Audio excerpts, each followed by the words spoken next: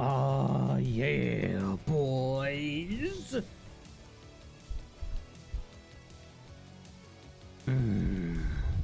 We're back for some mecha breaking, dude. Dude, it's been a while. It's been over like a week since we played Mecha Break. Well, I mean, since I streamed Mecha Break. Hot damn, we're back though, you know? Ready to rock. Dude. I was kind of just going around the Twitter feeds. I don't normally do it, but I was just kind of curious, and I just I just saw a news that I was literally talking to Kirahime about the other day, or the other night, yesterday's stream, and it was about the whole view botting ordeal. So apparently Twitch is going to be acting upon view botting, and they're basically gonna be long story short, they're gonna be putting a cap on their CCVs, their yeah, and it's bringing up a lot of controversy because some people were saying like, well, okay, so if they're gonna be punishing people who are view botting, right? What's to stop viewers who hate a specific streamer and view botting them to flag them, right? And the answer is nothing. There's nothing that no one would do. Oh man, that's gonna be crazy. Well, we're gonna see how that drama unfolds throughout the week. And, you know, I guess whenever it gets implemented, I don't know. We'll see. I mean, I know there was a statement made. I don't know if there were things that were implemented to enforce it. But I guess we'll find out. But holy heck, dude, that was so funny. That was so funny that it just came. I was like, what the heck? Okay. On other news too, I was kind of looking at Mecha Break lore. And as I was browsing through like Mecha Break content and websites, I haven't really seen anything added onto the lore. So it tells me that devs are either cooking on trying to, you know, get the game more, I guess, complete by, you know, focusing more on the balances and creating the PvE mode and all that kind of stuff. But I just wanted to see if they were still gonna be putting out like lore type of things of the game, lore bits, because like on their X, right, like around like the earlier this year, January, February, maybe even March, they were throwing out just little bits of lore pieces and stuff of like, you know, characters and character development type of things, and it was really cool. It was a really cool thing, and I just wanted to see if they were posting stuff that I probably might have missed. But the last lore post that I saw was not on, yeah, it was in March apparently. Was like, you know, this stuff here,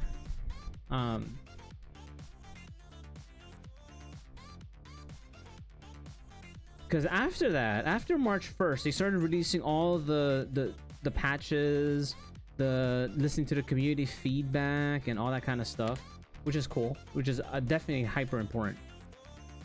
I just thought maybe in between those things I would see like, you know, little lore bits and stuff that they're still adding, and definitely the game still has lore built into it.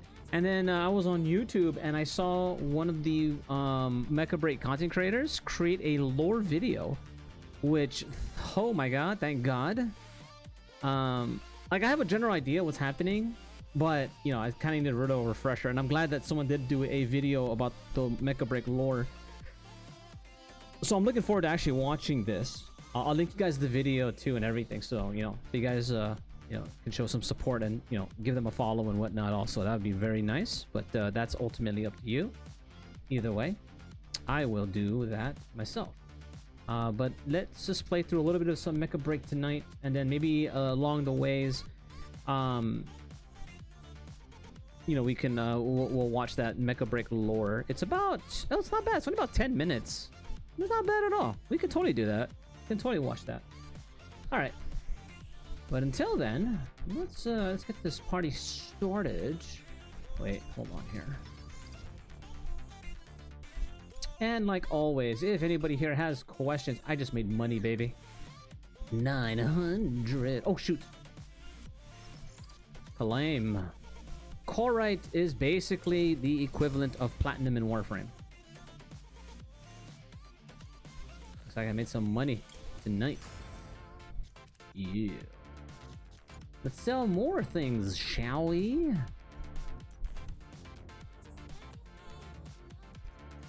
I wonder if I could sell this. Sell one of that.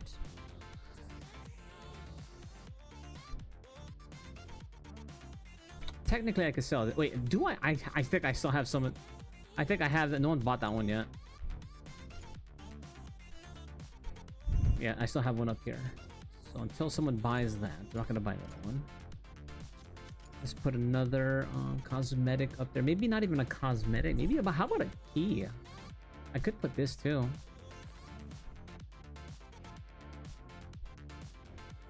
But I kind of want to give this to my own hell, you know? I kind of want to give this to hell. We'll see. I'm feeling kind of greedy right now. All right.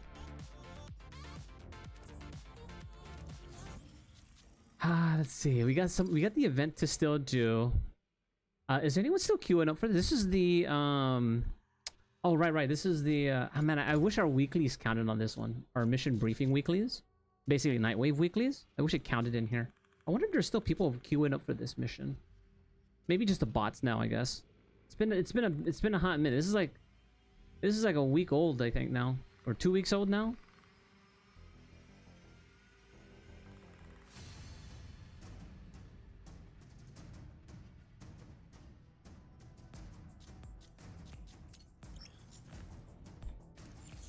And I'm actually curious. Hold on, dude.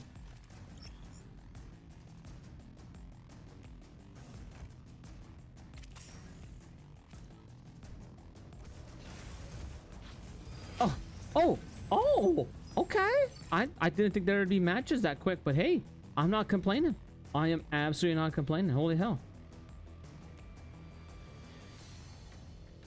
Quila, ready to strike. Hurricane, Falcon, pilot proceeding on board.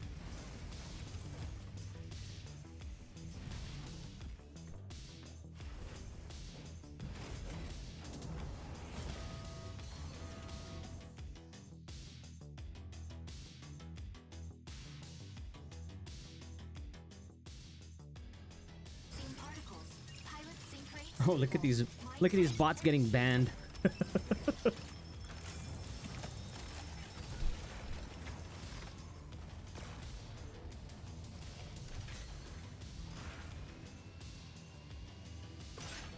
Falcon, taking off.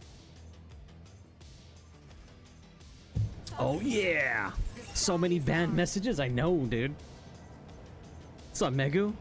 Hey, Megu, you should try out this new experimental game mode that they just threw into the game right now. Apparently, everyone does 15% more damage. There is a 50 to 75% increase in energy regen, and the game just feels so fast-paced, dude. It's insane. Oh, also, I'm lagging shit. Shit.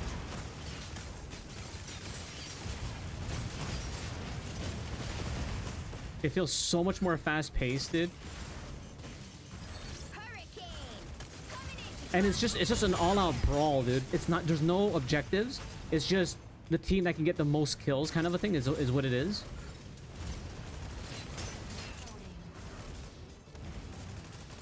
And it's very fast-paced, dude, in terms of like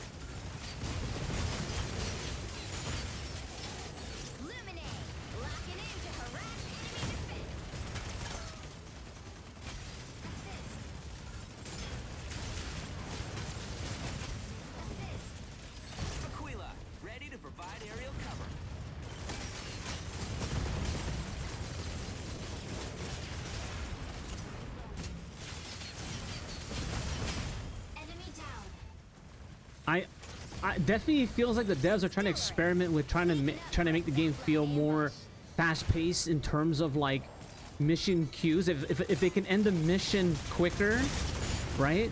If the emissions can if the queues can go quicker, but at the same time still be pretty exhilarating, right?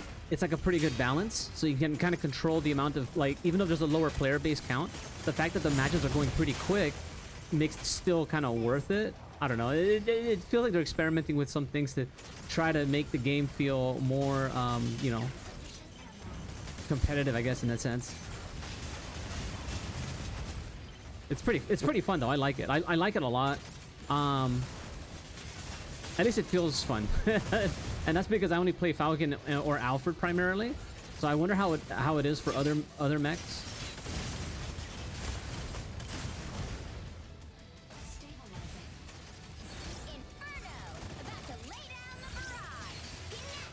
Oh my gosh, why am I lagging though?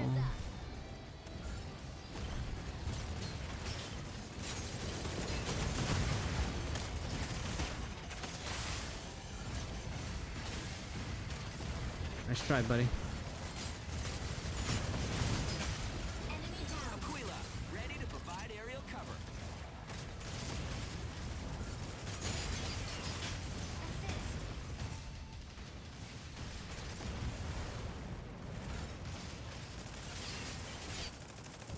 But yeah, it's a pretty fast-paced game mode.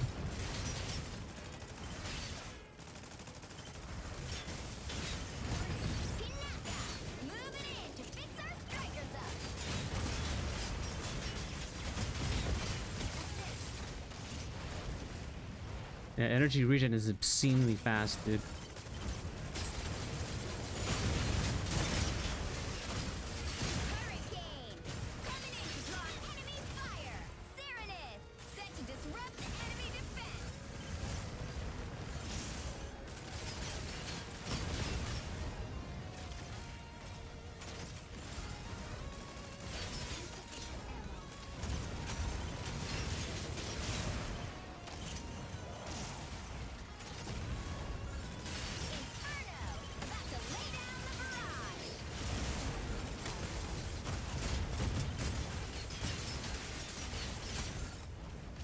Damn.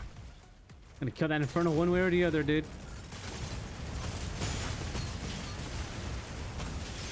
Gotcha. Dude, I can imagine a Falcon fighting another Falcon is gonna be super annoying, dude. Because I can already feel how annoying I am.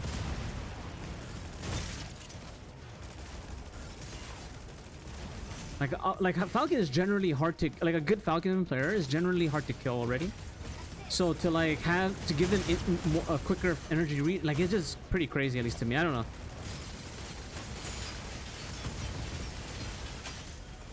It's pretty crazy, dude.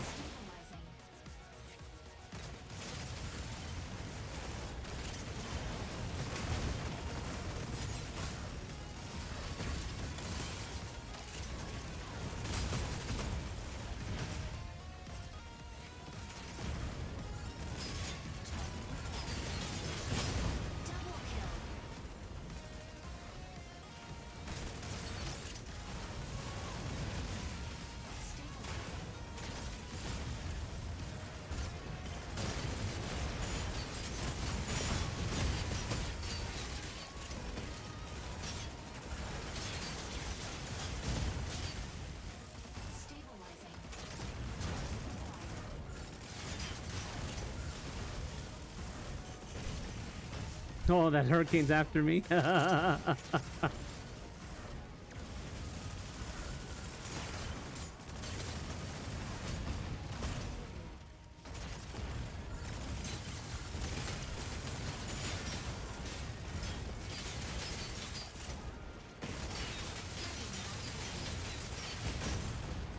That Skyraider has survived for quite a bit. I am actually kind of shocked. I should finish him. There it is.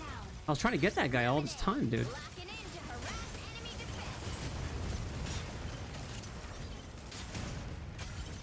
Nice. Very nice, dude.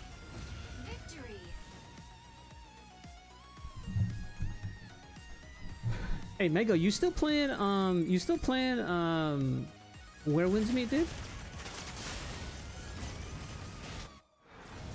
Yeah. VP.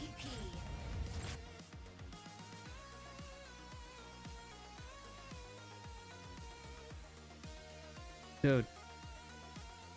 You having fun in the GVG? Man. I'm jealous. I'm jealous that you get to keep playing Where Winds Meet and enjoying it, dude.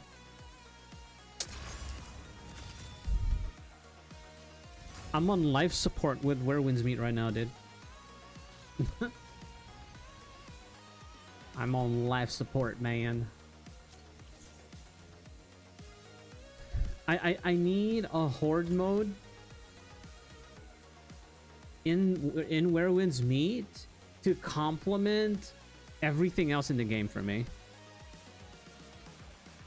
And shit, my build does in GVG, man, I don't know, man. That's not really gonna inspire me. In fact, it's gonna discourage me even more because it's not necessary.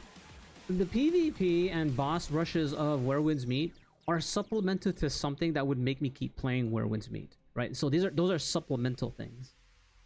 What would pull me into Where Winds Meet is if we had a survival or a Dynasty Warrior mode or a Horde mode in that game, which would be my core focus, or like my core. That would be my GVG. Everything else would be supplemental, right? So I need that center to keep me playing Where Winds Meet. That's the thing. That's my problem. That's my problem with Where Winds Meet right now. Is there's nothing to really hook me in anymore. It's barely holding on to me, man. You've been scammed? How? How you been scammed? Clearly, it wasn't me. Let me DM you? DM me what?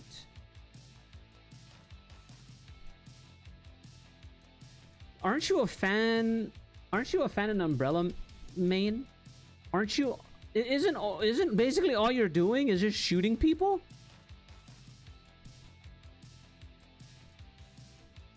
You swapped?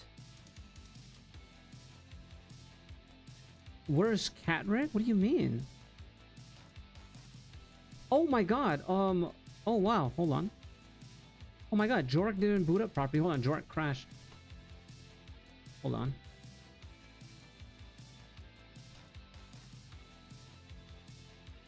Oh my gosh. Hold on. Let me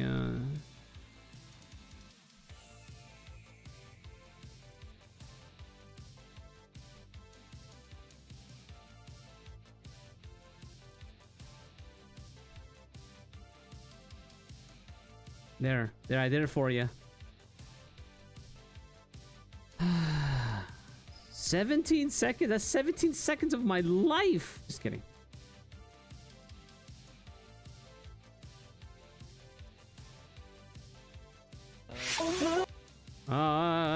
Music.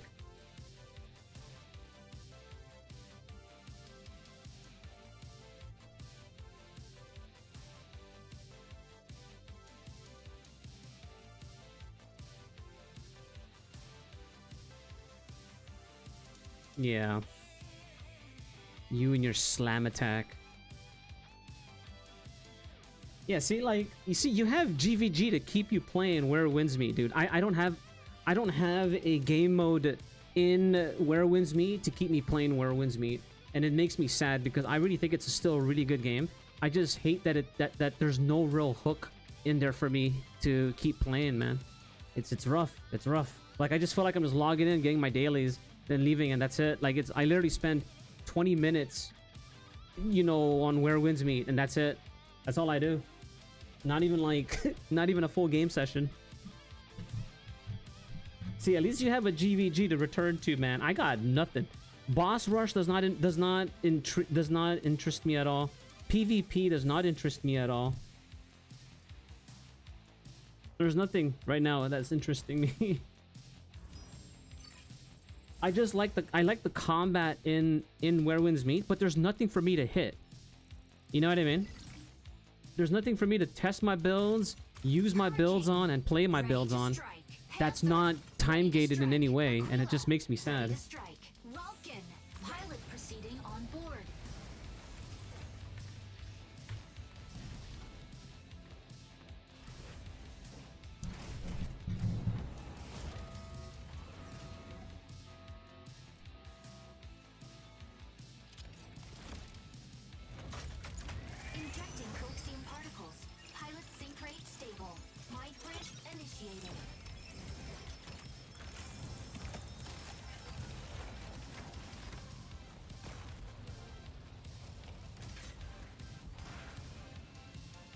Uh-oh. Falcon, taking off. Falcon here. I think these are the only 2 tile sets for this event. This is the event, by the way, an event. And I think these are the only 2 tile sets, I believe. Objective. Maybe there's one more. Units and claim victory.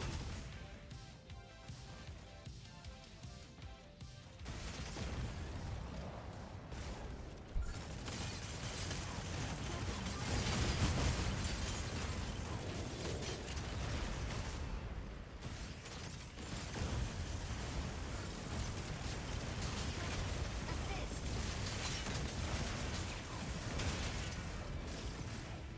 Stabilizing.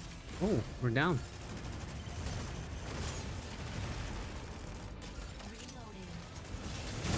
I got you. I got you, Aquila. Enemy down. We gotta tie this up, baby. No! We're falling behind! Well, not really too far behind. We're just 1 kill behind.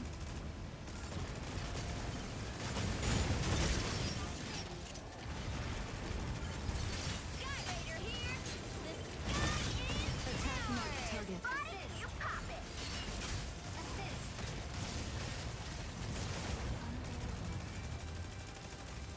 Nice shot. Ooh, we catching up. We caught up big time now.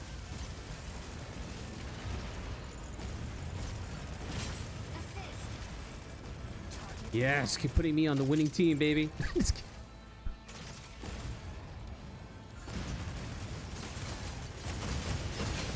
Enemy down. Stabilizing. Ooh, Falcon missiles hurt like a biatch. Ouch. I can feel it. I can feel the power.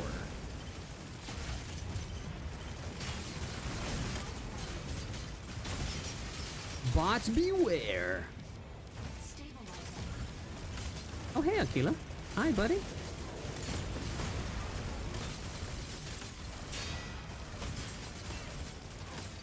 Hurricane coming in to draw enemy fire.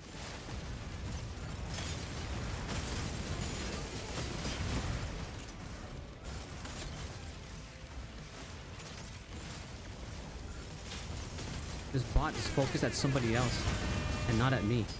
Big mistake. Enemy down. Stabilizing. Welcome.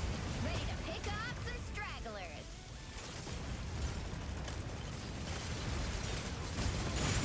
Double kill. Double.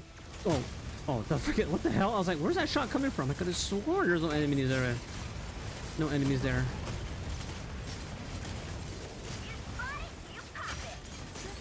Triple kill. Stabilizing. Triple leech. I mean, KS. I mean, Ready to provide aerial cover. Panther, diving into ambush. Body, you pop it. Ace.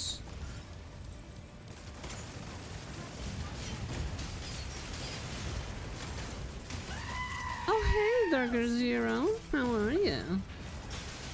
How's your evilish ways today?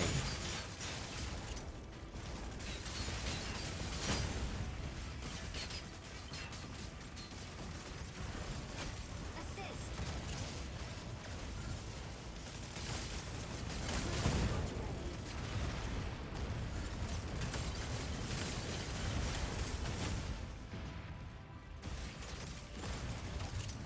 What a Sky Raider trying to tail me? You know what I find interesting? Ever since the rework for well, not the rework, ever since the rebalancing for a lot of the mechs, including Aquila, the bot rather, has been more grounded than actually in the air. It's kind of funny to me.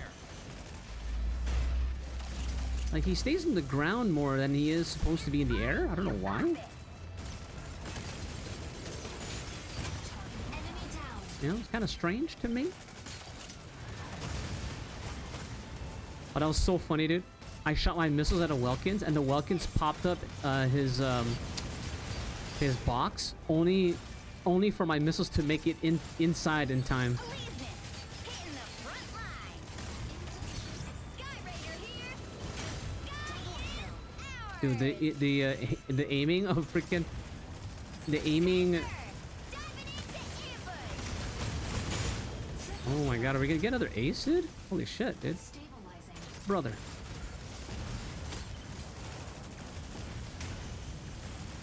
Oh shit. Hurricane, coming in to draw enemy fire.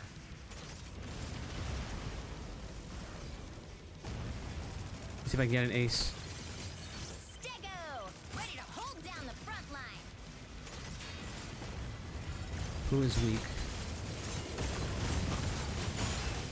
I did would finish off the that Wilkins is probably gonna be so pissed, dude. Oh, I didn't get an ace before then. That's okay. It's a slow evil day. Why? Whose day haven't you not ruined yet? Welcome,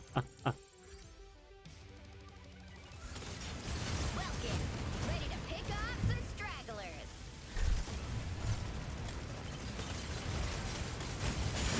Double MVP. Useless to run when Falcon has eyes on you. Yeah. Like my girl. I am also 9 pulls away for another seasonal weapon skin. Money.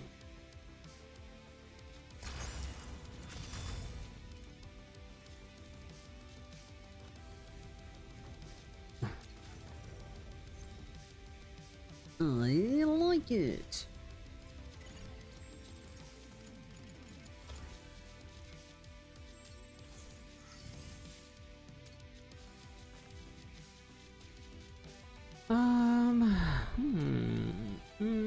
The season should be ending sometime in maybe this month. This is probably the last month.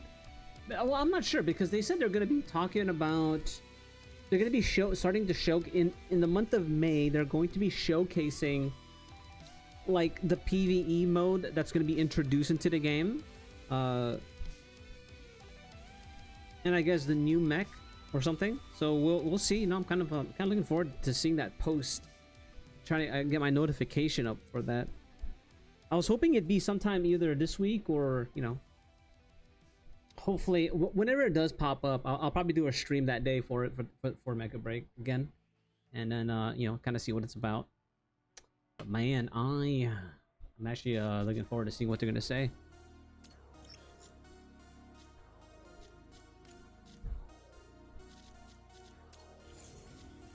I wonder if I'll find a.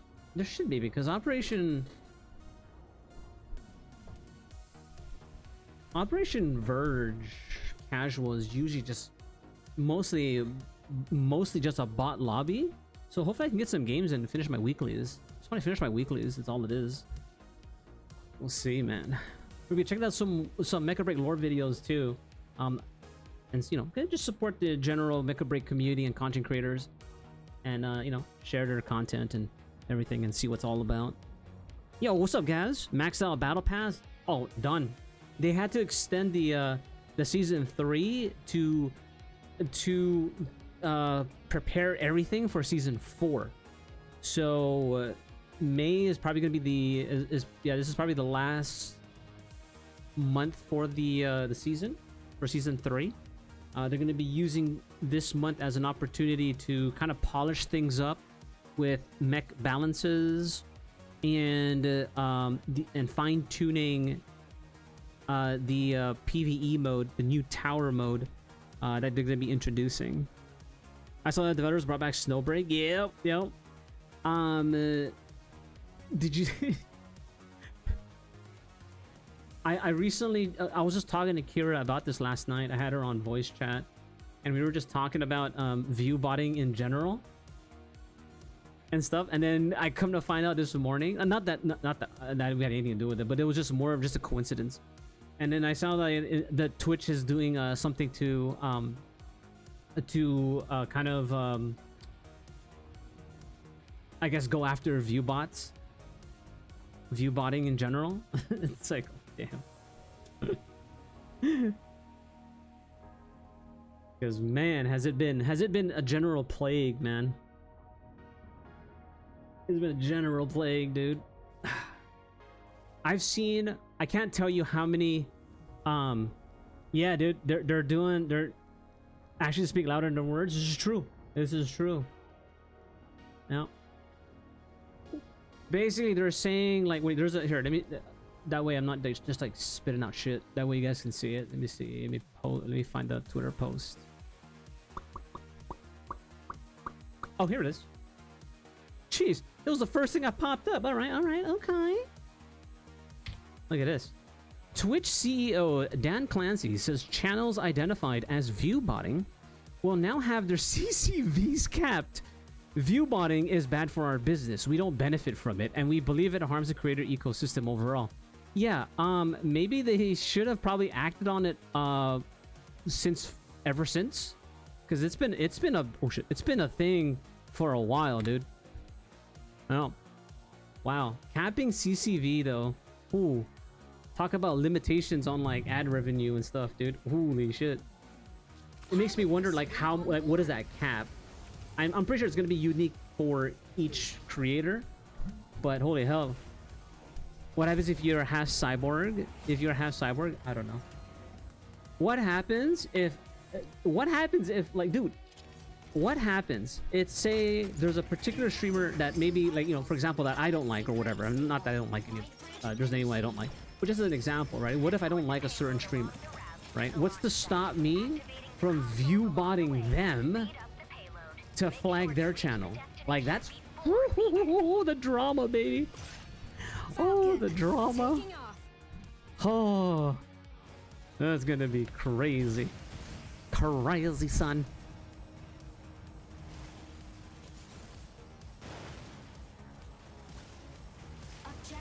Oh, oh shit, this is, oh my gosh, this is a,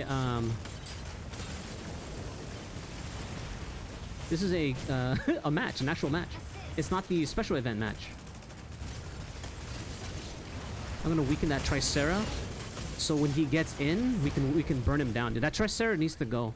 That's how I always feel. Every time when it comes to these mode, this game mode, particularly, if we can take out their tank, oh man, the better. I thought I'm the evil one here, Ed. I'm the, hey, listen, you are still the evil one. I'm just saying, okay? That is going to be a case, for sure. 100%. It will be something that's going to be of concern, for sure.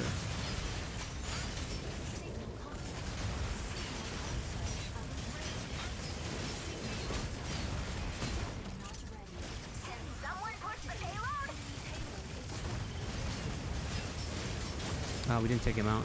They took out the Stego, but damn.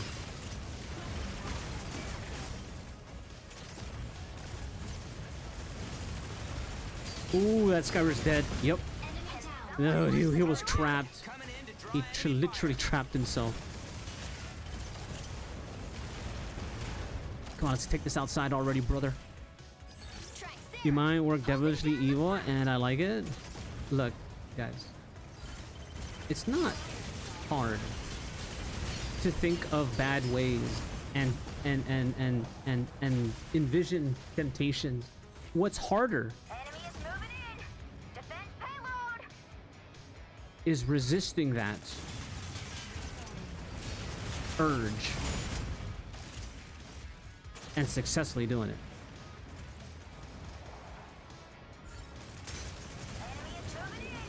That's a player. Oh shit, that's also another player.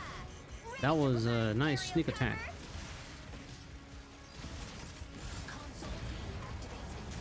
I think I'm on the bot side. Yeah, I think I'm on a bot. I mean, oh shit, dude.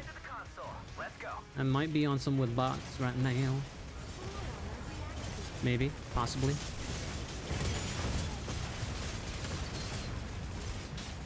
Too bad they won't let you buy a second one anymore. They're restocking Steam controllers today. I might have to consider this.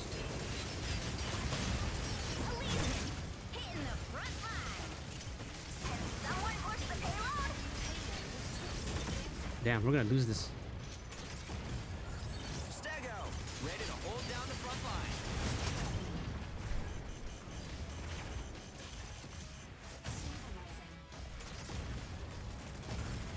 Can someone push the payload?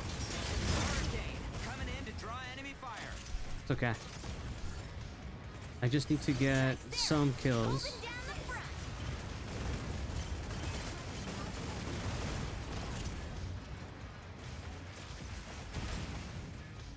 And switch to $50 price increase. Man, dude, dude, that Star Fox game probably is like gonna be pulling a lot of customers, dude.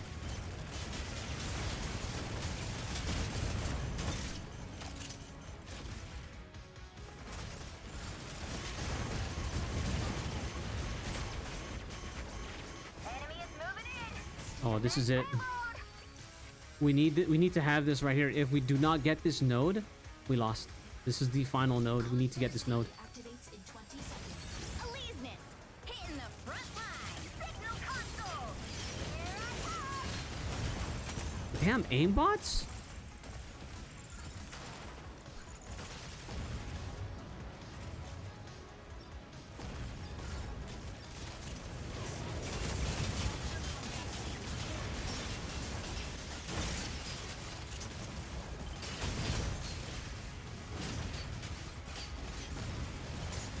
They have players on their side. There's definitely players on their side.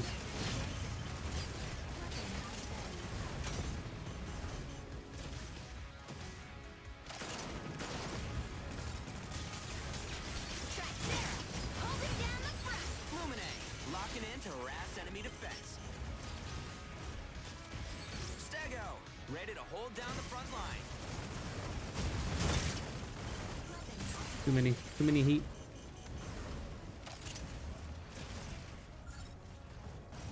Come on. Stop them. Ow, ow, ow, ow, ow, ooh, ow, ow, holy, holy.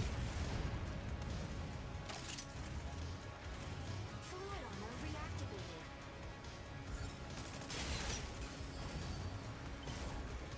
Yeah, they win. Stop them.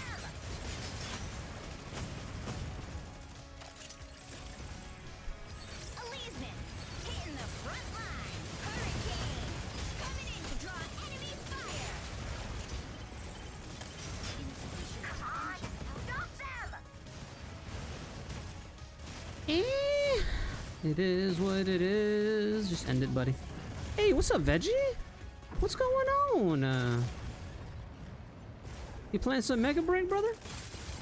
Huh? What you doing? You doing some Werewolves meat? What you doing, huh? Ed, try dodging? Defeat. Dodging. Okay. I will tank with the squishiest of mechs and frames, okay? Back in vanilla World of Warcraft, okay? Back in the good old days, I used to play a warrior that had leather armor. And I tanked using evasion and dodge stats. That's right. Tricera's always got It's your going good. back. I was playing some Mega Break earlier in the week. I've been playing a lot of Werewolves Meat. Man, I admire you guys, dude, for still playing Werewolves Meat, dude. Because right now, because I'm not much like... I love Werewolves Meat. But there's very little hook for me right now. Because I don't really want to play the PvP. Because, you know, ping issues and all that kind of stuff. And I'm just skill issues. But PvP and boss rush are just not for me too much. Like, I don't mind it, and I always like those modes to be supplementary to a game mode that I would really like to see in Werewolves Meat, and that is a Dynasty Warriors mode, or a Horde mode, or a survival mode in Werewolves Meat. We have nothing like that in Werewolves Meat, and it makes me sad because there's nothing currently in Werewolves Meat that makes me want to log in and play. Especially with the crazy stamina cap. That's annoying. So there, you know, I'm more PvE focused when it comes to Werewolves Meat. The only PvP I do is going to be in Mecha Break. I'm mostly just doing boss runs if I find them quite fun. No, absolutely fine. I think it is a legitimate thing. I think it's fantastic. It's phenomenal. For me though, as a player like myself, I need to have like a horde mode. I need a power fantasy, which that game completely can support, which I'm surprised there is nothing in the game that has what I was just mentioning for it to be having. And it just breaks my heart because right now, like, I'm on like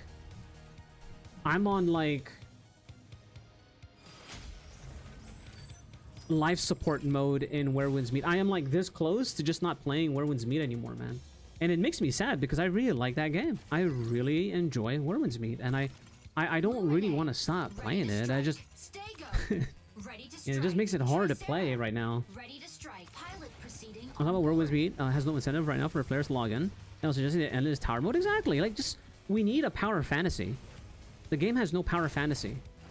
There's no power fantasy. The only power fantasy you have is beating up bandit camps in the game when you're just roaming around. But that's it. There's no other power there's no other power fantasy mode in the game, and it's just kind of sad because totally the game can support it.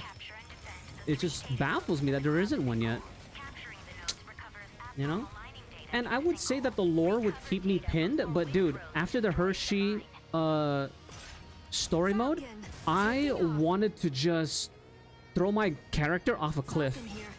Those were some of the worst game design choices I've seen in a story mode that I have ever seen in any game. When you make your player base play a 3-hour story mode where you are absolutely doing nothing, that is a bad game design choice, considering that your hook is your combat.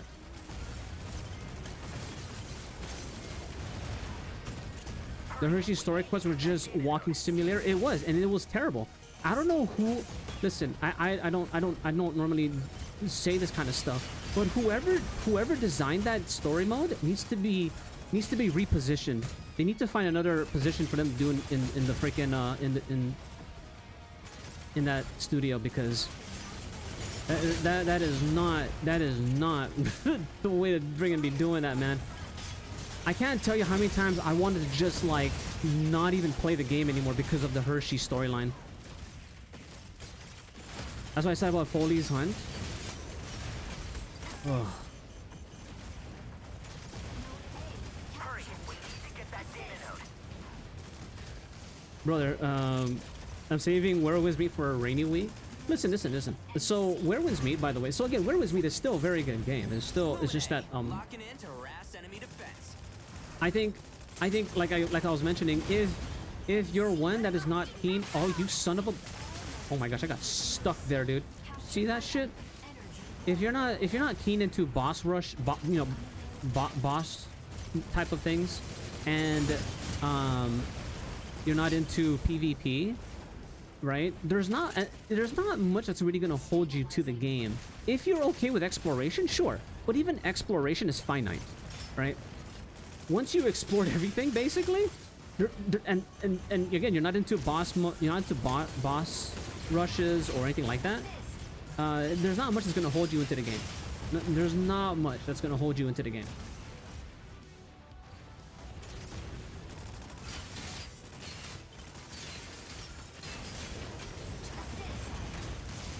In my opinion, that's how I feel about it. 'Cause that's how I feel. And I've been getting the Mecha Break itch too these days. I've been playing a few ranked games here and there with Violet. Yeah, dude. Mecha Break is still a solid game, and I do hope for the best for the game. Okay, Aquila.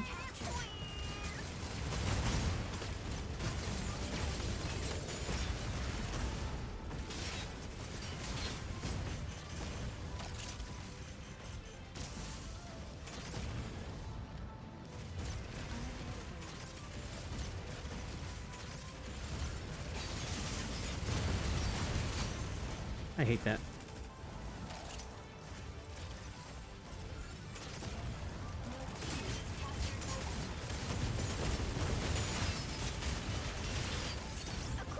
Yeah. Oh, that's dangerous. Aerial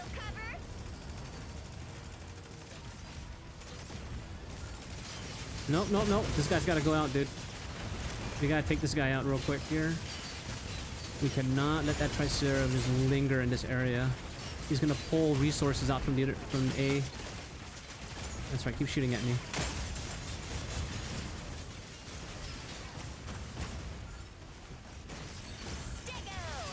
Yeah, take shit out.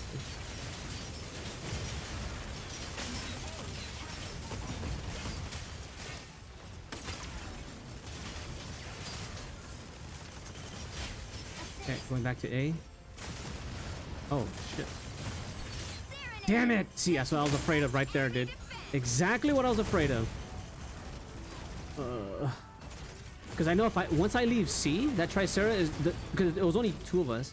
Once I left C, that Tricera is going to take it. We're going to lose one or the other. Ah, damn it.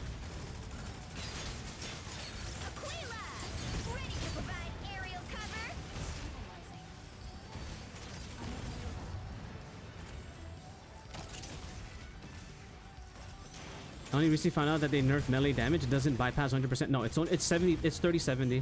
Yeah.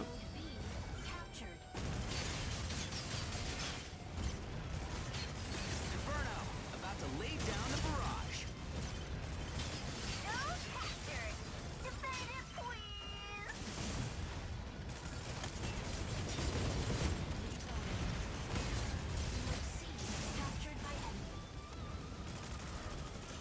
Okay, that's shitty.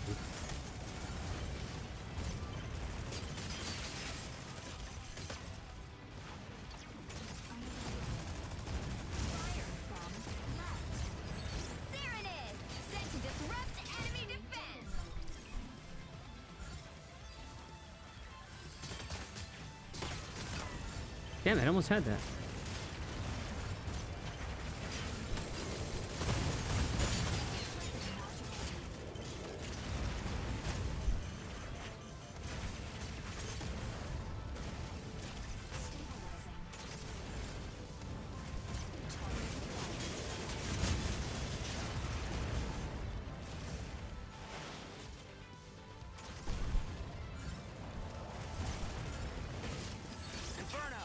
To lay down the barrage. Lumine, locking in to Got it. harass enemy Ooh, defense. baby, that was freaking close. There you go, Panther. I'm gonna get this Panther out of here, dude. There's 3 of us in here. I'm gonna go support B real quick, dude. I'm gonna trust them with C.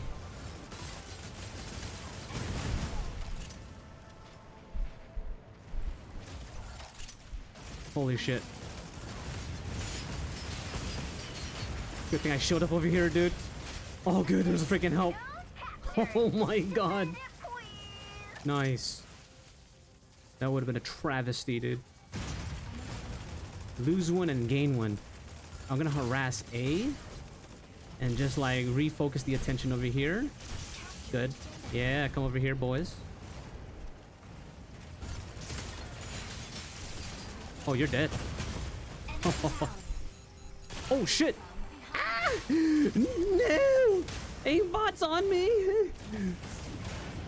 Did oh, good.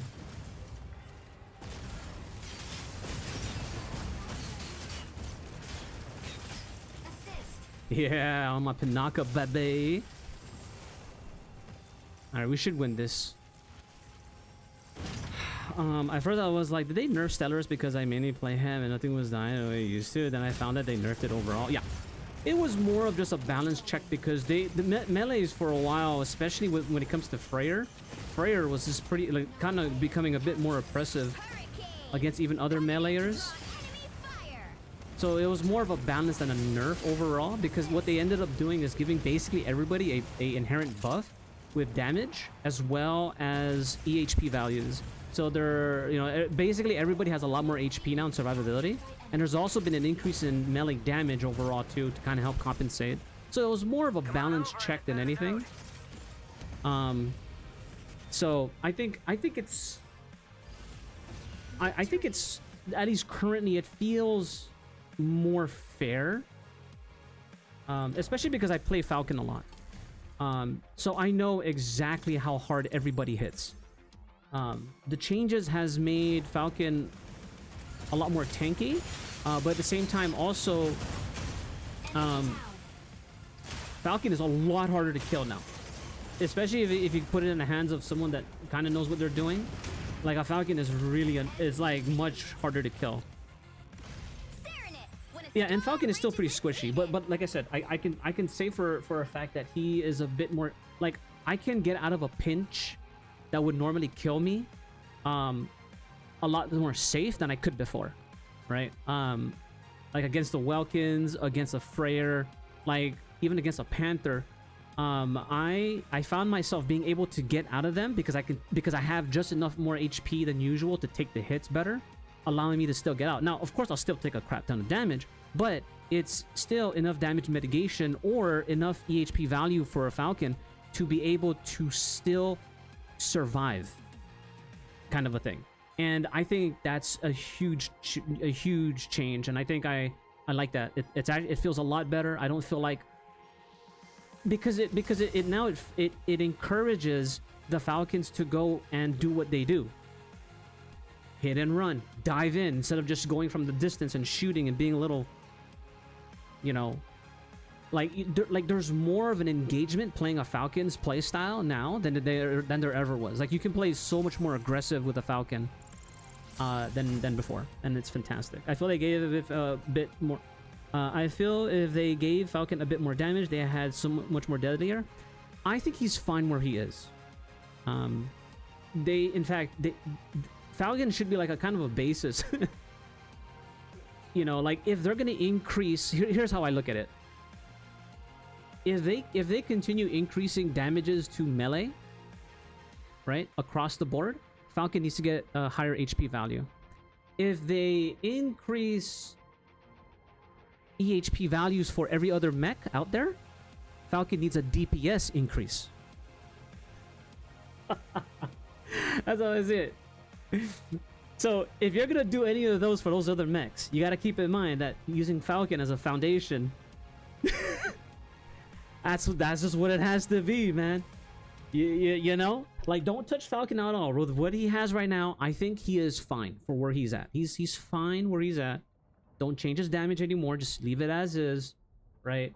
He's fine as is. Okay.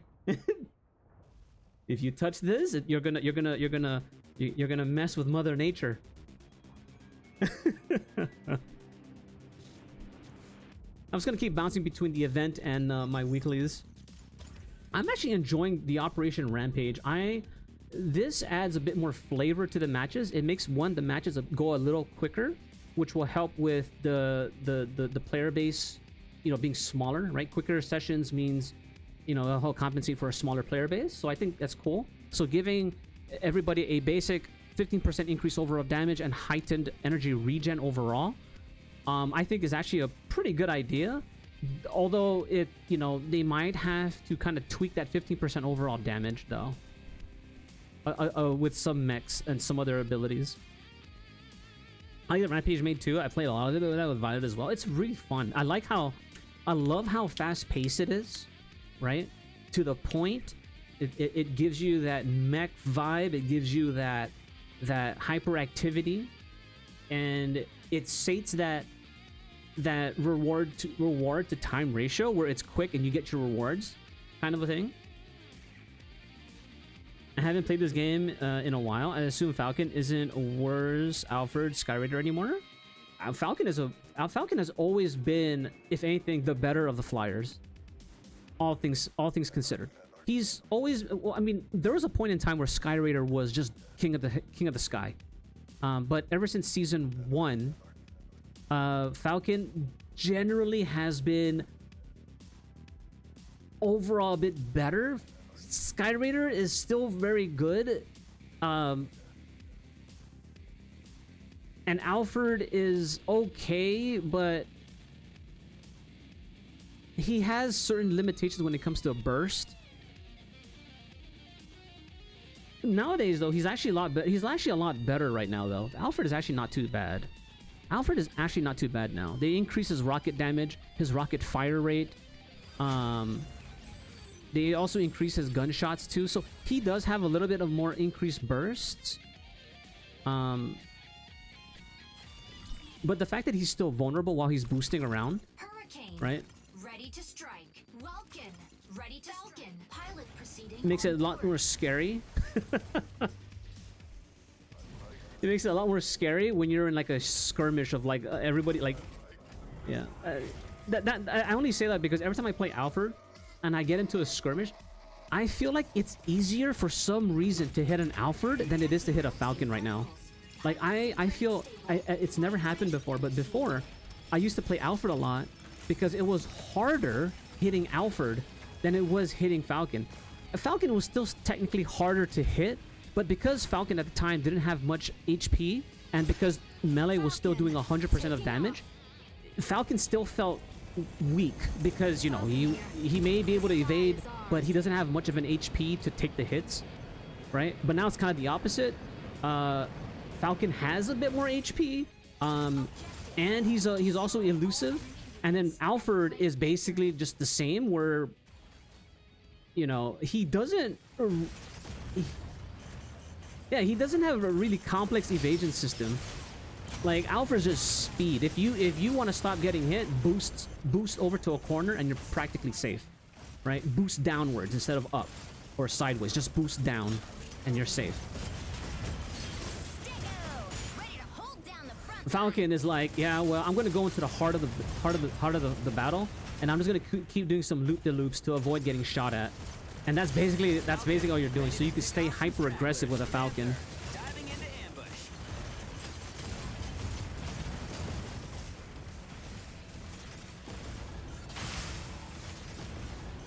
Hurricane coming in to draw enemy fire. Aquila, ready to provide aerial cover. Wow, we're getting smashed over here, dude.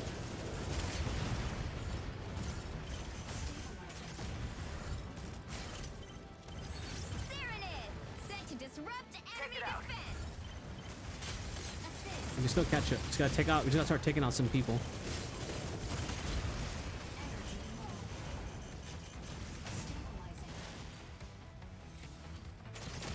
There's a lot of hope for a new season. I think so. Oh my God, Lumine has been freaking this boy. Welkin, ready to pick off some stragglers. Oh man, he's doing some of God's work right now. Holy shit.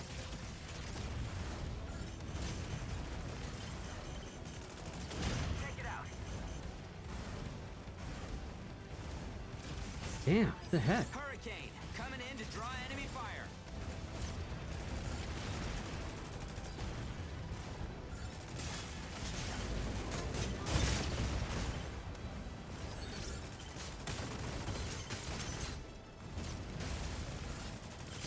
This game isn't dead yet? No, there's like a player base that's still loyal to the game, keeping it going. Panther diving into ambush. Not even 1K.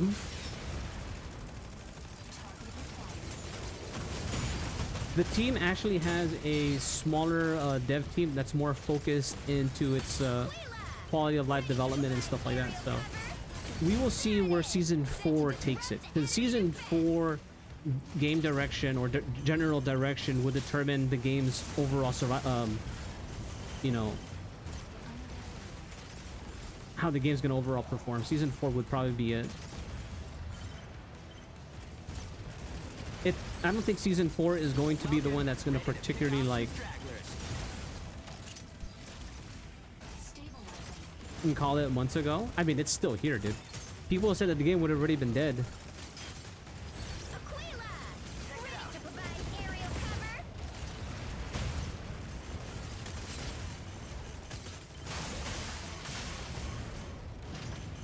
Hurricane coming in to draw enemy fire. Holy shit, dude. The heck? I didn't be able to get a kill in, dude. The hell? That Welkins is like... That Welkin is like... is out for blood, dude. He sees me bleeding.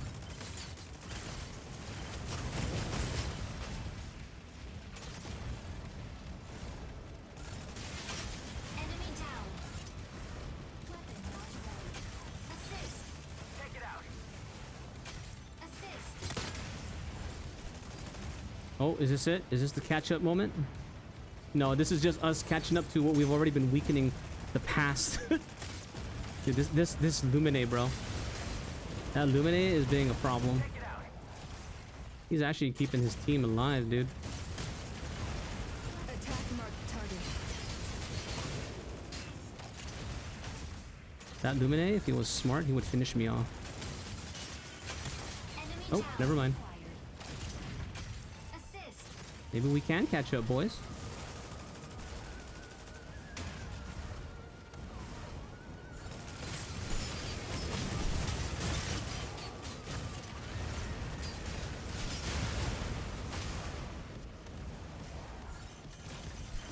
Insufficient engine output. That was dangerous. If that Elisis came after me at that moment, I would have been dead already. Stego! Ready to hold down the front line. There it is. Set to disrupt the There you go. enemy Finish him off.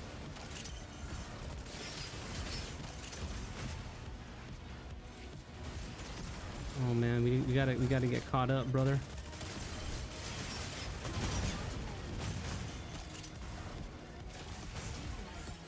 Take it out. Aquila, ready to provide aerial cover. Oh, ho, ho.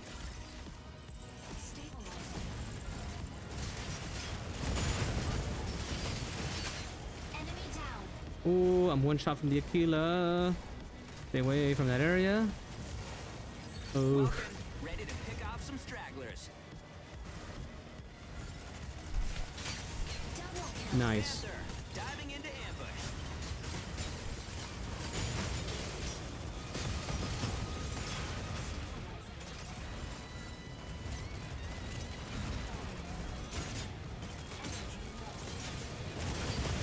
Yes! Aquila, ready to provide aerial cover.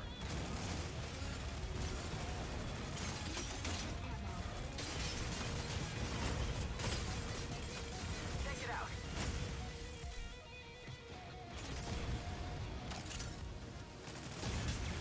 Get that Panther, he's already almost dead. Oh shit. Or not almost dead, but he's getting attacked. Damn, dude. I'm looking for something squishier. Oh, actually this Hurricane. Attack marked target.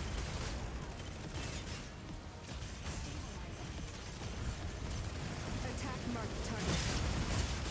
Oh my god, they see me too, I'm bleeding. I would not be a statistic. I would not be a statistic. Welkin, ready to pick off some stragglers. Oh, they won already. They just need one kill, dude. Watch it be me. No, I will not be the kill. I will get a kill before I die. Take it out. Stego! Ready to hold down the front line. Damn it. Oh, well, we caught up pretty good, though. Okay, sorry. I kind of missed the chat a little bit here. Defeat.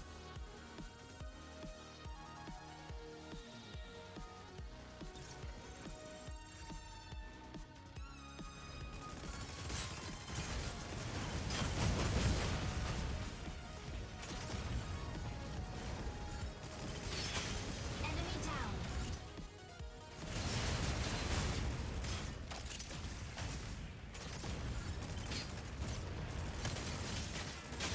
Enemy down.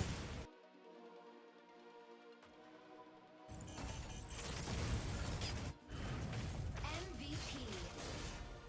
Yeah, there's definitely some upcoming improvements. And again, since the whole month of April and March, they've been having like almost a weekly patch update, right? Weekly patch updates. Why is your mouse twitching? Because most of my buttons are on my... all my buttons are on my mouse buttons. All my actions. So I have a Razer Naga.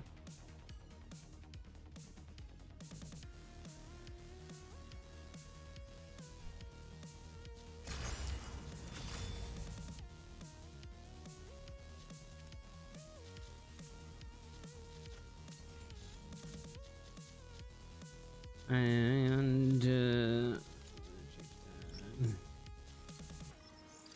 A mission? Roger that. how many was that already? That was 4? Oh, no, that was 3. I will go 4. What up, Akami? Bi-weekly patches are great. The mech adjustments are so much better from it. Yeah. I think the game is in terms of balance. I think it's in a better state. Can it be better? Sure, of course, 100%. And as they introduce more mechs and probably more game modes, you know, probably more balance checks are gonna have to, you know, come through. But at the moment, I think it's at a pretty good state. And so what Season 4 is going to introduce is it's going to have a PvE focus. There's going to be more of a PvE focus on the Season 4. Obviously, PvP is still going to be a thing, but because they're going to... I just say it's a focus because they're going to be adding a tower mode PvE, you know, in Season 4. And most likely they're going to be doing some balance passes and stuff like that, and maybe even introducing bosses and stuff like that as well too. So nothing is still going to change from the way the formatting for the PvP is going to be. It's just going to have the addition of PvE content being made side by side with it. Yeah, we're in Season 3 right now. Season 3 is basically prepping before Season 4, and that means balancing out the mechs and the PvP as much as possible, while at the same time developing the Season 4 or PvE modes before it gets shipped. Yeah. I dare you to play PvP modes without any mods equipped? Any mods equipped? The mods don't apply anymore. Since the last patch update,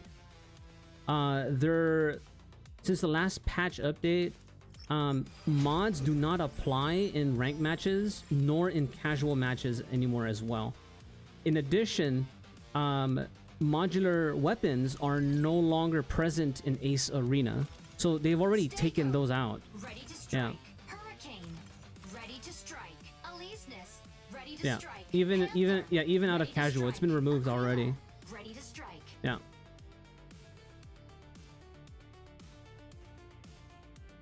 Let me play with Alfred a little bit here. Pilot proceeding on board. Yeah, they were never applied in rank. No, it was only in casuals. I don't think they were applied in Ace Arena either. The only thing that was in Ace Arena that was significant was the removal of modular weapons, because apparently Pinaka and modular weapons seem to be like the craziest the craziest thing, dude. In that you have a healer that has the ability to have crazy weapon modulation, and it's insane versatility. I mean, do you think Mecha Break will make a comeback? I think it's got a good chance, because the devs have shrunk down to a more focused group that's more hyper focused in community feedback and quality of life and balance changes. At the same time, introducing a focus on PvE to rebuild the mecha audience. So I think they have a good chance now, as opposed to before, where before they didn't have. Here's the difference, right? Before this dev team kicked in, there was basically zero transparency with the original, I guess, team. There were very last minute events and just poor communication overall, and it did feel linear, as opposed to now, like, you know, they've been having hold on, I gotta lock in a little bit of shit. Hold on, I can't read. Oh, Aquila! Ready to provide aerial cover? wow, that felt different. Whoa, that felt really different. The heck? My sensitivity not high enough? There he goes. Ready to pick off some stragglers. Stego! Ready to hold down the front line. Hurricane! Coming in to draw enemy fire. You spot it, you pop it.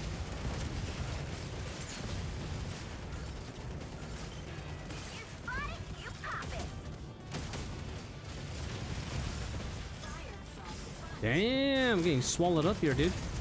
Oh shit.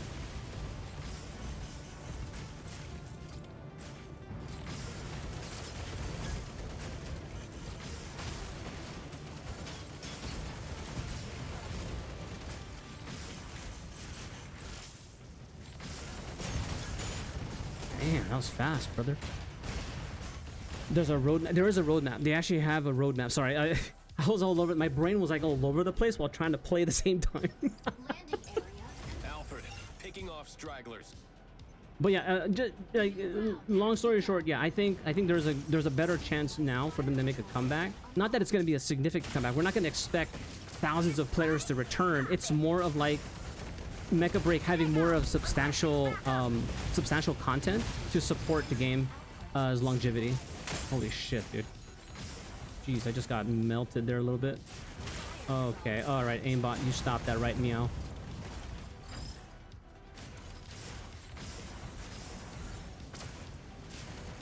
Let's double team this guy real quick here. You spot it, you pop it.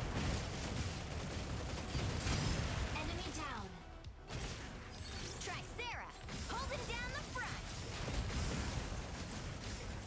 You spot it, you pop it. Assist. Energy low. Stabilizing.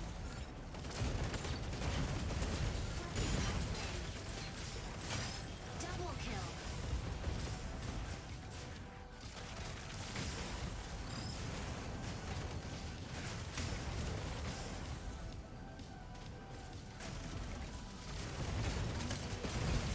You spot it, you pop it. Very nice. It's got a greater chance of sustainability. Yeah. Honestly, I wish and hope this game stays alive. It gives me ace combat for playstyle enhanced visuals. This game currently is the best mecha game feeling so far that's currently out. Like this game definitely has that going for it. You pop it. Until something else better comes out, or until the game gets even more enhanced or better.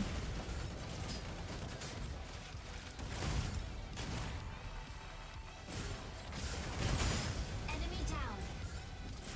Yeah, I agree. And the devs that are currently trying to keep the game going also feel the same way we do. So, You spot it, you pop it. Stego, ready to hold down the front line. Attack!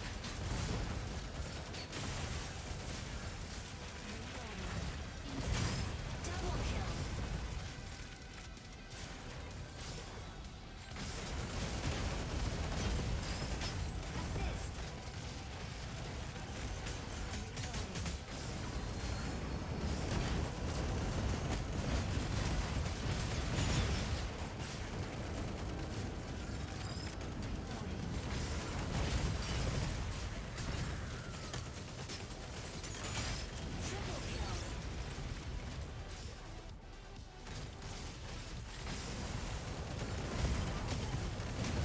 yeah, that at least is dead, dude.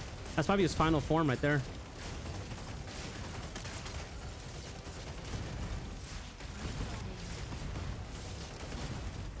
Insufficient engine output. Tricera, requesting Let's weaken this guy real quick here. Attack! Finish that hurricane off, dude. you spot it, you pop it. Oh, he's done.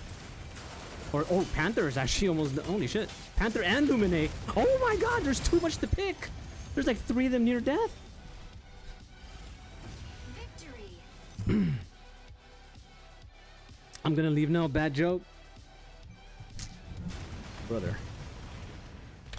You should have left before you said it. Just kidding, dude.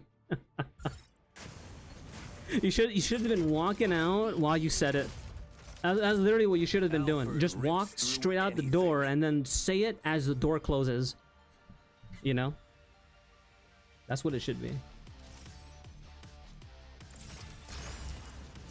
Gonna keep alternating between the 2 modes, event and my weeklies.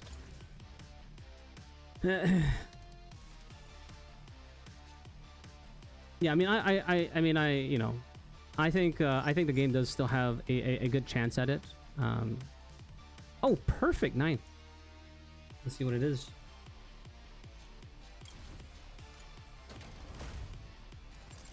Give me hell. Oh, Pinaka.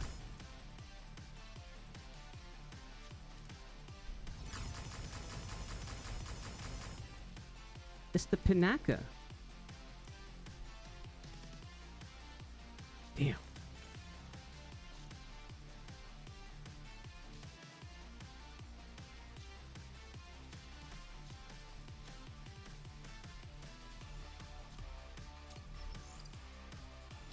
Been more impressed with the latest patches since the start of the game. Also, the fact that I can let Tricera stay by itself in the hands of a skilled user and somewhat trust it to survive on its own. This is true, dude. Tricera is actually a lot harder to kill, dude. Yeah. There was a point in time where like even when I go 1v1 with a Tricera, like I wasn't really afraid of them. Because for one, they had like a limited angle on how high they can hit a Falcon or a Flyer. At the same time, their Gatling guns had a slower projectile speed, so it was relatively easy to dodge a Tricera. So I've never really had a fear of Tricera before. Now, yeah, you know, like it's noticeable. I can't even underestimate them anymore. Like, Triceras are just... They can be very deadly now to me. As a Stellaris main, I never liked Triceras. Understandable. Yeah.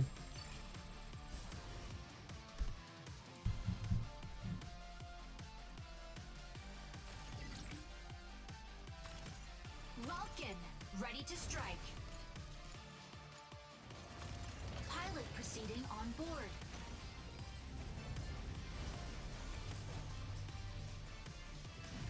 You know, now that you've been playing, you've been playing Stellaris, Veggie, I'm actually curious, dude.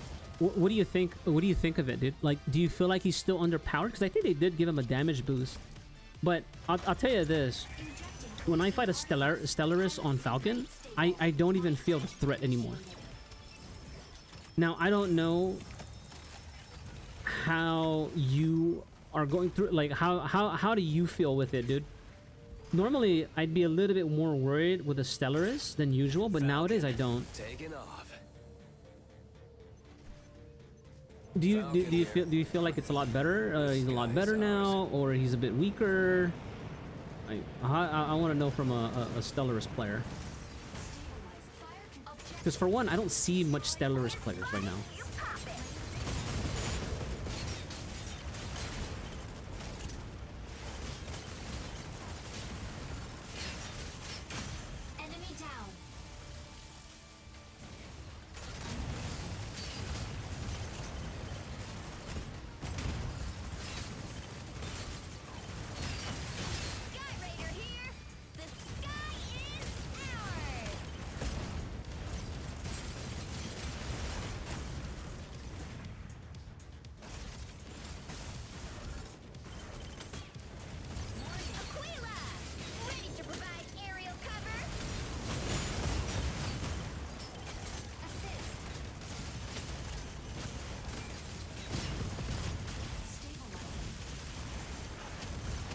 I saw you coming, buddy. It's so funny to me how Aquilas are so grounded now. They're not even in the air anymore, as I'm so used to them.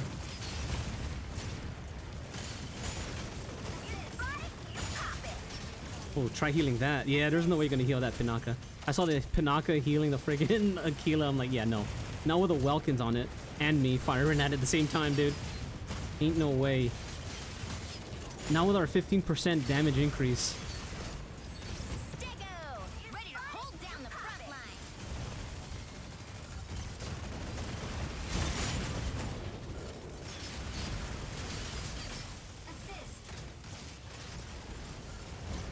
Alright, let's get that Pinaka. Nice job. Ooh, that Panther is gonna get melted. Let's go. Yeah, he's gonna get melted. There's like 3 of us and he just bolted right in there, dude.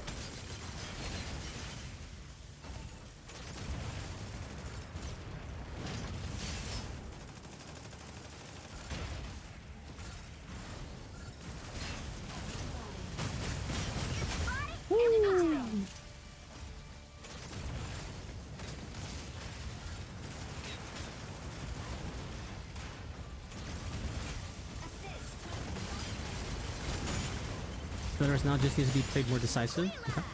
Ready to provide aerial cover. because they did increase the invisibility duration, so they nerfed his ability to stay invisible indefinitely. You know, it's based off his velocity now, or his speed, basically. So the faster he goes, the likely the more frequent he'll break out of his stealth intermittently. I forgot what the values exactly were, but they basically made it so you can detect the Stellaris more now. If he decides to move on fast, then you can see him.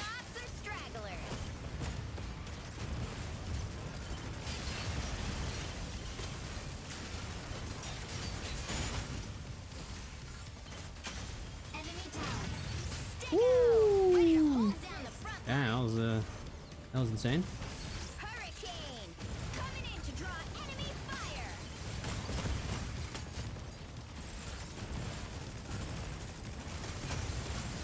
Aquila, ready to provide aerial cover. Ooh, blocked it right on time. You spot it, you pop it.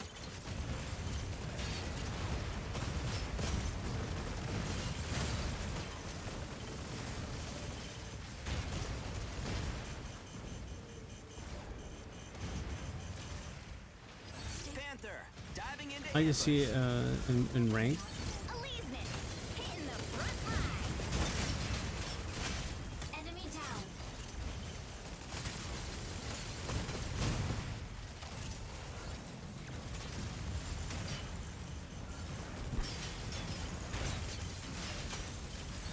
Stego, ready to hold down the front line. Oh, nice. Shit. Stabilizing. Sky Raider here. The sky is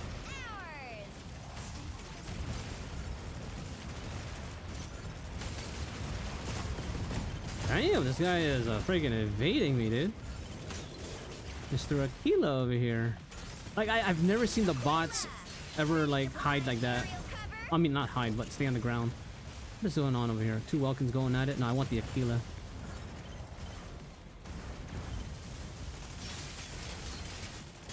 Two Panthers going at it. Oh, shit. Let me give my Panther an edge. Oh, wow.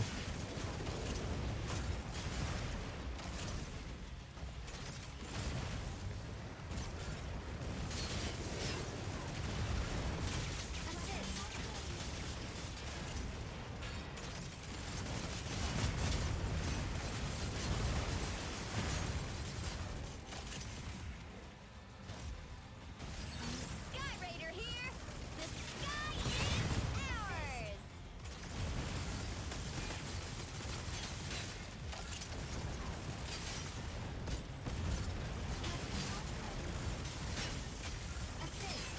One more.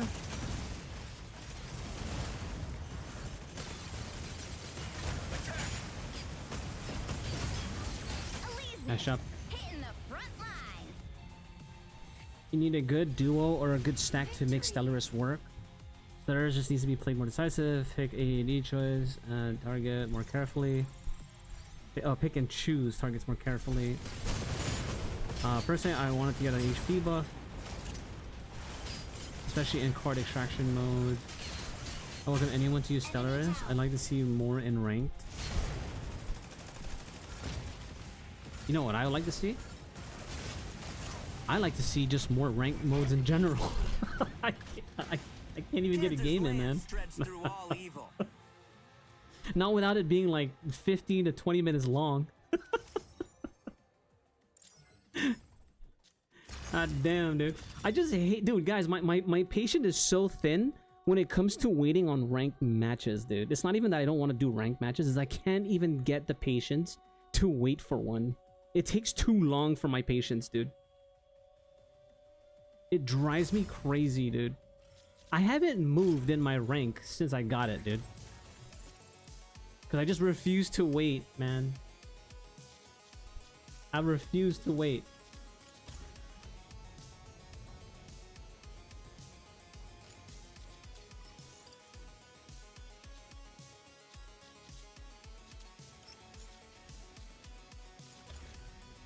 I've been praying for the devs to implement the ability to go into training room with my squad while queued for rank.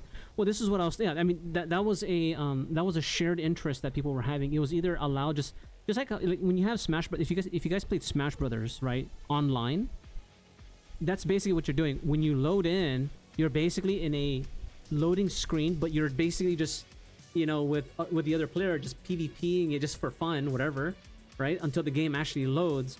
And that'd be nice to have in Mecha Break. Another thing was just allow people to go to Mashmac while queued for a rank mode or whatever. And so while you're in Mashmac, you're doing your stuff or whatever, you get the pop-up to enter a rank mode, right? You can do that, right? That takes you out of the party. It opens up a slot for that Mashmac so somebody else can come in or whatever. I don't know, something like that. Like, just allow us to just do something while we're in a waiting period. Because there was a point in time where people would be playing another game while waiting for ranks. I've seen several streamers, including myself, having a second window up of another game that we're playing while waiting for a match. That was ridiculous.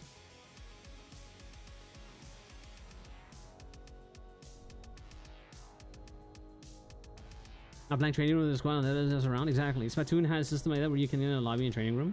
They do that across the regions. Jeez. That's what I'm saying though. It's like, come on, man. But at least at this point, like, there's not much we can really say. I mean, the dev team is a bit smaller now, so we just have to kind of just take what we have right now and until they keep adding more things. Only then can we actually start to provide the feedback to continue making the game progress, according to the direction they want it to go. Hey, what's up, Yu-chan? I was in 30-minute queue once for a rank game. Yeah, the moment I hit 15 minutes already, that was too much. 10 minutes is already pushing it for me.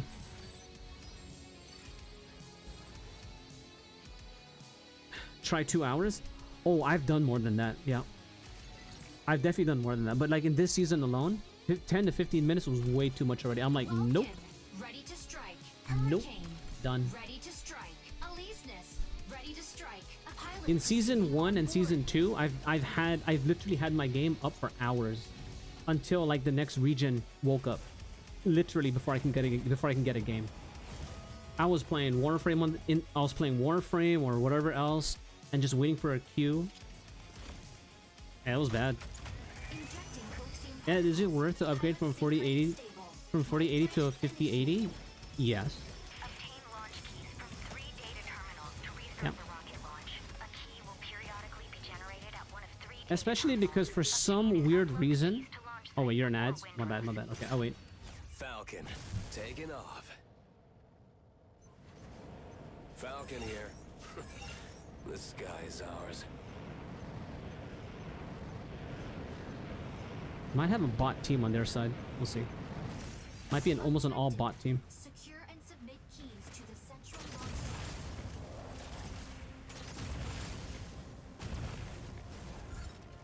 Key generates at point B. 6 seconds. Warning. Assist. Stabilizing. Better go get that key. Assist.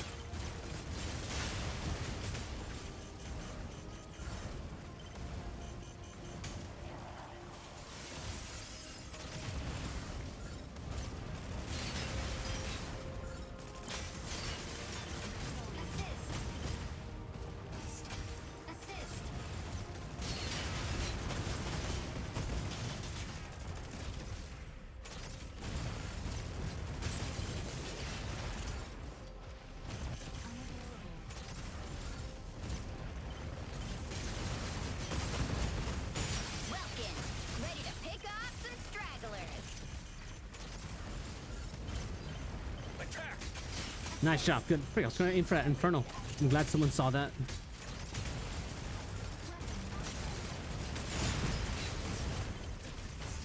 Obtaining key.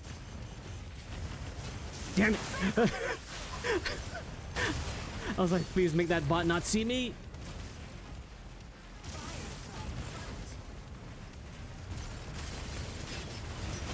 Assist. Stabilize. Obtaining key. peace, peace, peace, peace, peace, peace, peace, peace, peace, peace, peace, peace. Shit.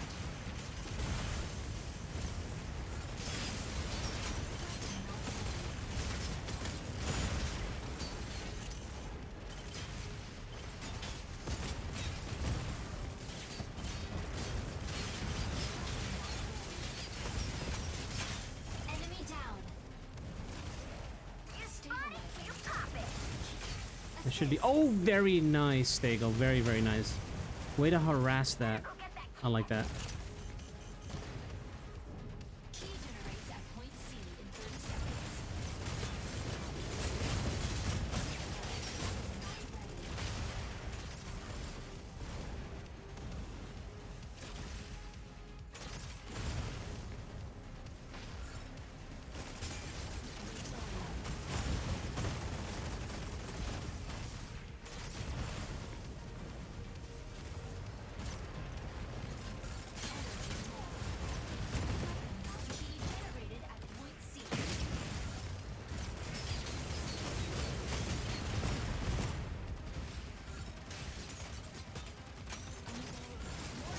You're done. Enemy down. Hurricane. I think it's a good upgrade, Yu-chan. Enemy fire. I think you'd be in a good. I think it's a good upgrade. Sky Raider here. The sky is ours. Panther, diving into ambush.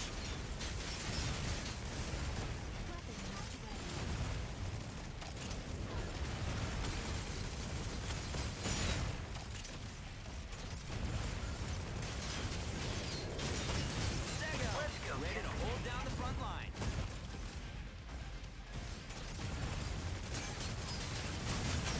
Enemy down. That Pinaka, bro. That Pinaka. You spot it, you pop it. Double kill. Key generates at point B in 30 seconds.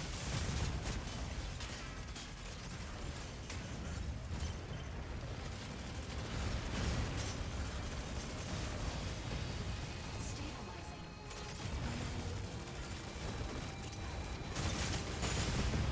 Assist. Nice. Assist. Nice job. Stabilizing.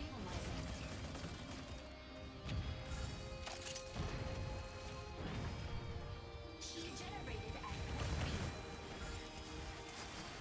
Welkin, ready to pick off some stragglers. Central launch site.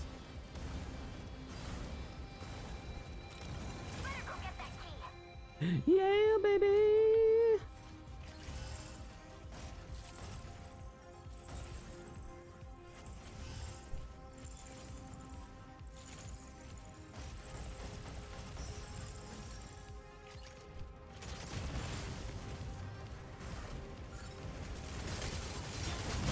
Panther, diving into ambush.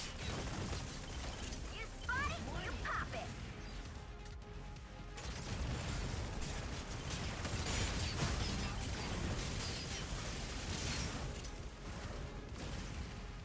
I think I'm getting the monitor or GPU. GPU.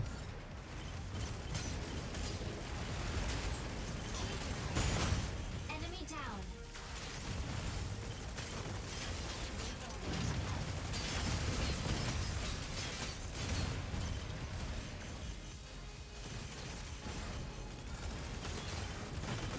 Jeez, it's so choppy, dude. What the hell?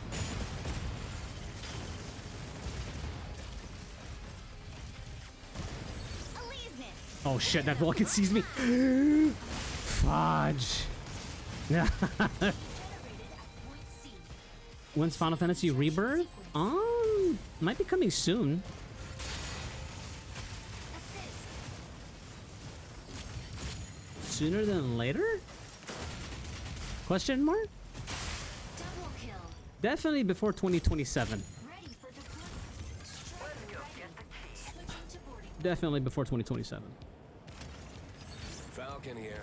What the hell? This guy's How? ours.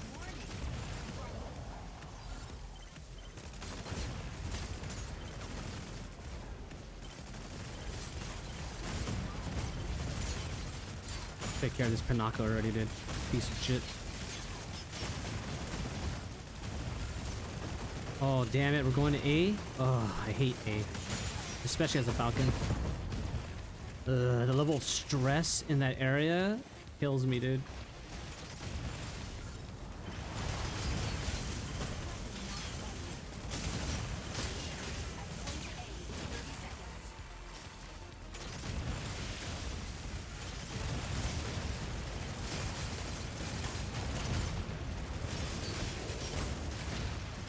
Aquila, ready to provide aerial cover. Oh.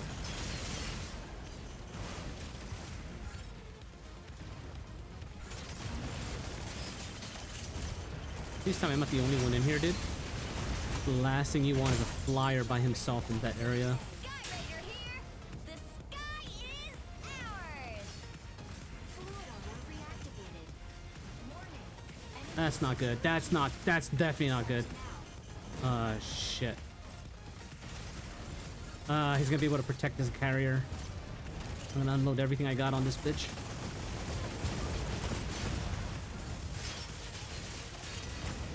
Keep the pressure.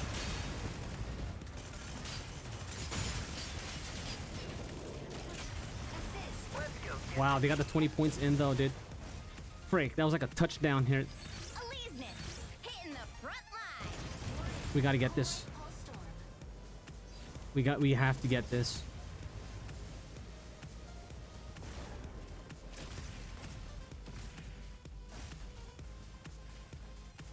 They double the price? Yeah.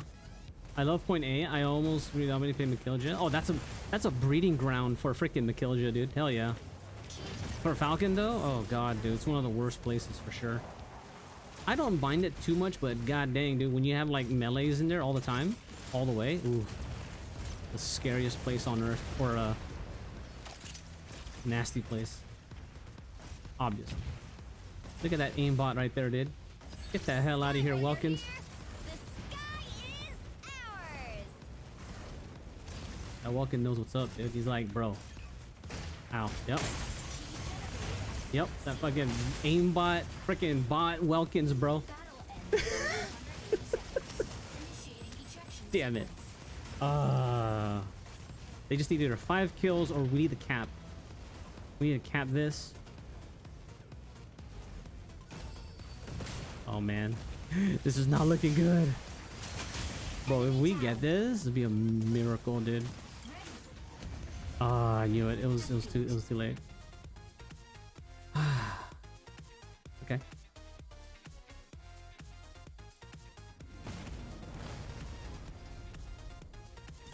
Is the new game mode in there yet?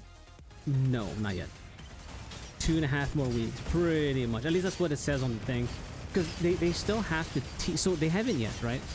But basically, in the month of May, they're going to be showcasing and talking about the new game mode and everything else that's coming in Season 4 in the month of May.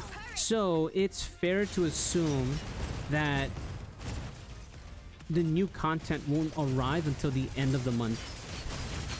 Enemy down. I think it's a fair assessment. MVP.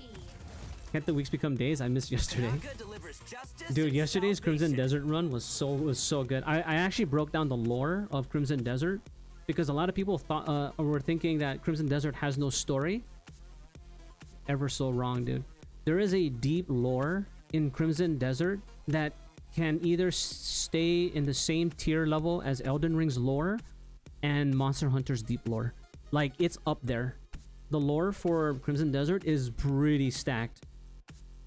So if you hear someone saying that Crimson Desert doesn't have any story, you ask them one question. Did you finish the game? Did you explore? Did you do all the stuff? Huh? Because if you did, there's a good chance that they would have been able to catch it. But to be fair though, it is a pretty steep requirement to see the deep lore of Crimson Desert. Like, here, let me just tell you what the parameters are, right?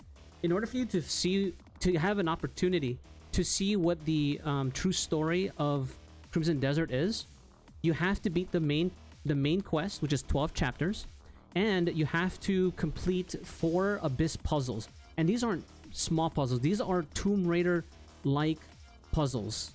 and you have to clear 40 of them. And only then will you be given an opportunity to see the true backstory of what's happening in Crimson Desert.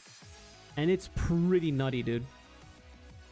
In fact, I can tell you what that lore is, and upon hearing it, you are probably going to have a better time starting Crimson Desert, knowing what I would tell you about the lore.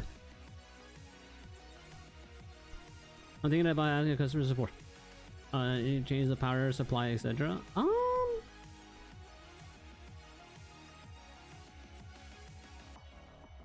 Mecha Break or Warframe first? What do you mean? Why not both? Yeah, why not both?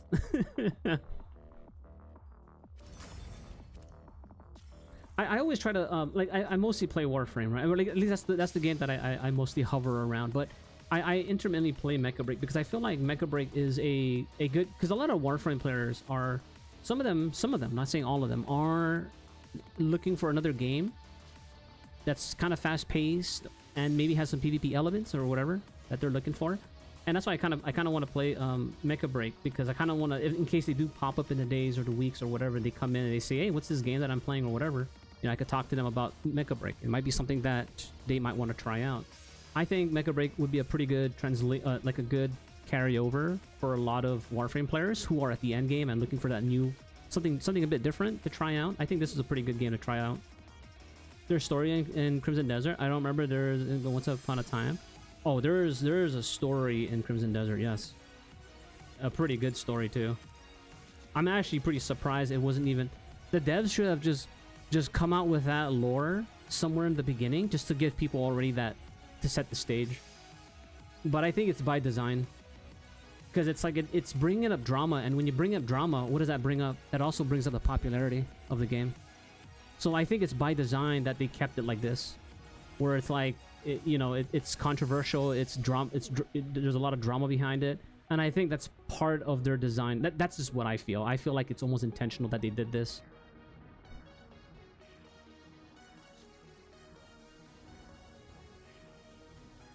And if not, then holy hell. They're getting some pretty good optics right now.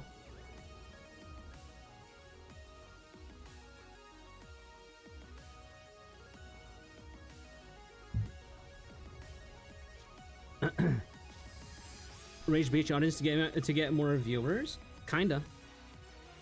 But they're never gonna admit to that. I just feel that it was probably, perhaps, if not, part of the design. I mean, that's just me, guys. Don't ever trust your streamers, okay? That's just my opinion. That's like you asking your friend's opinion about what they thought. I'm no different. Just take mine as just an opinion. It's not even like factual. It's just what I think.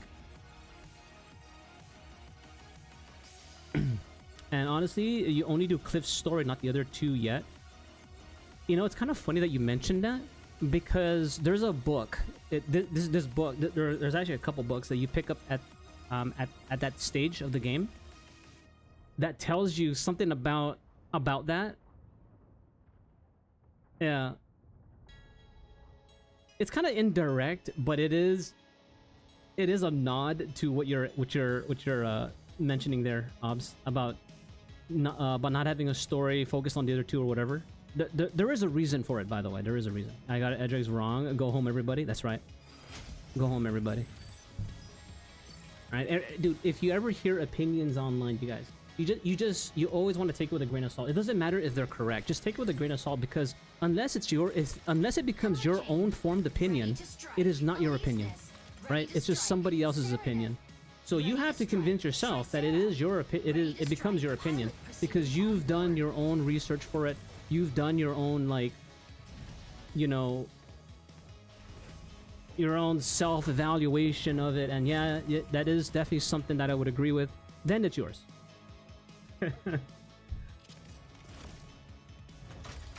We can only go home if Raid wins the lottery. You shut your face right now.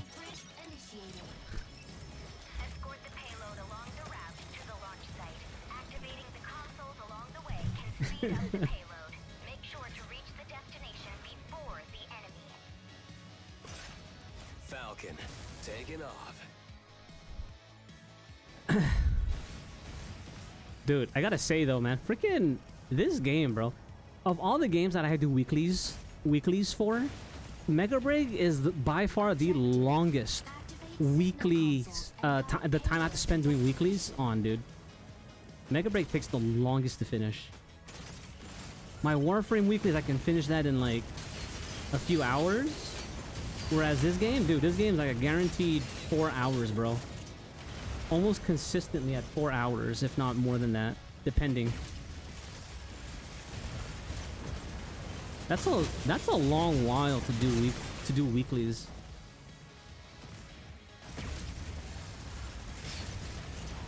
Kind of want to weaken that Tricera more. I'm just gonna keep blasting it for now. Oh shit! Oh my god! I thought I did. Ugh, that was dangerous. The hell? Yeah, there you go. He's gonna start healing though. Shit, that's gonna suck. Yeah, that Luminate's gonna top him off. Shit. Damn. It would have been good if he died. Capture console A before you. Target console. Bring your goods. Very nice push.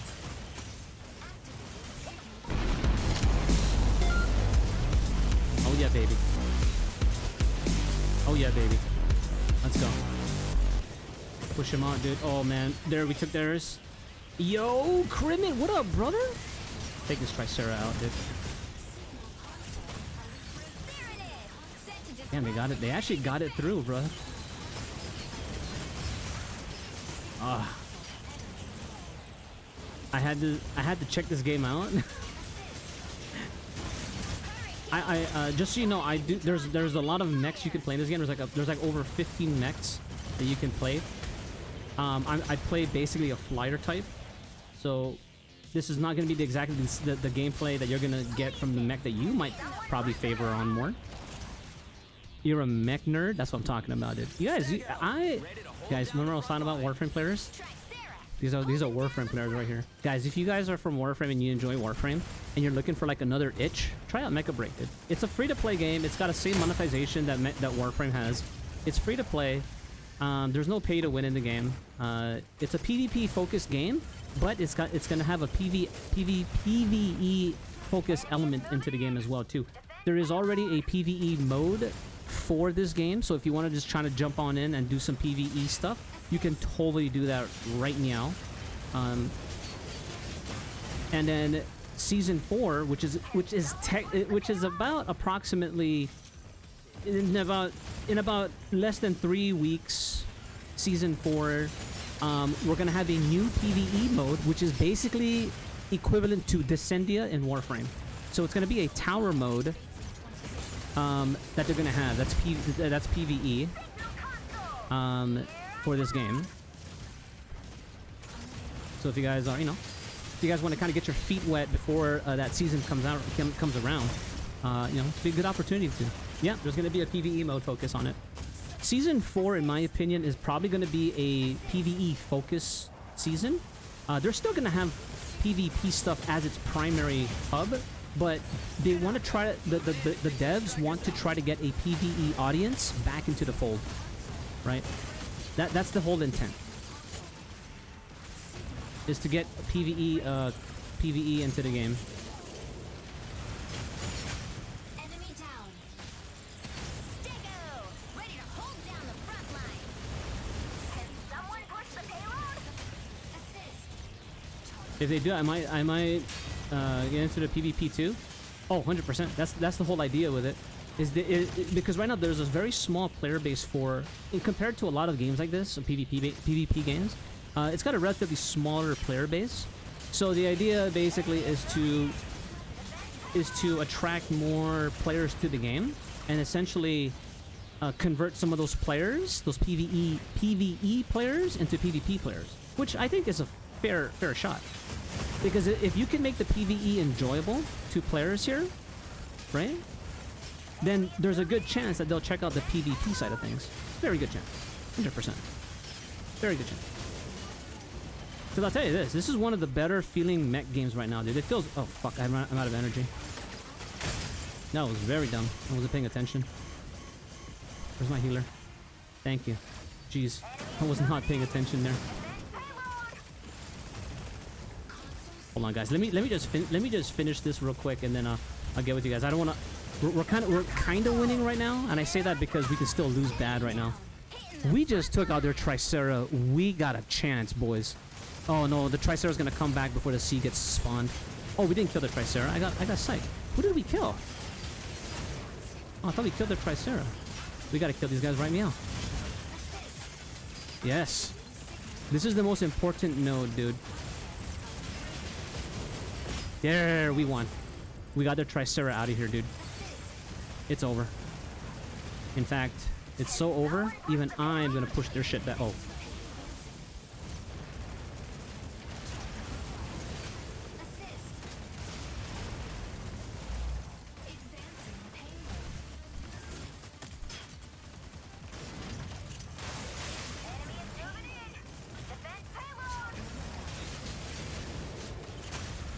Woo! And got the kill on that one.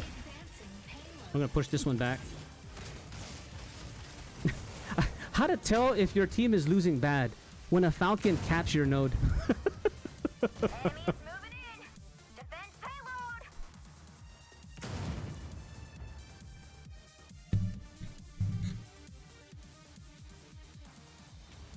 Oh, hey, buddy. No, man, don't do it, buddy. All right, now we just gotta make sure. Rare to see it. Yeah, that's true. Especially at this time zone, it's mostly Asian speaking at this point. Mostly Asian streamers. Marshall.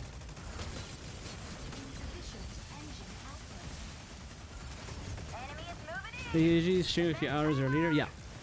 No. But Crimit, this Centura there, bro. I wanna get guys. I'm on a recruiting spree right now. Did you see that guy right there? See that guy, Crimit? All right. Homeboy has been looking for another game to play that's not Warframe. Now he's still gonna be playing Warframe and a lot of it, but he's like me, man.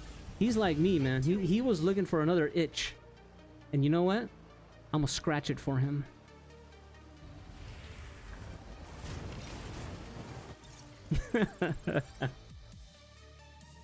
Crimit.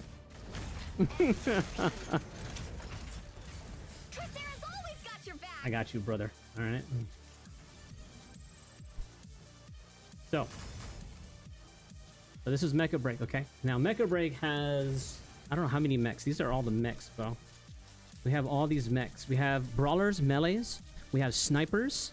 We have your attackers, of course. This includes mechs that are like, that are basically tanks, artillery, right? You basically have your inspirations from Gundams. You have your inspirations from Evangelion.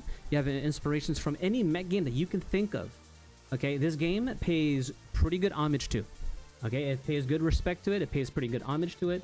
And at the same time, it does have their own unique mech designs to give Mecha Break its own identity. So it's not just like a copy of like other mechs in other games. It does have their own original designs, like that Falcon that you saw me playing. For example, like I was mentioning, this is a very Gundam-inspired mech, of course. It's actually technically... Aleseness is basically... You can consider Aleseness basically one of the poster child of Mecha Break, but because, in my opinion, he looks way too much like a Gundam. Because he looks way too much like a Gundam, I think Falcon is the poster child of Mecha Break. So this is Aleseness. That Falcon looked like Strike Gundam from Gundam Seed. It not really. It's no. Gundam is very, very specific though. Like this is definitely. I would say this is a fairly unique mech design. More like a Transformer, aka Starscream. No, that's Skyraider. This design is a bit more unique to Mecha Break though.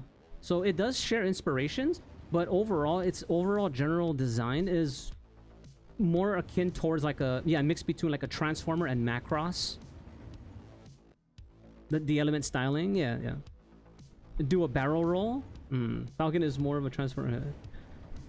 Yeah, that one looks like more like a Gundam. Yeah, he does. Yeah, this Falcon though is more of like, this is kind of like more of like an original design. Yeah, you can kind of think of for the game. And there are others too. Like you have like Tricera, you have Stego that are also pretty unique. Narukami, a sniper mech, also a very unique mech design. Right here, very unique mech design. Well, I wouldn't say very unique, just, you know, it. You can probably find the inspirations from like maybe Evangelion or something, but it's still pretty unique in its own way. Yeah.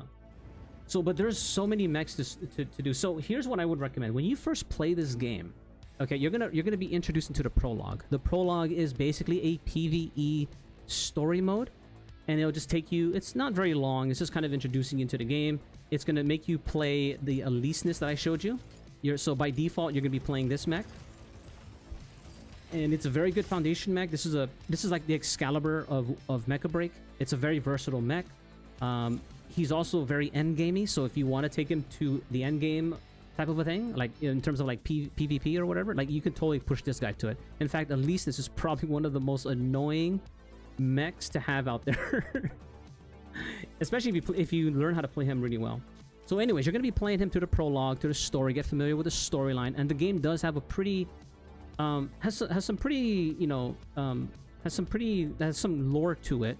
Nothing super in-depth yet to kind of like pull you in like it would have like an Elden Ring story, nothing like that at all. But it does have a general story for you to kind of follow and kind of appreciate in terms of like the mecha genre. Once you do that, you're gonna be put onto this screen. Okay, this is your garage. He's a little tough guy, yeah. That one gives you issues, yeah. At least this is kind of annoying.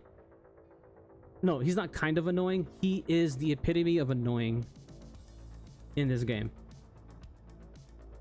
Depending on PvP map and party, he went from good to pretty mid. True, but he's still like if you really learn how to play Aleseness though, yeah, he's pretty nasty. But again, I guess that goes for any mech, really. I guess that really goes for any mech. Yeah, roach is a good word for it. A roach. But anyways, you're gonna come into this screen, and one of the things that you can do, okay, more importantly, is you can customize your pilot. You're given the ability to customize a male and a female pilot. That's right. You can customize 2 pilots. A mission? Roger that. Oh shit, we got ads. Wait, we got ads, boys. We gotta let the ads pass first. We gotta let the ads pass. He's strong if you're skilled, right? How much do I have to sweat in this PvP? Not very much, but let me let the ads finish first, and then I'll talk more into it.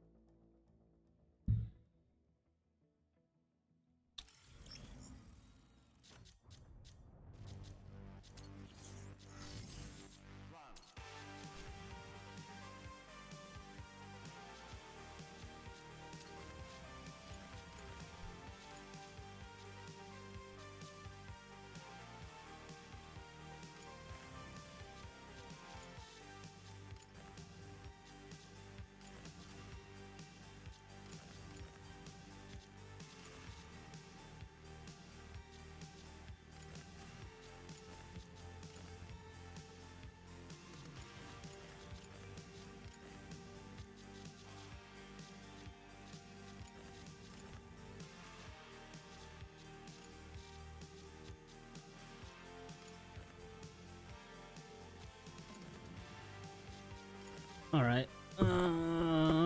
Ads should be done. Welcome back, you guys.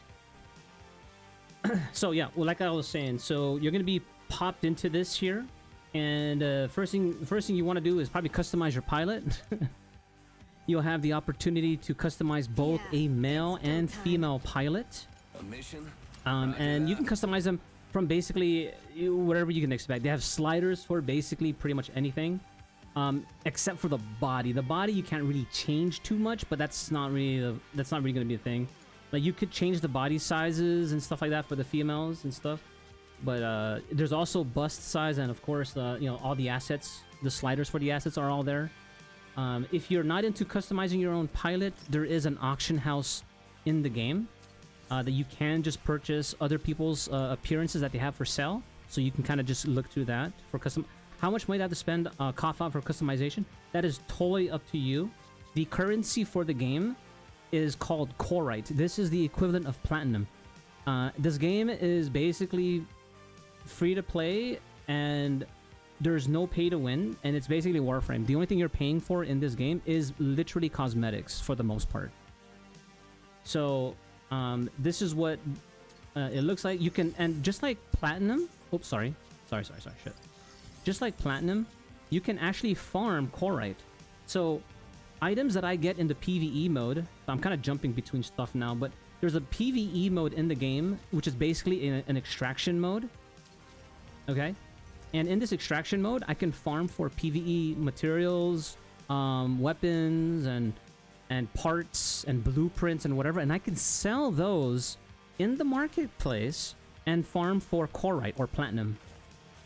Right? I can, so all of this 36k, this is all basically farmed. I've been just selling stuff in the auction house. So you can literally play this game without spending a dime. And you're basically buying cosmetics and stuff for your mechs, you know. And if you are buying anything like weapons, these are only for PvE. The modular system in this game is only PvE based, not PvP, not at all. There are mods that you can equip onto your mechs. Also, technically kind of similar to Warframe's mod system, but not really. But you definitely can feel the influence from it. So these are your mod slots, right? So I can equip up to 3 mod slots on each of these areas, and each of these areas have specific bonuses that will give your mech on PvE. Some will be like boost speed, increased damage to ballistic, to energy damage, right? Physical damage. It'll be increased lock-on speed, stuff like that. So you're gonna have your mods that you can equip on your mechs. What am I fighting for? Okay. All right, but anyways, aside from that, the first thing you should do after you finish the prologue, okay, is you go into your Switch Break Striker. You click on this. It's gonna look like this first, though. When you first jump into the game, it's gonna look like this. So you open this up. It's gonna look like this here. Now, you're going to want to, first of all, click on every one of them so you can unlock them. Now, you're going to be able to unlock 14 mechs. I think there's like 18 right now total. 4 of which you have to farm for in terms of like farming credits in the game. You basically farm credits, which is basically doing the PvP modes or the PvE modes and farming credits so you can purchase the 4 other mechs. Okay? But anyways, you're given 14 different mechs, or 12. I forget the numbers. Anyways, we'll just say 12 just to stay safe.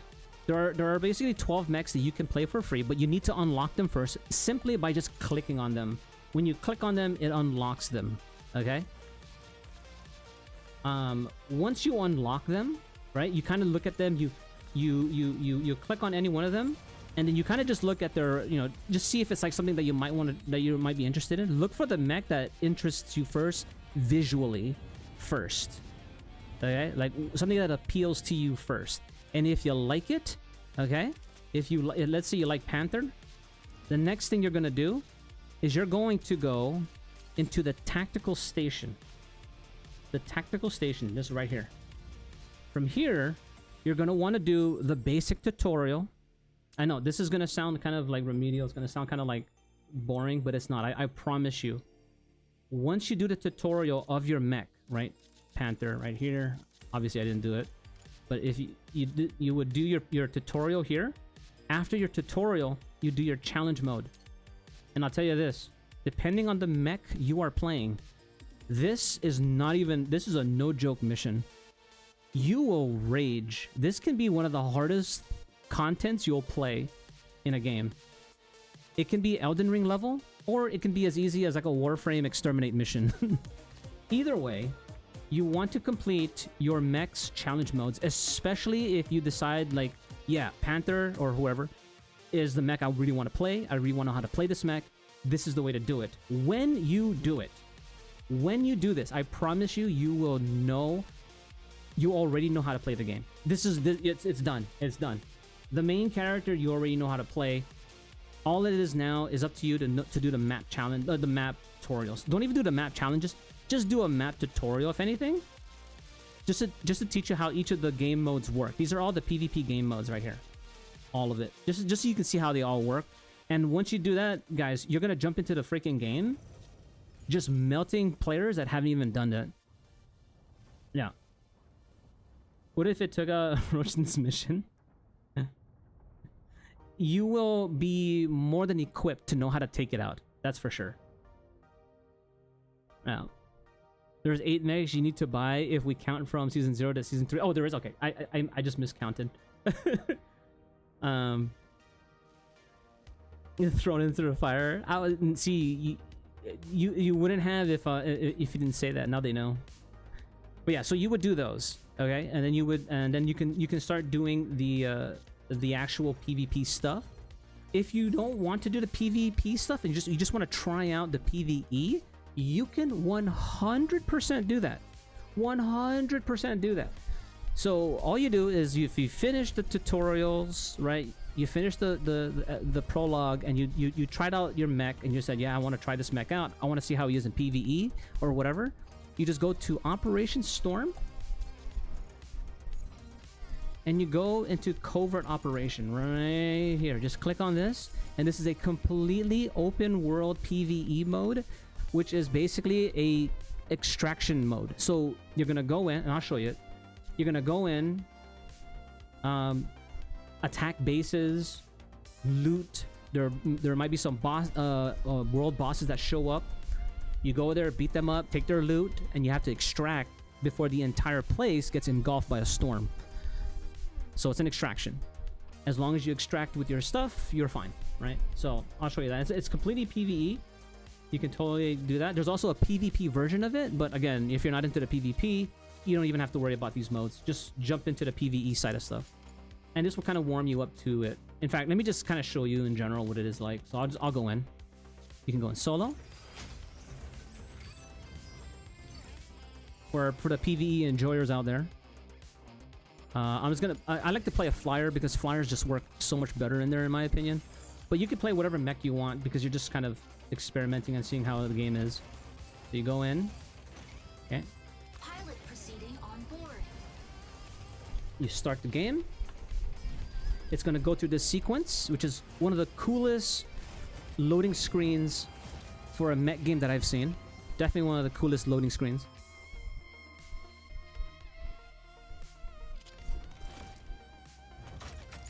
Injecting coaxium particles.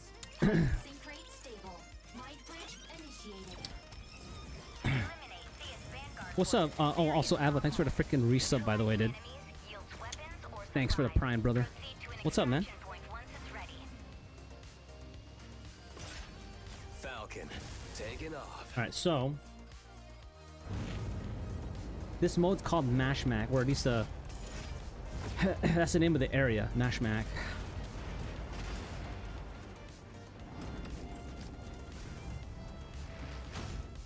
Okay, so in this area, Eliminate it's an open space. area. This whole map Mission is yours for the taking. activate So you have extraction objectives. These are like Obtain large supplies. splitters. You have like a drilling rig. These all have bases. These are objective points of interest.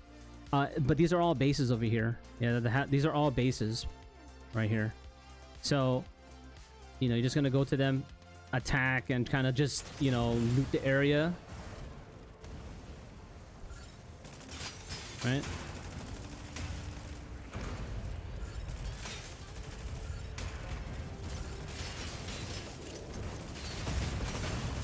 Right? You get to loot some stuff, right? Move on. You can do it. And you're basically up to explore everything, but this will give you an opportunity to at least play your mech and see just how it feels without the threat of being attacked by a player. So it's a perfect place to just come in and just shoot the shit, you know, just mess around with your mech. But I would still encourage you to do the tutorial because it's gonna make you at least come into this place knowing how to control your mech. And then you can. There's also a training, like a simulacrum in the game.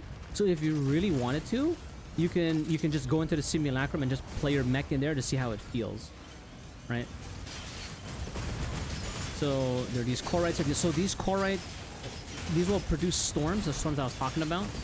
So these pulse storms extractors are going to be basically calling in a pretty big storm that will slowly engulf this area.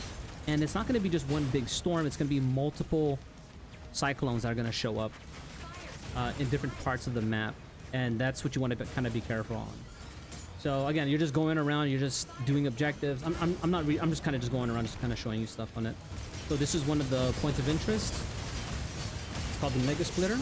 Obviously, don't be in the freaking beams, and you want to just kind of take it down. Once you do, you'll be able to loot it. And then the whole premise is to just extract with every loot that you got. If you look at the top middle screen, you'll see like there are 3 lock icons. Those lock icons are basically the extraction nodes.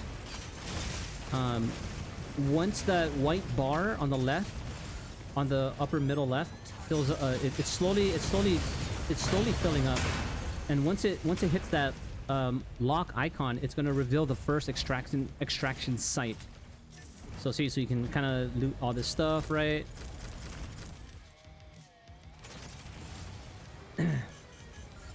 I'll just stay for one extraction so you can kind of just see it. You know,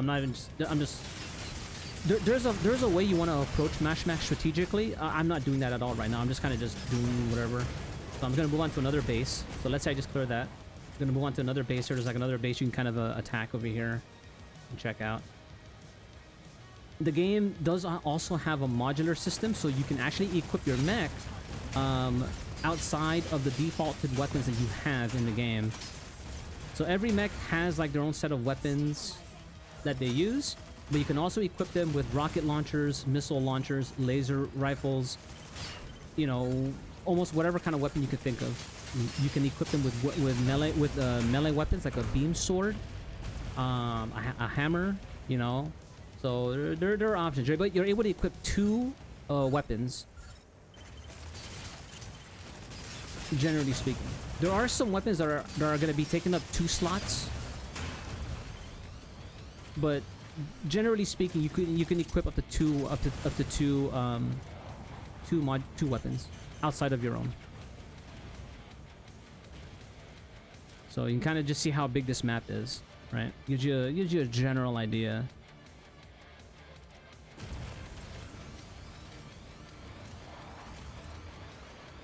Now you can equip several types of things here. So for instance, even before you come in here, like essentially as you get more loot in the game, you'll be able to do this.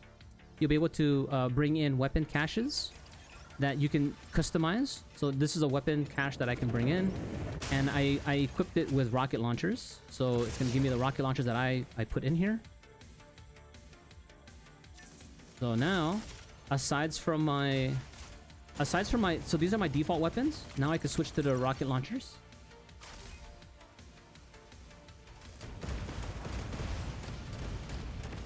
And switch it back to my regular weapons. So again, it could be whatever you want. It could be swords. You can bring a sword, a rocket launcher, any combination you feel you want to bring in. Absolutely up to you.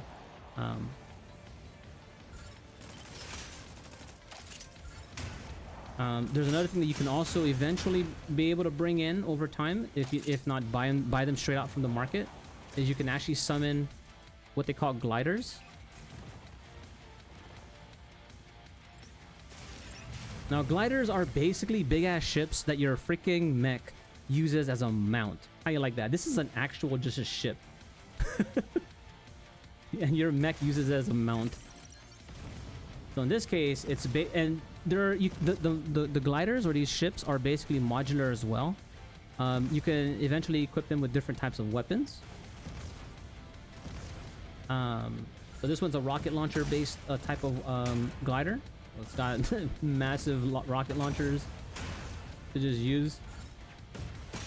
So you can kind of use this as a synergy too. So like you can expend all the ammo on this weapon and then it'll recharge. It's infinite weapons, by the way. Infinite bullets on this thing. Infinite. It's just that there's a recharge time for them to reload, right? So for instance, I'll just unleash all my weapons here, right? And then when all the weapons go on cooldown, one thing I can do is I can disembark. Let my ship, my glider, you know, get some ammo back, and then kind of just go back into the fray here. Switch to my modular weapons and start using it. Right, and then if anything, you can go back to your glider and then use it again. So it's kind of just a general synergy you can do, right?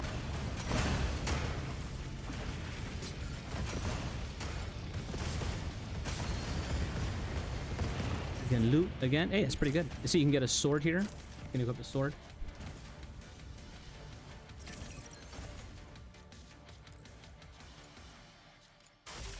Right, so now I have a sword.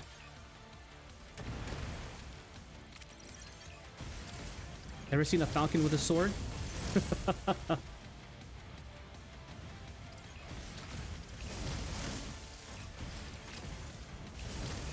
you can have that. So again, many ways. I'm going to extract your remote with additional equipment and you lose. Yeah, if you fail a mission, obviously the consequences are pretty heavy because you'll lose basically everything you came in with. The only time that you don't lose anything in this mode is if you put it in a secured cargo bay that you unlock just playing through the game, right? So if I don't want to lose this, I just deposit that. You can deposit up to 4 items in here. And even if I were to die, these 4 items will be saved, right? So put only the most valuable of your items in here if you feel like, you know, you're gonna die or whatever, right? But otherwise, just don't die. Just don't die. Excalibur, is that you? There's actually a melee sword that makes you feel like Excalibur because it's a laser blade sword that shoots. It's a laser blade sword that shoots out laser blades. Literally does that. So you will feel like Excalibur.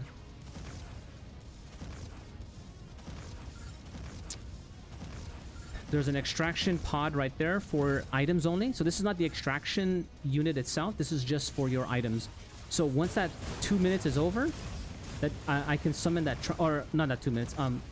Before that 2 minute ends, I can put in my items so we can get launched. So I'll just do this here real quick, see if I can do it fast enough before I get blasted to hell.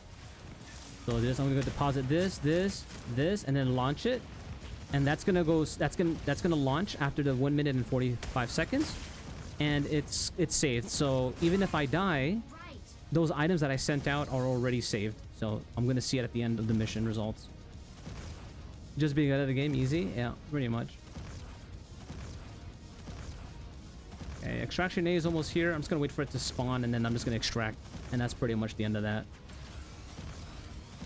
I just kind of wanted to show you the PvE side of things of how it looks like. If you want to do that, kind of just go around and mess around, fight NPCs and, you know, objectives, and see how the game flows in general. This is definitely the mode to do it, and it will at least get you familiar with what's to come, which is going to be a tower mode in this game. We don't exactly know how it's going to be formatted yet. We just know that it's going to have like a roguelite system implemented in it. But we don't exactly know how its overall implementation is going to be like exactly. So that's what this month is going to be for them.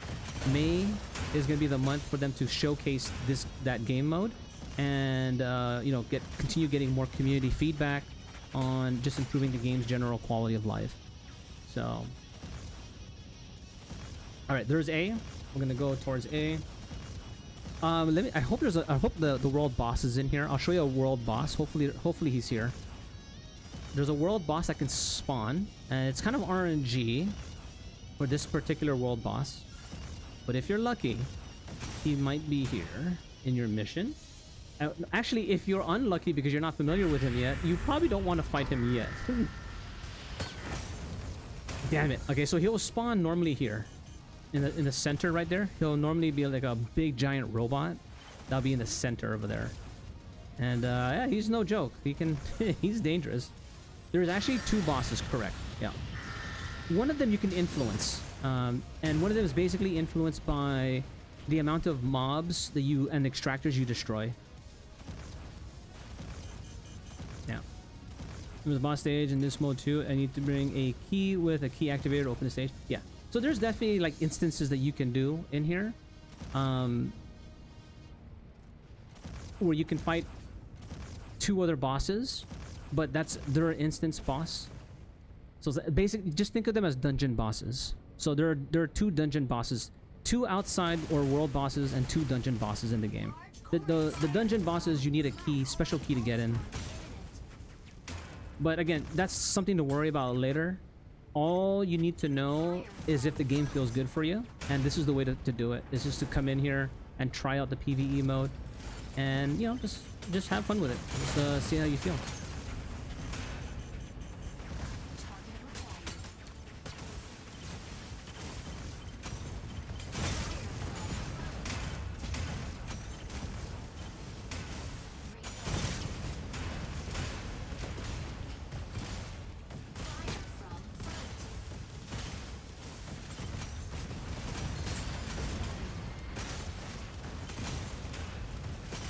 That.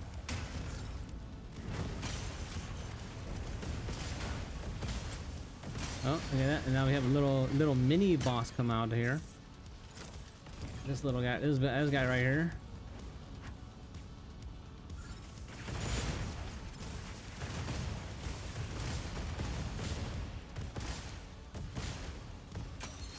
Get that guy out. Just gonna wait for the extraction A to spawn, and then we're gonna get the heck out of here. We're gonna extract with all the goodies. We grab. I don't say that mecha is broken. No, this is a glider that I have. Yeah, it's a supplement to it. It's a mount. That's a mount right there. What you're seeing right here is a mount. It is, and you're right. It is broken. Very powerful. Very powerful. Basically an end game. This is an end game item right here, basically.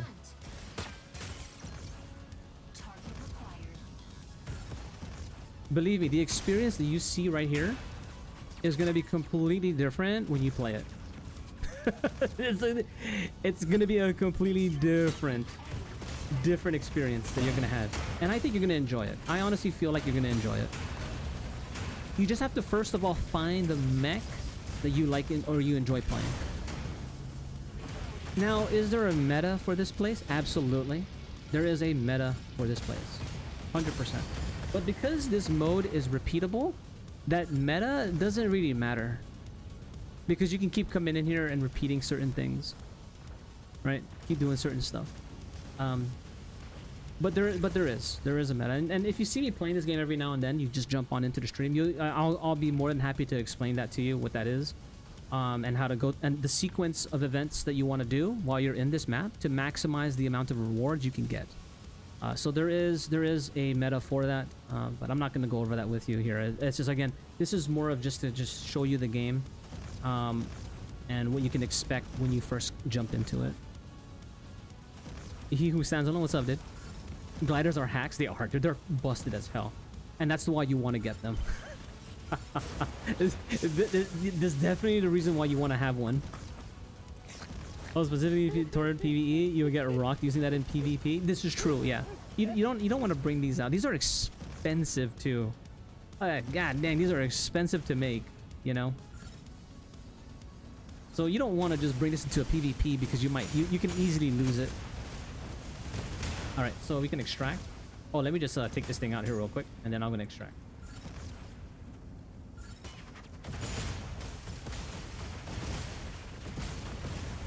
You see that blue haze that I just did? That's cloak. When you see that blue haze, no enemies can basically see me, or they can't target me freely. That's basically what that is. So I'm basically cloaked. So the fact that this glider can do heavy damage at the same time stealth, and it's a pretty nasty glider, dude. Pretty nasty. All right, so this is the extraction site right here. You basically go here. You extract, and that is basically it right there. They make an unbalanced mech for that mode in season 1.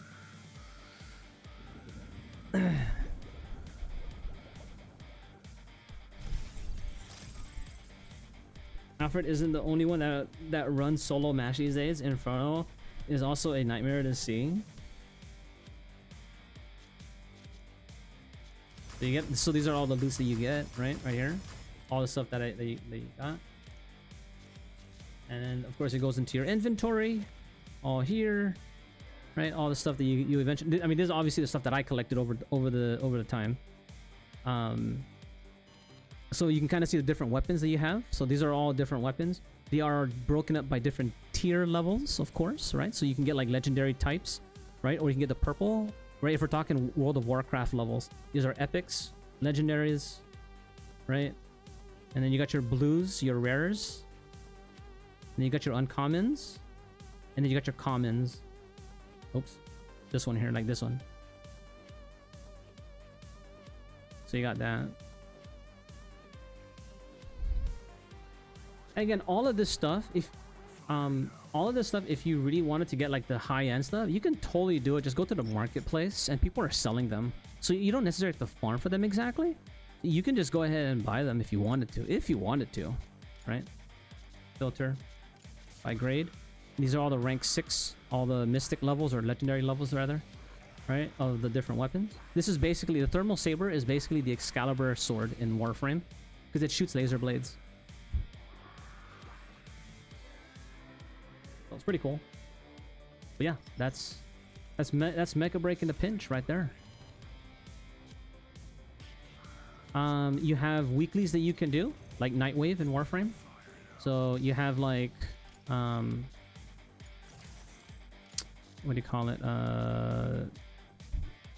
Combat missions. So these are your weeklies for the PvP side, right?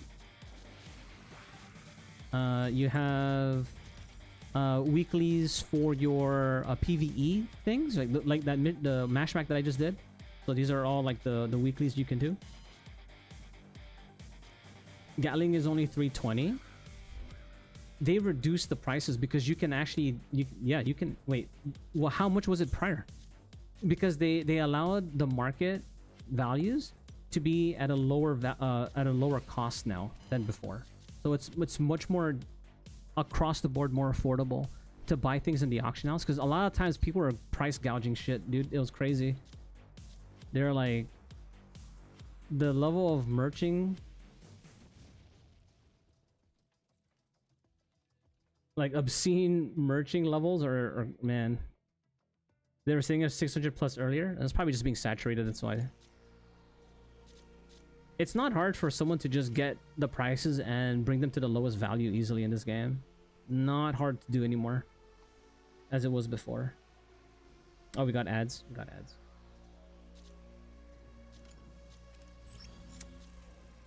But yeah, anyways. I guess I can just get a game going. Oh my god. I need to show you guys something freaking super cool. I gotta show you guys something super cool also in this game, dude. There's something really badass that I really enjoyed. And I think you guys might appreciate it too. If you're new to this game. Especially if you're a PvE enjoyer. I think you would appreciate this. We'll just let the ads finish though. I'll say this again.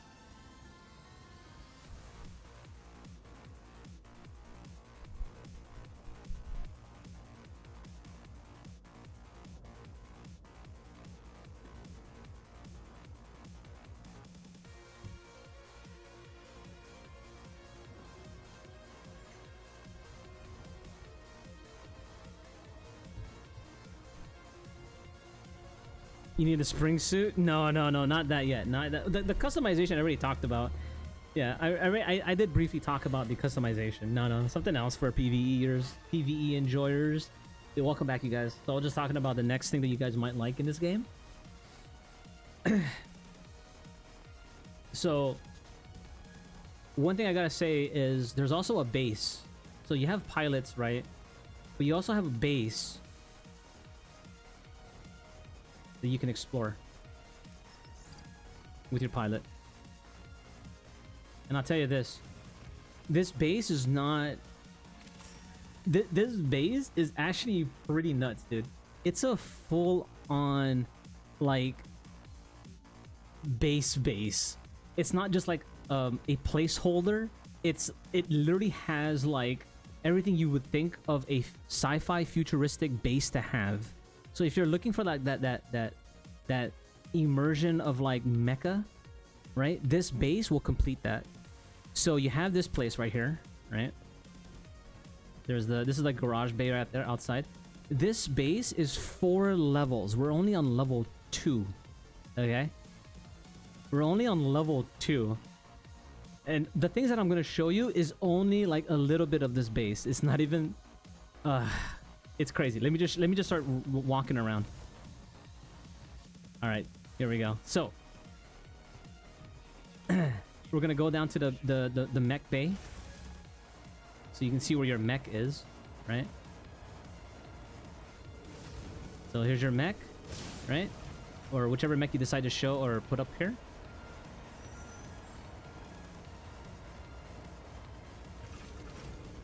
And with this, there's also a photo mode. And the photo mode is it's actually pretty nuts in here. How do I access this? This has been a while, dude. P. So there's a photo mode you can do.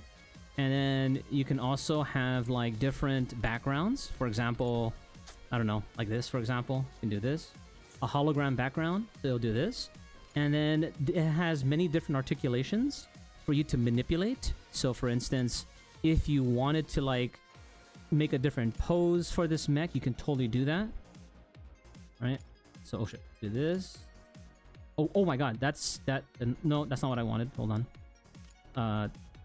You can do this. You can kind of move the heads around. So again, you can literally move this around any way you like. So it's really cool. There's like so many things you can do, right? So for you Gunpla enjoyers out there, you like the Wily ship? I'm glad you picked up on that. Yeah, model posing. So you have this to do here, right, in the base. Pretty cool stuff, right? So you can kind of go crazy with it, right? But this is just the bay, right? It's got like an engineering site that like the base is stacked. It's got a cafeteria, and there's also NPCs you can interact with that can kind of tell you about the lore or what's happening in the area, or you know, just the general lore. There are also special pilots, which I'll talk about in a little bit too. That's a special pilot right there. But yeah, you got restrooms, and yes, before you ask, you can use the restrooms in this game. You can take a shit. Of course, it's you can take a shit and you can also shower. It's not gonna show the characters exactly, but you know, you'll get the idea.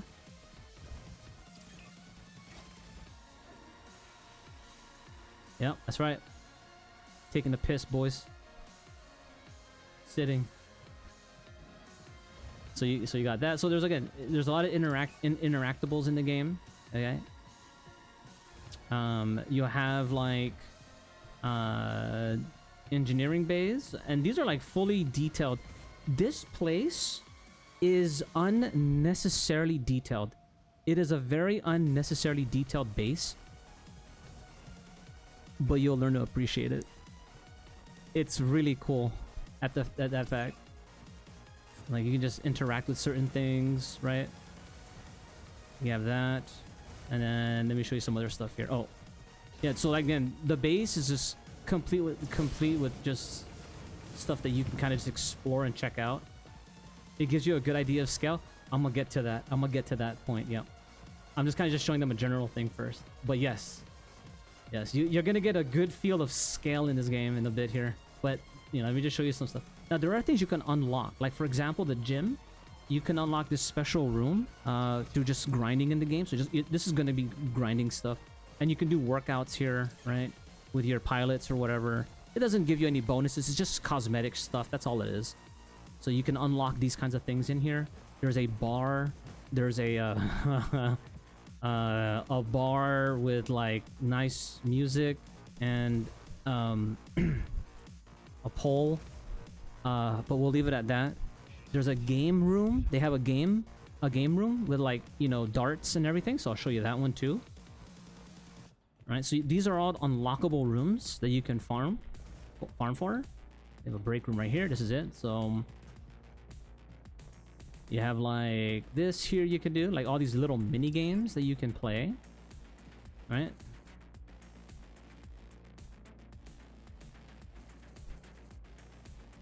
Oh, and I have skill issues, of course, right? But anyways, you got like a arcade game that you can play, and I feel like they can expand on this. This is basically bricks. You can basically play bricks. So again, you have like these all unlockable rooms that you can play.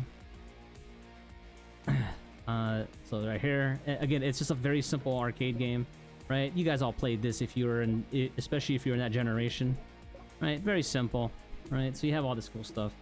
You can play basketball, right? So this is just that game room. So basketball, darts, and everything. I won't go too much crazy into it, but you can kind of just see that that's there. It's got everything you could think of that a base would generally have. Yeah, this base has it. It even has, unnecessarily has something like this here too, a little command center area place here or whatever. So really cool detail, a lot of places to explore, a lot of NPCs you can talk to that will talk about and inform and give you some lore breakdowns. So super cool, super cool. Some of them are kind of AI generated voices, I think. You see, this simulation At least I think so. I don't know if they're actually using voice actors. I don't think so. I think some of them are AI with some voice actors, but some of them might be AI only also. But anyways, either way, it definitely has some exploration stuff that you can I think you would enjoy. There are some little Easter eggs also that you'll find just exploring as well too, but I'll let you decide. I'll let you experience that. I'm going to show you my last area that I want to showcase here in the base, and it's my favorite area of the base. The hangar. The hangar is one of the coolest, in my opinion, sections of the map, or of the base. And the reason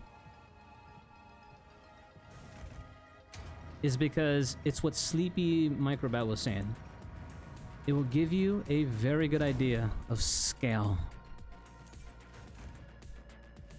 Alright, you see that cool ship out there? What if I told you that was the same exact ship that my mech was riding in the Mash Mech? That's my mount. As you can see, it's basically just a ship. With oversized Gatling guns. Okay? Now if I turn around, what you're also going to see is the weapons. These are for scale. How big the weapons are in comparison to me. Shows you all the cool weapons out there. These are all items right here.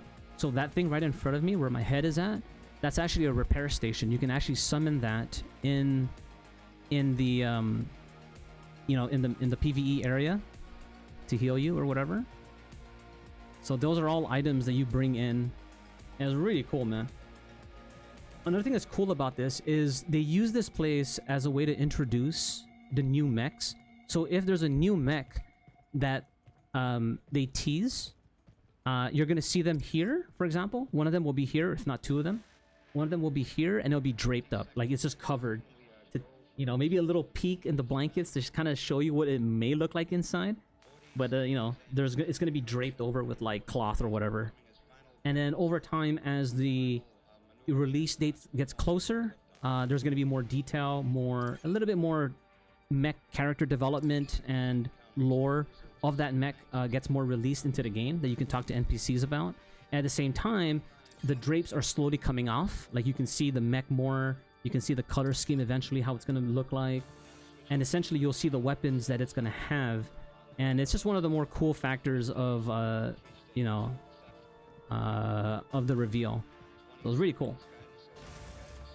This is one of my favorite areas in the whole base.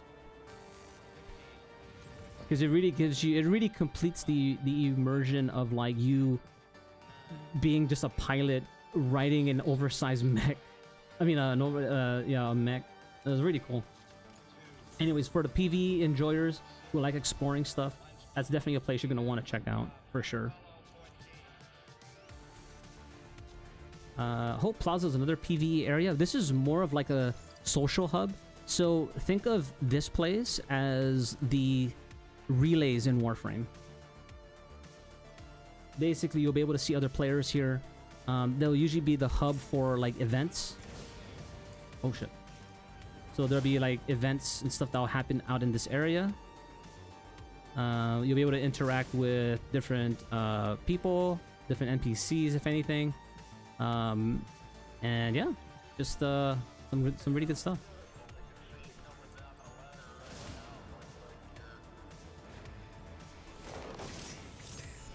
Titanium blades. They cut you diamonds. I'm not wearing any diamonds.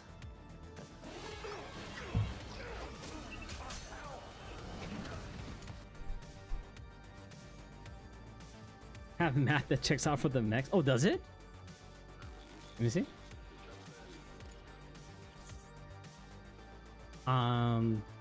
Now about the pilots. Now there are the easiest way to put this is, since you guys are from Warframe, Mecha Break has their own version of Prime Access. So every mech here theoretically will have a Prime version. Okay, so for example, Falcon here, he's basically the first mech that has a Prime. So that's why I'm saying, like, he's kind of like the poster child, because it's the first mech that has a Prime version. And the Prime version is basically the gold version of this. So it's basically this. So this is basically the Prime model of it. I just have like some decals and stuff that are on it and stuff. But other than that, it's basically this mech here. And it's the Prime version. And along with the Prime version of the mech, they also come with their exclusive pilots. I guess that Falcon and I are up. Again, a little bit on the fancier side, because I have like cosmetics that I put on her. But this is basically the exclusive pilot for the Prime Falcon, basically. So there are a bunch of other mechs that have their own release, and I'll show you them here. Ace Archives. So these are all the currently released Prime or pilots. Two of which I didn't get because I wasn't able to farm core right yet, or platinum for the game to buy them. And they all have like their own lore, right? So it's pretty cool.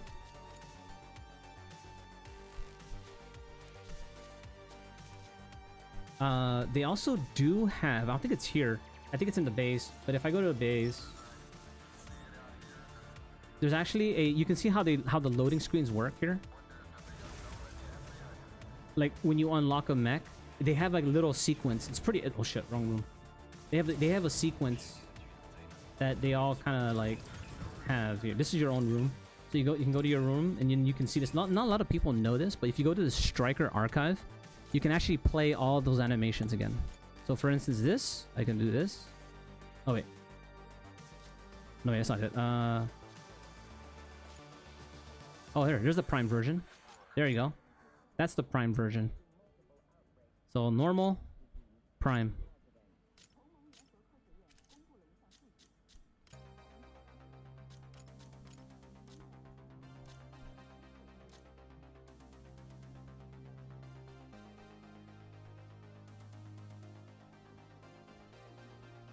Oh, this is what you're talking about, dude? The values?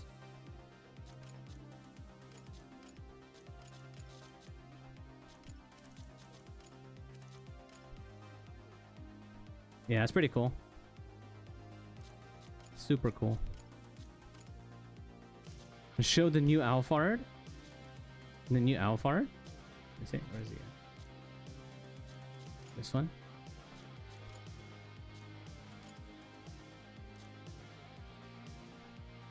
Did they disable this? Oh, there it is. So when you unlock a mech, it shows you like this whole cutscene of like the mech itself. So it's really cool. Every mech gets like their own little opening like this. It's really cool. So something you kind of want to replay. This is something they just recently added for you to do. You said there's a custom? No, nothing yet. No custom model yet, dude. But it does give you the information though. That's interesting. I didn't even look into this yet, dude.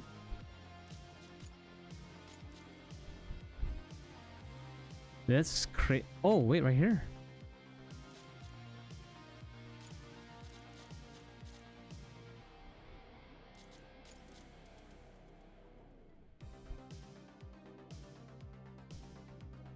That's super cool. What the hell?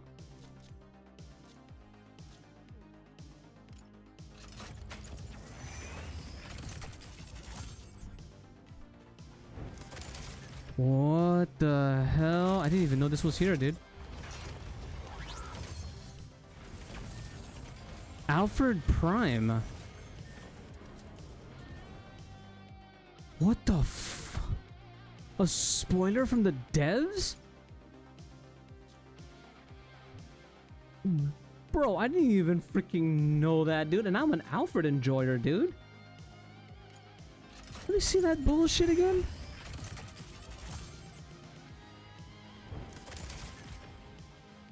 Is it just for Alfred?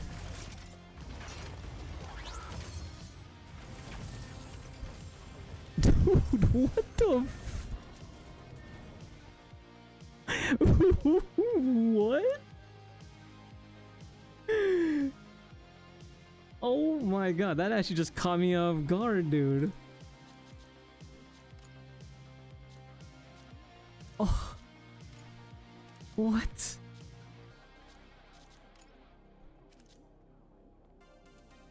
Do the customs have better stats? No. So there was a bug before that there were certain skins that gave them kind of like the arcane helmets in Warframe. So if you're familiar in Warframe, there are arcane helmets that had innate stats built in them, right?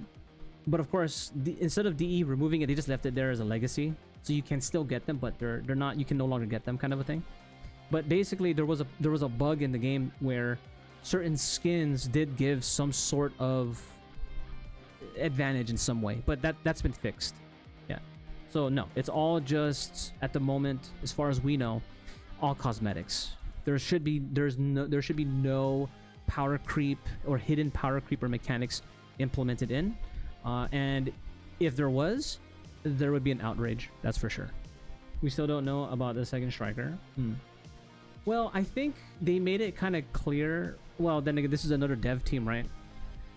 I was in the impression that they were only going to focus at one mech at a time instead of releasing two mechs, because two mechs was kind of hard to manage. So the impression that we got from one of the patch notes, or at least the dev notes, was they were going to just start focusing on just one mech at a time, basically. Which is, I think, is probably safer to do and easier to balance throughout the season for against all the other mechs. So I think it's a lot easier that way. Oh, the custom skin. I see. I'm sorry, I misread. Sorry, it's late. I really wish the queues weren't so bad. Yeah. But it's also one of the reasons why they're doing two things right now, right? It's the reason why they're doing the event exclusive, right? And also a reason why they're adding PvE content in the game. So basically, they're adding a tower mode in season 4, which is a PvE only mode that's gonna have roguelike mechanics or features. And then they're also experimenting with this event exclusive. It's kind of like a beta test for game modes or certain things that they're going to test. And what they're testing here, at least the impression that I'm getting, is basically they're increasing. They're increasing the damage that we're able to do in this mode only, and they also gave a pretty ridiculous amount of energy regen. And the whole purpose of this is to see how the game flow goes. If you're this is like giving you almost infinite energy, basically. So they wanted to see how it feels like if the game was just, you're able to recharge quick and get back into the action, right? So they want to see how that feels. And I think generally, as a consensus, I think overall it's being received well of how snappy and how it feels good. Basically, you're able to queue up fast, end the game relatively quick, start a new queue. So the cycle is a bit quicker than what we currently have right now, right? So again, it's, these are just for them getting some data to see if some of these values are pretty good, and maybe they can be implemented in the future overall for the game. Yeah. It's happening for some games, I know, and the devs abandoned the PvP aspect and focus on the PvE mode. it's gonna be really hard for them to really let go of the PvP side of things, because the game was built off of the PvP. Yeah, so it's gonna be pretty hard to get rid of that, because that's the foundation currently with the game. If they get rid of the PvP players right now, the game is absolutely dead. So they cannot, as much as I want them to focus on PvE, they cannot abandon the PvP side of the game. They cannot. If they do that, they risk the game ending already. No, not even risk. It will end the game. So they need to still focus on PvP. The PvE is just there to help attract the mecha audience back into the game. That's all it is. It's just meant to get potential PvPers from the PvE audience of the mecha genre. That's all the purpose is, honestly. That's what it's for. But they're inherently still focused on the PvP side of things. And that's why they're working pretty hard on balance checks in this is season 3 right now that we're in. And they're working really hard on trying to balance everything for the mechs overall. Now, some might feel still overtuned, but overall, to me, in my opinion, at least right now, it feels a lot more balanced than it ever did before. That's for sure. There are some tweaks that they can still do, but in all honesty, I think it's in a better state to continue a foundation for balancing further on. So it's in a good shape right now for that balancing to occur more. PvP was the original focus of this game's development. Yes. It's Mecha Overwatch. Yeah, it's a hero shooter. Mecha Break is inherently a hero shooter. Just mechs. That's all it is. That's all it is.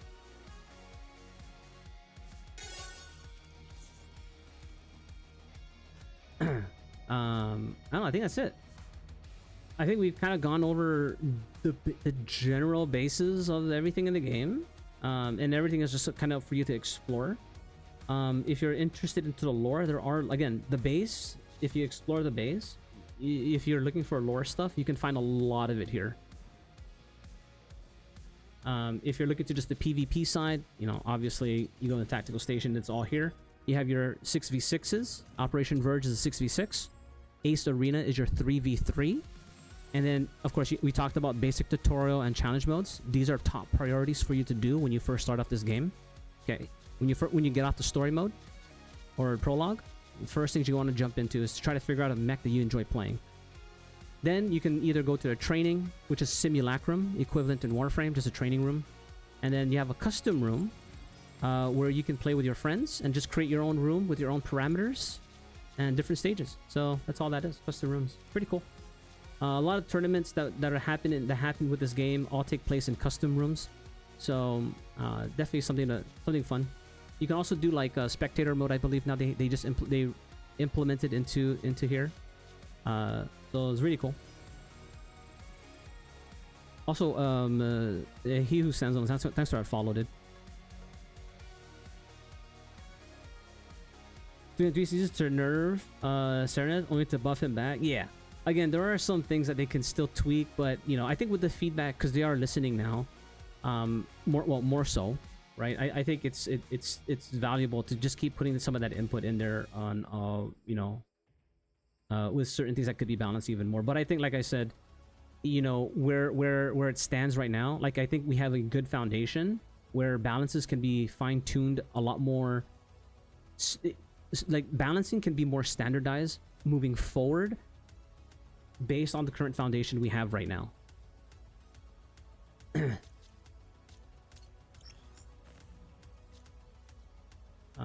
What else? I think that's pretty much it, dude.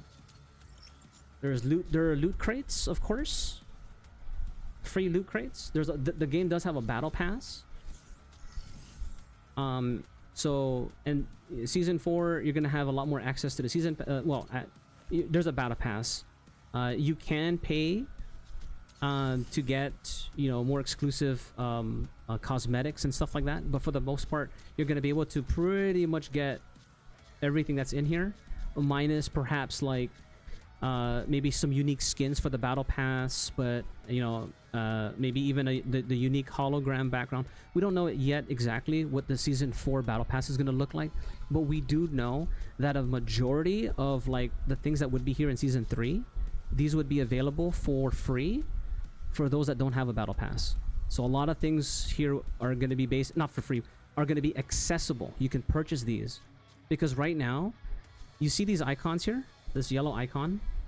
This yellow icon means you have to have purchased a battle pass in order to purchase these with your credits, with your tokens. So right now it's kind of like, that's kind of shitty, right? It's kind of shitty. You have to you have to spend money to buy cool cosmetics like this, right? In season 3. So season 4, it's going to open this up more. So there's a lot more flexibility and a lot more reward to time ratio while you play through the game. So yeah, we can expect that. So much better rewards for this battle pass coming up for both free to play and for those who also pay for the battle pass. Ace recruitment. Who are we up against this time? This is the current Prime access, you can call it, for Mecha Break. And he comes with his own unique character, has his own unique entrance, right? So this is like the loading screen, basically, right?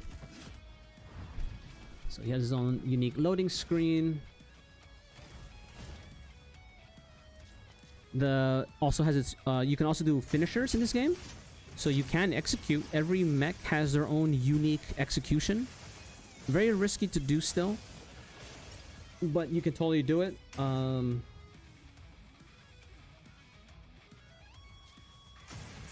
And Prime versions have like their own exclusive execution as well, so a very different execution from their normal variants. They have their own custom, yeah, like everything's new. Even their effects, they have like different effects, right? Different effects from their vanilla version. So the yellow energy and all the pretty flashy stuff. Again, all pure cosmetics, no power creep added to them. Just absolute power, aesthetic choices. For your pilots, you can purchase some outfits, right? So you can purchase like outfits, right? All these stuff. You can purchase even more outfits, and again, you can not only customize your own custom pilot, but you can customize the pilots that you have for like the Prime versions, right? So I have like these Primes, the exclusive pilots. Right, so you can kind of give them like their own cosmetics too. Right, you got that. And we have ads, of course.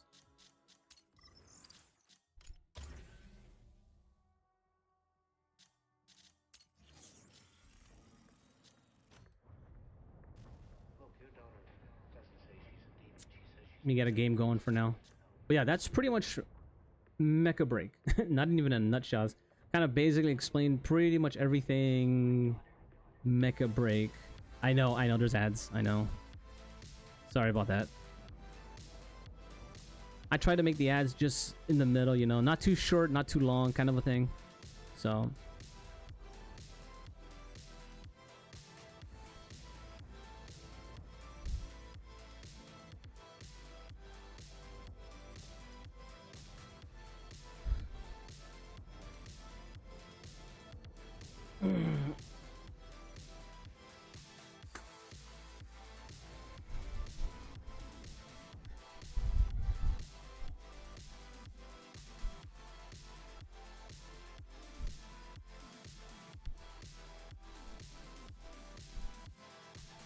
Alright, you guys should be pretty much back, dude. Welcome back.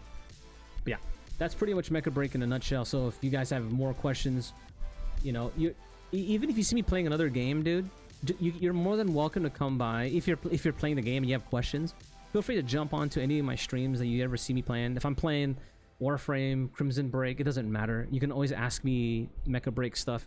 I don't care. You'll always just jump in. Just, you know, hey, I have a question for... I don't know, I have a question for a Falcon, you know, when you do a barrel roll, blah, blah, blah.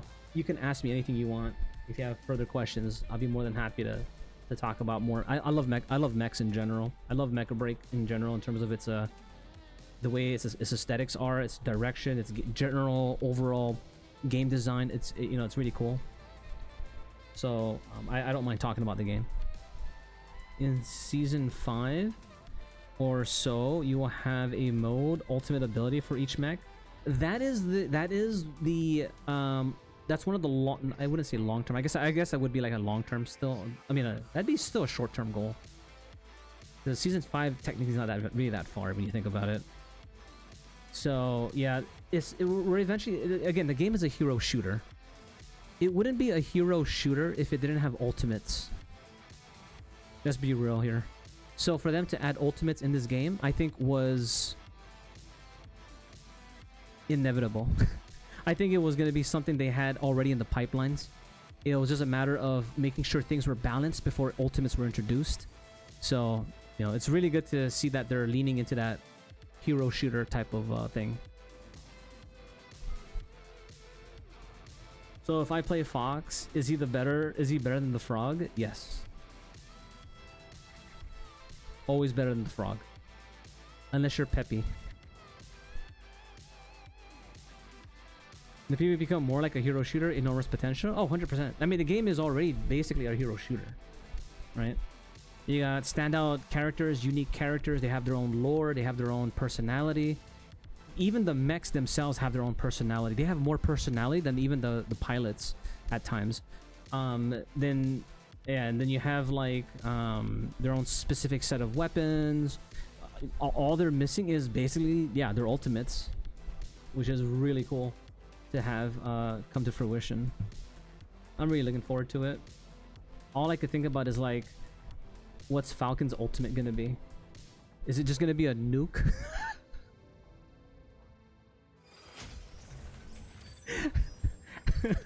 Falcon is just gonna release a nuke like, yeah, screw all of you.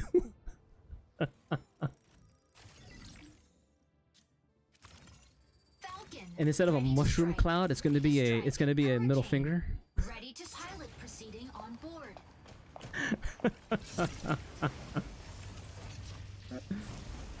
Yeah, it's pretty fun to kind of think about like what the ultimates for every mech is gonna be. It's a pretty fun thought, dude. Really fun thought. Crimson Break. I think if I ran Crimson Desert and Mecha Break at the same time, I think my computer would never forgive me, dude. My computer would never forgive me. Maybe an AoE buff that had range like one of the Ox 1. I wonder if the Prime next would get a different ultimate. It would probably be like Warframe. Maybe. I doubt it. But you know how like in Warframe Prime versions have a unique special effect, right? So maybe they might have something unique in terms of visual only, which I'm okay with.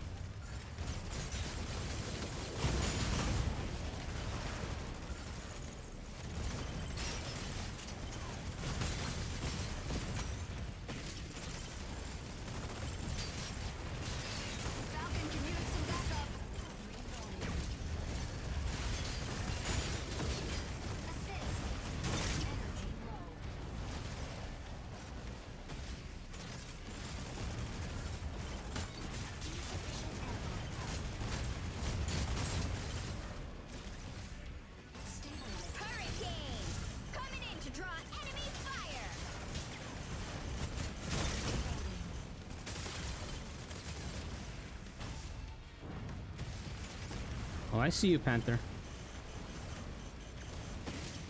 Panther, diving into ambush. Hey, wait, what? Ah, I thought I broke connection.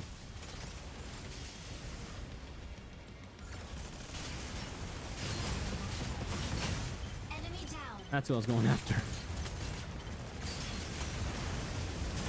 Elite this target down the front line. Stego, ready to hold down the front line.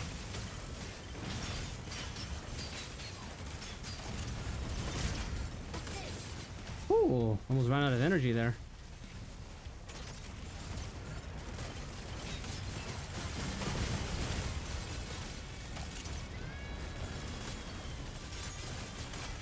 Nice, good job.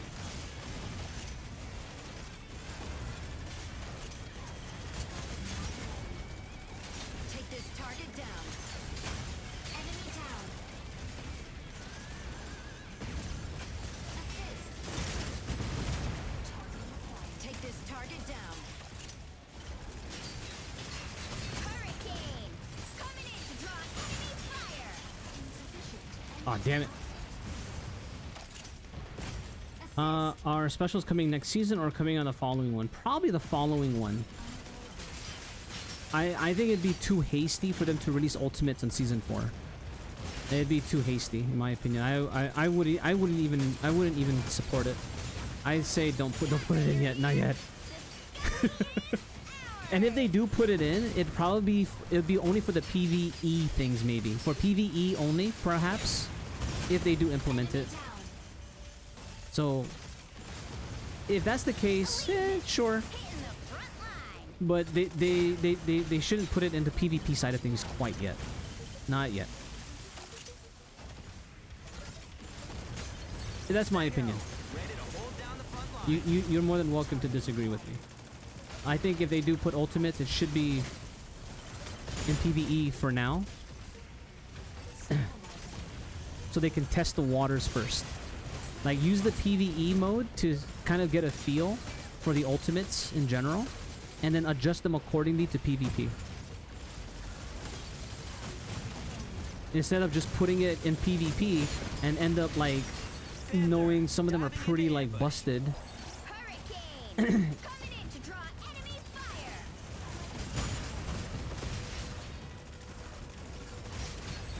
Sky Raider here! The sky is ours! Enemy down.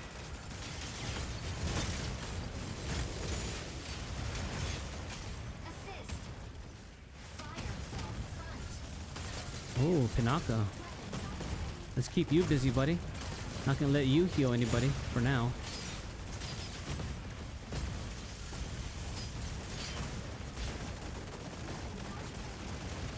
Right, you're busy with me, buddy. You are not healing your teammates. Let them fend off for their own. Oh, dangerous. Ooh. Elysius, hitting the front line! Take this target down. Assist.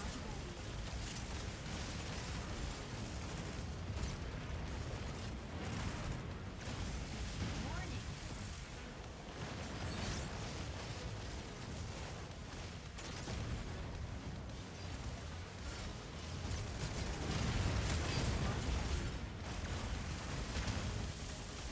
Assist.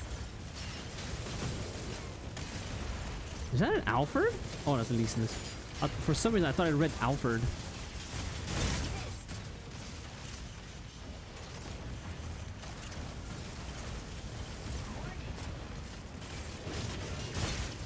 Take this target down.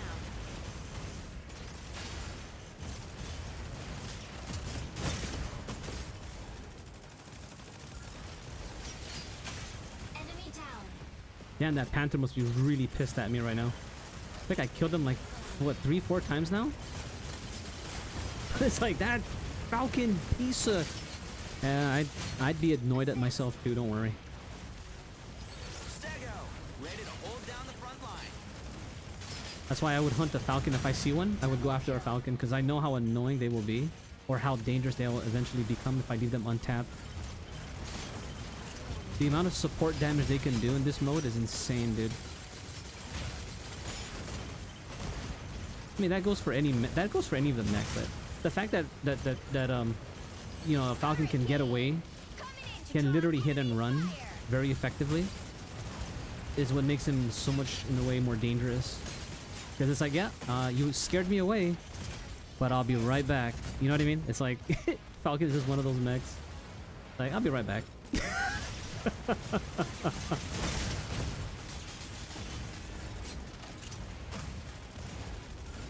Not a lot of mechs can do that, by the way. A mech that tries to run away is probably going to get hounded by another mech. Victory. Ultimates can change the whole identity, so they should be careful with it. Yeah. I want to see what they're like in PvE for as well. I don't want certain mechs to gain something that makes them disgusting in PvP, regardless. On a similar note. On a similar note, I know that even for Splatoon, which has ults implemented in base game, it has limited numbers of ults specifically too. Oh, that'd be interesting. Like, so you kind of have to be selective of, you know, how often or when you should use your ultimate. Down. That's kind of cool. That wouldn't really match well though here in this, I feel. To limit, yeah, to have that implemented into Mecha Break, I think that would feel really shitty.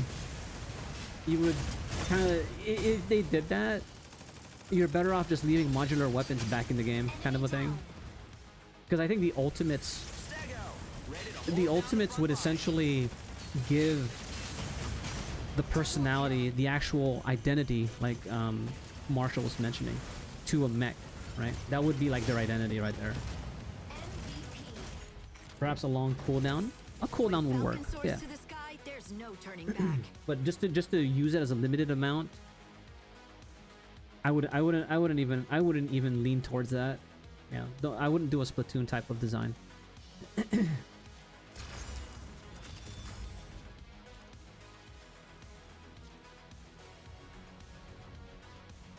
Oh my gosh, dude, wait. How many was that? That's 5. Oh my gosh, so wait. I'm gonna do these last 3, but for now, I gotta get the... Oh man, I'm supposed to finish my weeklies first, bruh. Alright, it's all Alfred now. Shoot. Supposed to do Alfred now. There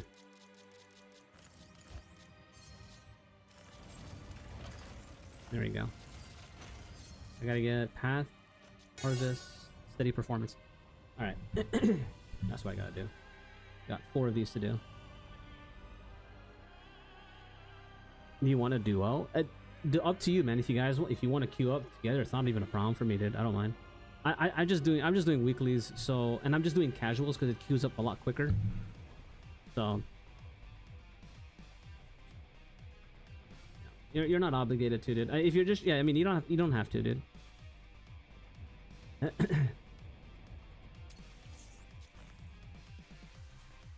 I just like doing the weeklies. I'm more of a PvEer than anything, but I like to do PvP when I know that there's a solid PvE game mode for me to go back to.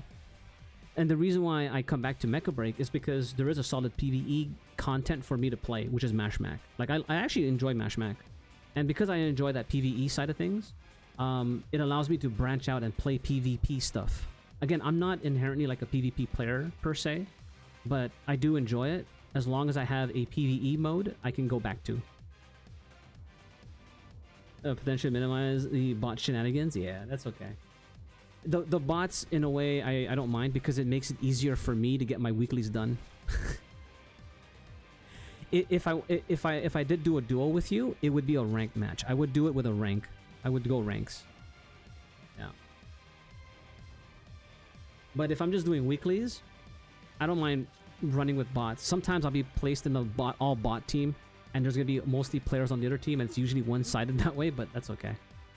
At least I can still have a chance at trying to get some of these weeklies done, even in a bot match. So, works either way for me.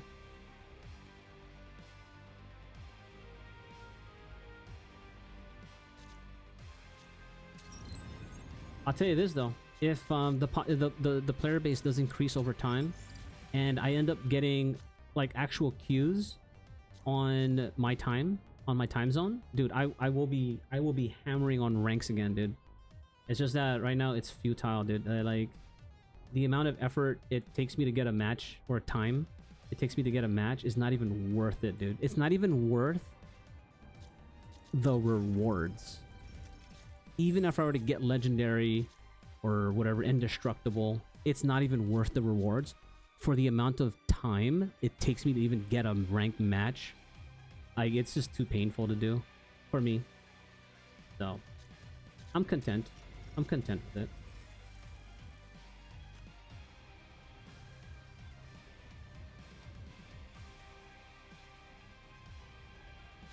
Oh, one thing I did forget to mention. What's 4 hours? Yeah, but for every hour, I can only get two games in. No, that's a lie, dude. No, every hour, 1 game in. 15-20 minutes for a queue. 40 minutes for an entire game. I don't know, maybe 2 games I can get in an hour. maybe.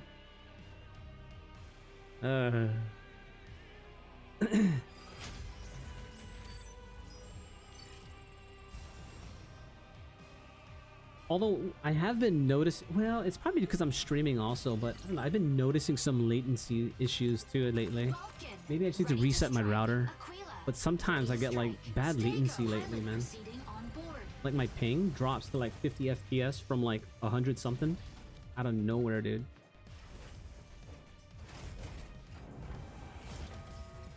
But I'm not gonna use that as an excuse.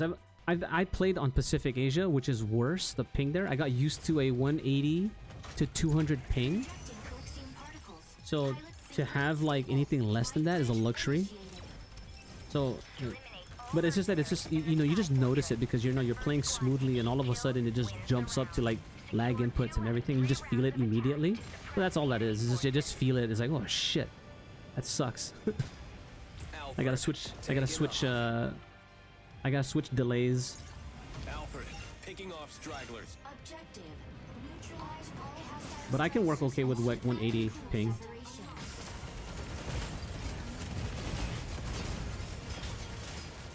You spotted, you pop it. Assist.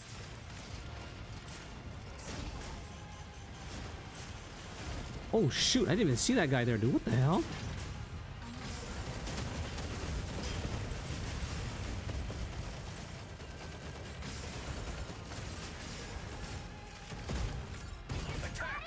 Got him. Enemy down.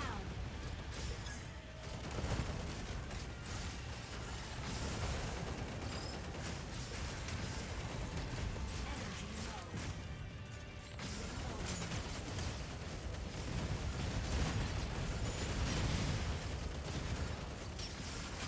Assist. Stabilizing. Oh hello! Oh shit! In the front line. Oh my gosh! I need to hit something. You spotted, you pop it. Assist.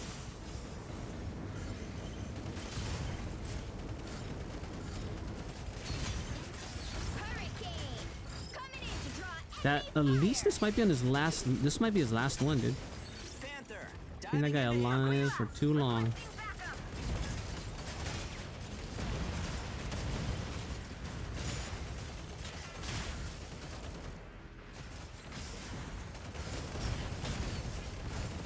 Woo! This Aquila's gonna be free food for us, dude.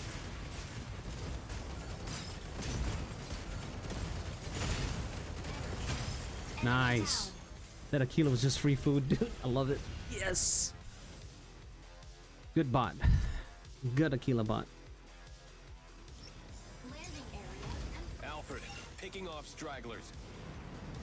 The new round has begun. Fire control system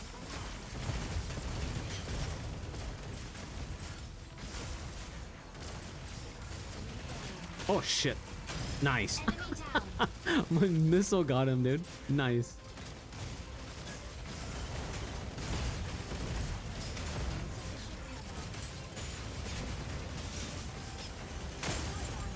Ow, ow, ow. Ooh, get the frick out of there. Holy bejesus, dude.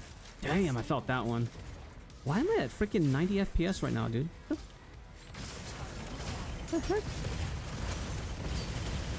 Oh, you know what it is, dude? God dang it. My graphics settings. Coming in to draw enemy fire. Shit. Insufficient engine output. I gotta lower my graphics settings. I have it on like a max setting, I think, near max setting. Dude, once you play on like 4K and shit, like it's hard to go back Ready to hold down. to see games less than that. It's so funny. Oh shit, dude. Damn. Okay, okay, hold on. Okay, oh, let's not be a statistic here, buddy.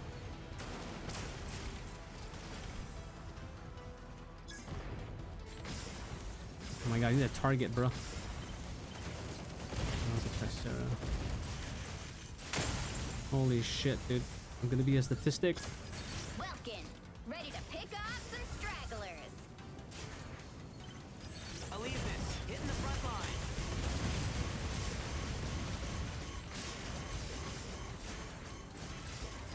Falcon here. Damn, dude. What the heck? that Pinaka doing God's work or something? Insufficient engine output.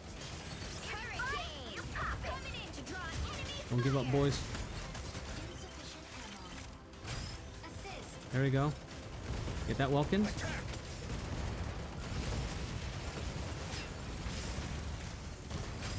Nice, good shit.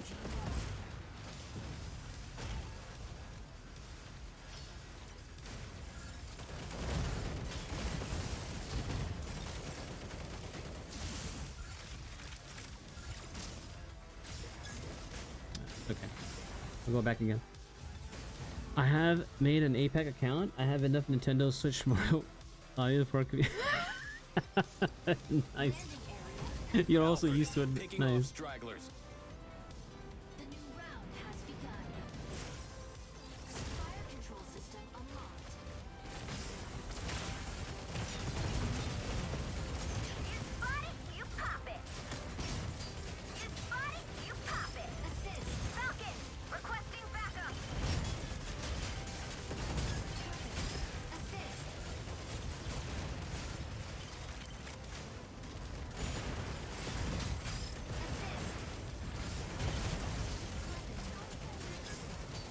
Take it out.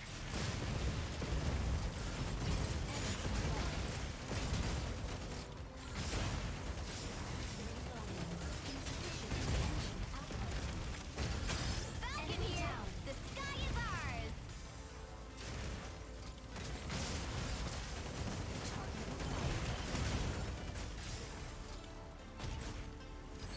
Stego! Ready to hold down the front line!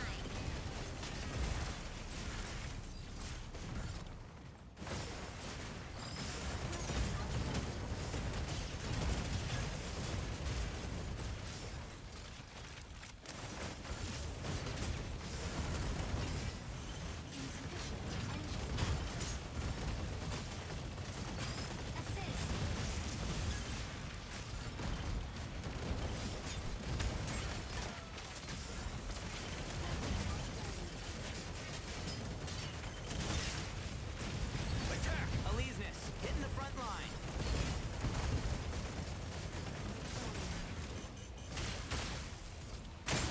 Oh shit. Welkin! Ready to pick off some stragglers!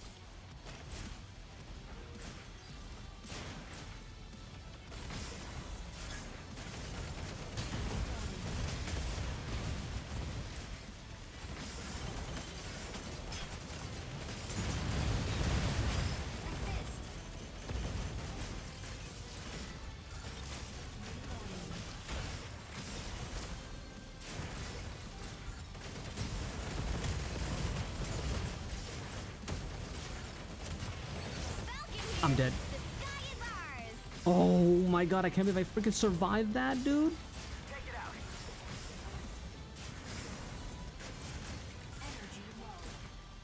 They probably marked me, dude. I'm gonna trust my teammates. I don't want to be a statistic.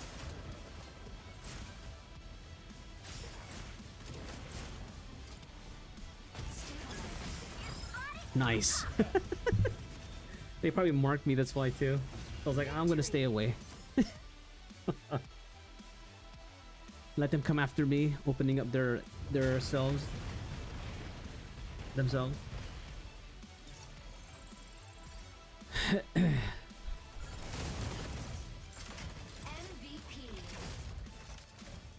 Alfred rips through anything. That should get. Did I get merits? How many merits did I get?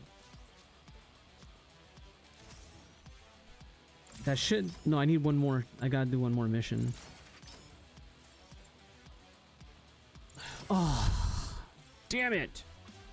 Yeah, I gotta do one more anyways. That's done, and then that one's done. Okay, so just just one more mission. We should be good.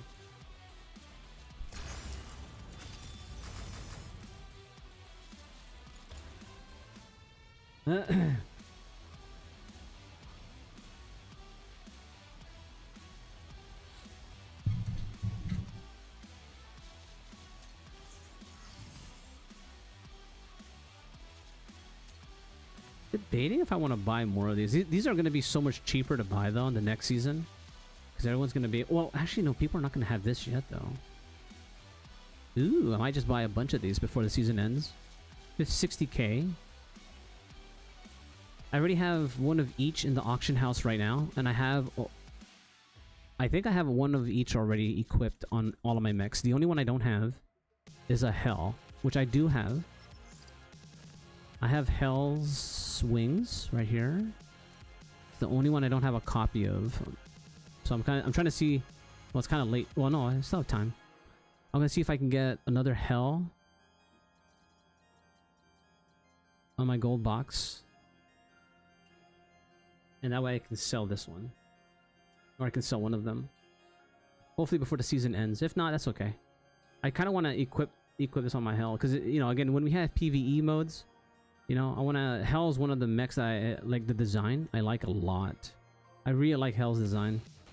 I don't like playing him in PvP, but for PvE content, I can see myself playing him in PvE stuff. It's pretty good.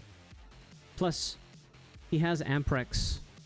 His weapon is literally like an Amprex, a sniper Amprex, which reminds me of it being like an Incarnon. If Amprex in Warframe gets an Incarnon mode, it would be like Hell's weapon. Hell's weapon is like Amprex, only it could transform into a sniper type of weapon, which is really cool. This is my first impression, my first thought of like what an Amprex Incarnon weapon would look like in Warframe. An Incarnon weapon is like in Warframe is like an endgame form, so you can upgrade a weapon to become like an ultimate weapon. That's basically what it is, and that weapon can transform into another form and have a different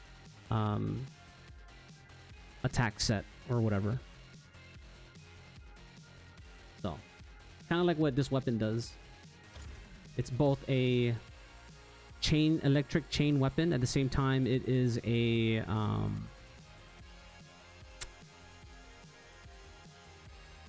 sniper weapon. I guess we can kind of call it that way.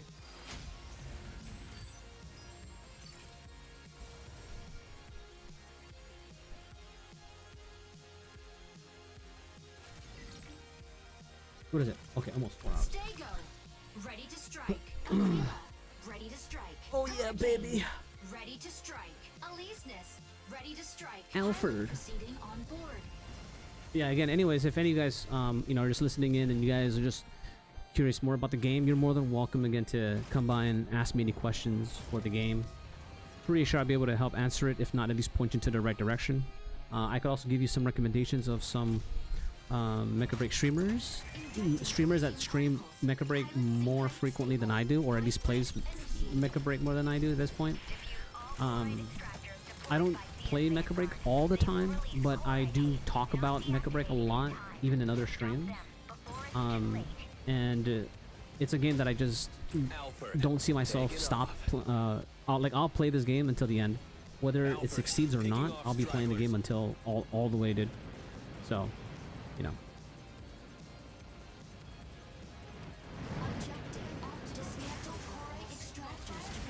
Oh, look at that freaking Aquila, brother. Let's see if I can get around a little bit here. Sneak around. Sneak it, sneak it.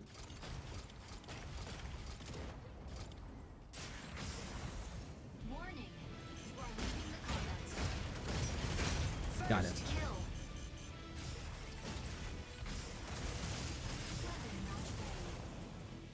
Corite extractor deployed.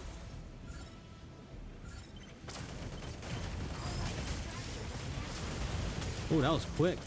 Love that. Oh, we have a marked target. Perfect. Bro, that's all I need, bro. You just give me a marked target to focus fire on. You have me, dude.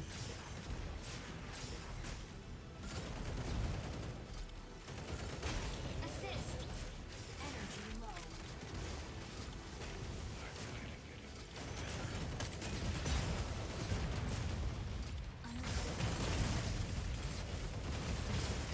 Take it out. Insufficient engine output.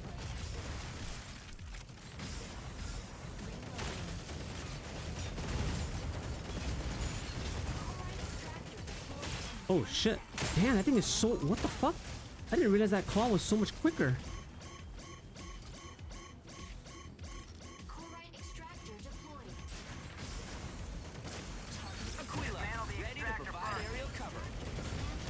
dead. I was hoping to get the edge on him there. I'm dead.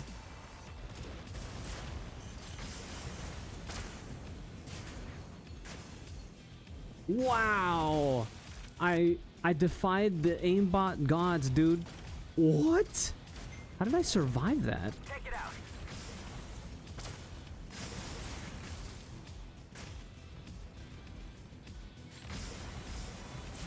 Stego. Wait, where'd he go? Hold down the front line. Oh, he must have gotten killed.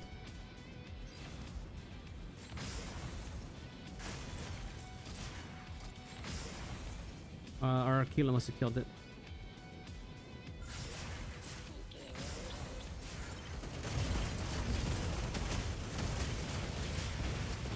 Panther! Diving into ambush! Welkin, ready to pick off some Bullshit. stragglers. Dude, they see me like, get that Alfred, he's got no HP left. Get that annoying bird. Perfect, dude. This is the perfect distraction right here, dude. Everyone wants a piece of me. They're gonna ignore my teammates. Moving in to fix our strikers up. They want the kill, dude.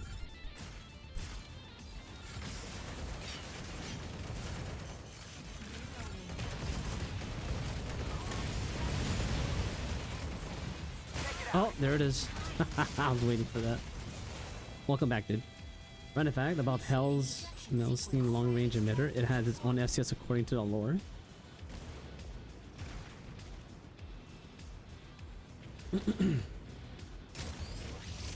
Food for thought. Double kill. Alright, now I can go for the extractors. Switching to boarding mode. Come on, baby. Alfred. Ooh, they got the friggin' lead, bruh. Okay, alright. Control system unlocked.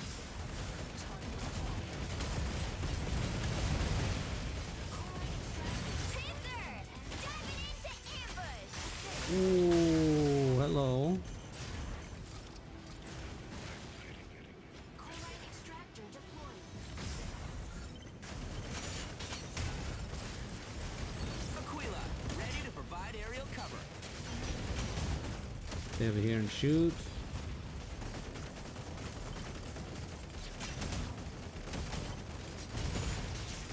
Chloride extractor deployed in 10 seconds.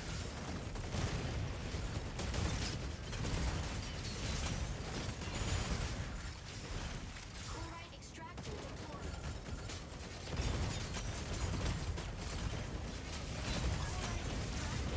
Damn, they got it still. Shit. Welkin, ready to pick off some stragglers.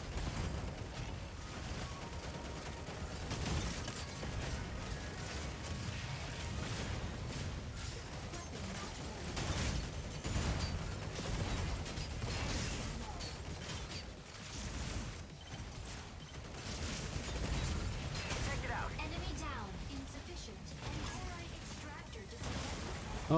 Okay. Lumine, locking in to harass enemy defense. Stego, ready to hold down the front line.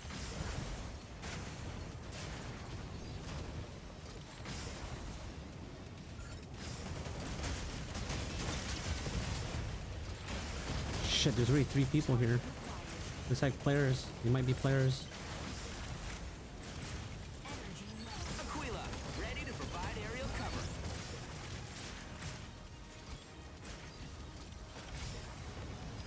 Welkin, ready to pick off some stragglers. Shit. Damn it. They got it.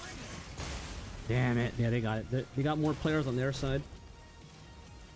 Ejection Shit. sequence. Those 3 were almost always together, that's why.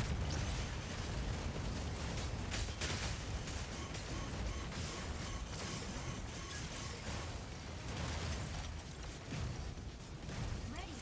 Striker ready.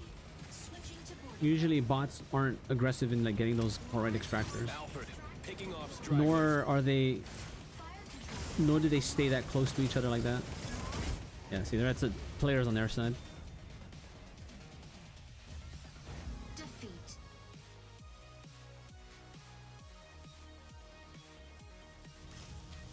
Yeah, you know, so, someone made a lore video. I think it was Victor.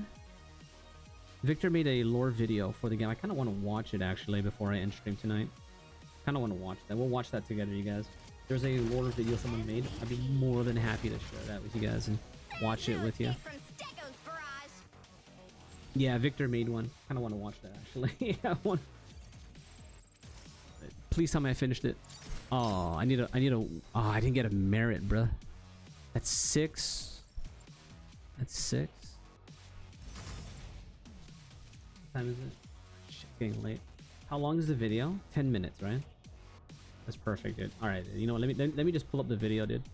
I really want to watch it, so I want to watch more Mecha Break lore.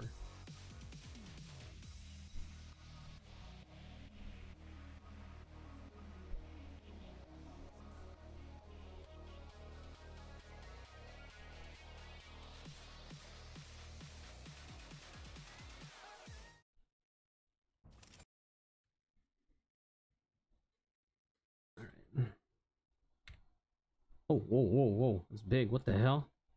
What in the hell?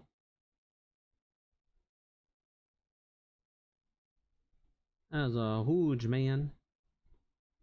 That's a big boy. There we go. We'll keep it to that size. All right, guys. So this is the link, by the way, if you guys want to check it out for yourselves too as well. This is a lore video by Victor Valenwood. I think he's also a Mecha Break creator. So I'm gonna check out his stuff. I always love watching lore videos, dude. Alright, let's check this out. The factions may have claimed the revival era through armies and borders, but their survival depended on the corporations that kept the reactors burning and the strikers alive. To understand the war for Korite, you have to first understand the industries that grew around it. When the 4 great powers rose from the ashes of the catastrophe, they inherited a planet that could no longer be ruled by old armies or old ideas of strength. None of them could reclaim the world alone. The seas had swallowed coastlines. Cities lay beneath ash, floodwater, and blackened stone. Korite veins glowed in the wounds of the earth, promising salvation to anyone desperate enough to reach them.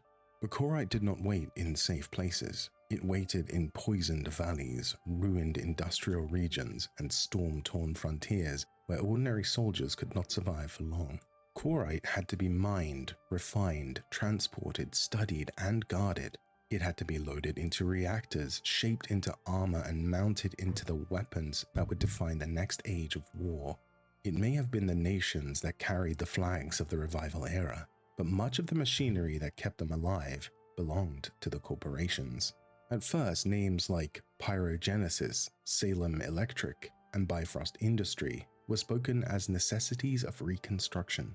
They were suppliers, contractors, and partners, building the frames that crossed broken terrain and feeding the engines that carried strikers into the poisoned zones. And what began as a necessity slowly became a dependency, and dependency gave those companies leverage. As the revival era deepened, the companies behind the strikers became more than manufacturers. A faction could claim territory, but without machines to hold it, that claim was only ink on a map. A general could order an advance, but without reactors, parts, operators, and supply routes, their army would die before it ever reached the front.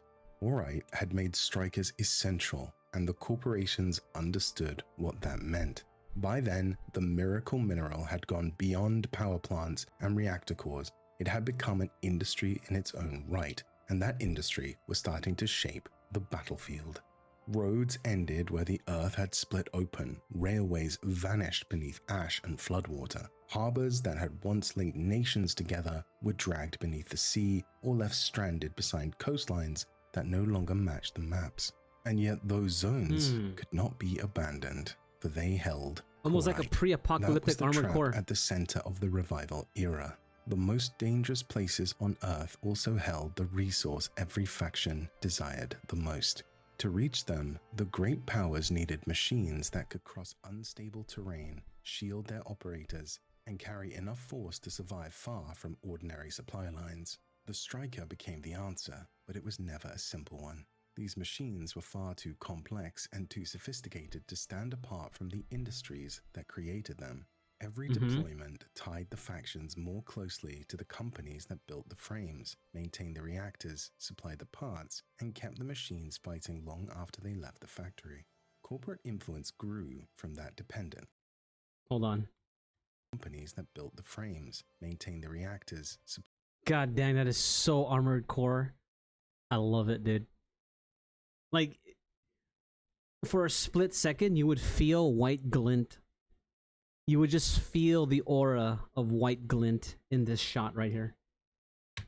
Supplied the parts and kept the machines fighting long after they left the factory.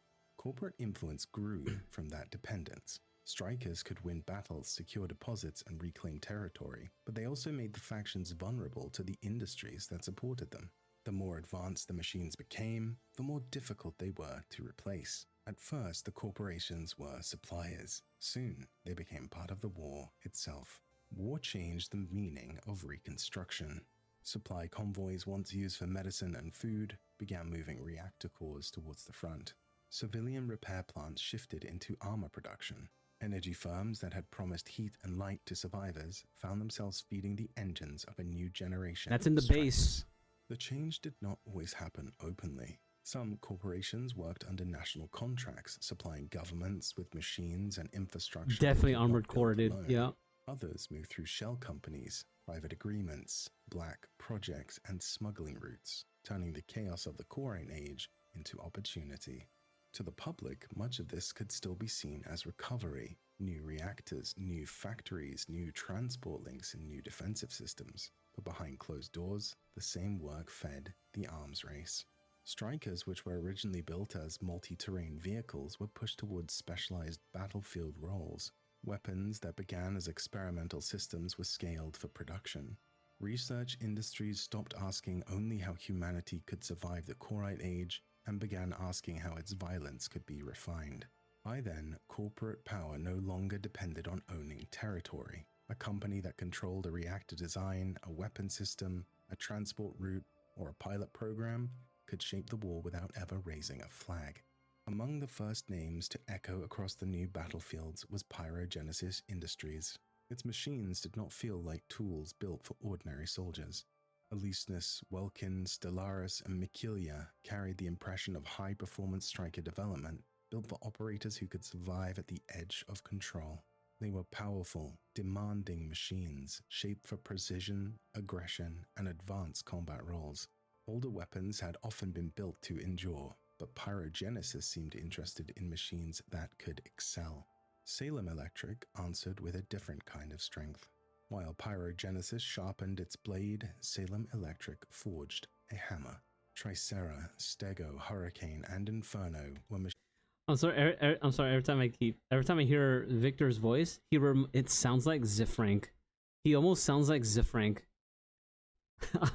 I'll show you who that is later. Machines of weight and consequence. Alesenus sharpened its blade. Salem Electric forged a hammer. Tricera, Stego, Hurricane, and Inferno were machines of weight and consequence. They suggested pressure, armor, firepower, and endurance. The kind of presence that could turn a battlefield into a siege simply by arriving. Before Inferno became a name feared across battlefields, it began as a prototype. The prototype was designed to push power generation beyond ordinary striker limits. It was used to test advanced energy weapons and tactical applications in live conflicts. But almost no one could describe the machine itself. Most only knew what followed in its wake: scorched ground, ruined defenses, and the sense that something terrible had passed through and left almost nothing behind. Despite the battlefield horrors, the Federation did not bury the program. They refined it and ordered mass production of the Inferno Striker. NG Systems, however, followed another path. Skyraider, Aquila, and Alphard carried a different identity. If Salem Electric built machines to dominate the ground through overwhelming force, NG Systems seemed to look upwards, towards the skies that had become so dangerous after the catastrophe. To master the sky in the Korite Age was no small thing. Hailstorms had made flight uncertain, and the world below made rapid response more valuable than ever. Machines like Skyraider and Aquila suggested speed, reach, and control, the ability to strike before slower forces could prepare to move across battlefields that others could barely cross. The Bifrost Industry Corporation built for Union military power. Yeah. Machines like Falcon and Panther were More tied military closely like. to the Union's armed forces, and their design reflected that relationship. They felt less like wild corporate experiments and more like strikers built for an organized army. Disciplined, specialized, and shaped around defined battlefield roles.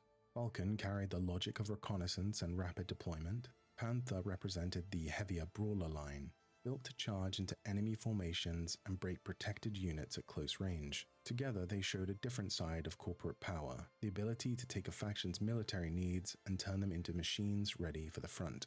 But order did not mean innocence. In a gentler age, such machines might have existed to preserve civilization rather than fight over its remains. But the Korite age was not a gentle one. While the corporations helped to hold up the revival era with their technology, they also cast a long shadow over it. Behind the clean language of development, defense contracts, and human adaptation, darker work continued. Black projects disappeared behind closed doors. Failed tests were buried. Prototype weapons were sent into conflicts with so few survivors they couldn't even describe what they saw. The question was no longer only how to build stronger strikers, but how far the companies and industries behind them were willing to go. Some of the most disturbing programs. Damn, they have such, dude, these cinematics are so peak, dude. I wish I could play these in the game, but that's gonna take resources, of course. That's gonna add to the download size of the game. So they made it so you can access some of these trailers for certain mechs in the game itself. So I believe you can access these trailers, but it'll be like a outside external link. That's what it's gonna take you to. Turned away from the machines altogether and looked towards the operators inside them. Korite resistance, forced augmentation, cloning, artificial wombs. Soldiers grown for purpose rather than recruited. People altered before they had any chance to choose another life. Damn, sounds like Armored Core already, did. The Plus program or something? In the most extreme cases, even memory and identity became materials to be cut away. A person could be stripped down, rebuilt, and made useful for a battlefield that no longer cared what had to be sacrificed. And that was the darker truth behind the corporations.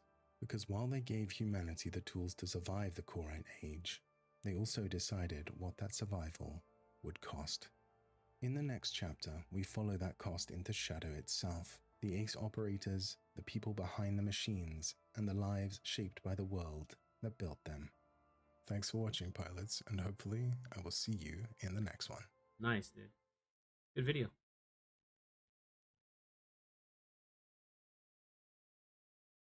Oh wait, oops.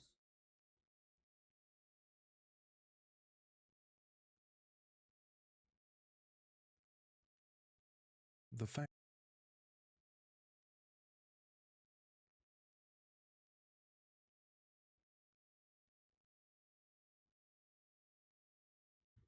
There's that link again if you guys are curious about it again. Yeah, but definitely check it out, dude. Also explains what Victor has been doing. I believe he's been making some videos, but I think he made some reaction videos for some of the patch notes. Some of the patch notes and balance changes. So I did see some of those before. There's not very many Mecha Break YouTubers. I know there's only the only ones I know that I follow at the very least is Seizure and yeah, Victor. And there's a couple more, but I forget. But I do have them, and I have a notification on my Discord for it too. So I'll know when they do post videos at Mecha Break related. That's cool though, dude. Good video though. Hopefully he continues doing more of those, dude. He's the only lore Mecha Break YouTuber I know. I don't know if there's anybody else that's making YouTube. I mean, making lore videos. But yeah, dude. Yeah, I believe the other one is Seizure. Seizure-rific. He's been active to play there's very I gotta, you know, let me, I want to support those guys because they do good work, man. They do some good work, you know. They do some good work in promoting the game, and I want to help in that encouragement of that, dude. Um, Seizure, does Seizure have any new video? Does he have any videos? I haven't seen a video in a while. Let me see if he has any videos. The hardest tutorial in Mecha Breaks is recent video. Oh, he's been making videos, dude.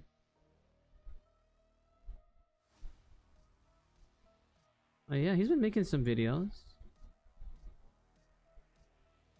Mash Mac videos. Oh, he's on. I thought he was more of a PvPer. I mean, of course, he would eventually branch into the Mash Mac stuff. I always thought him to be more of like PvP focused.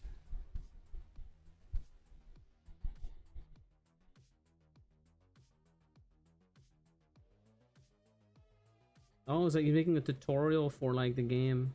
Nice, dude. Oh, good for it, dude. That's good, man. Let me make a notification tab for him for myself so I can see him when he makes videos, so I can at least you know, watch them, like them, and maybe even comment, give my feedback too.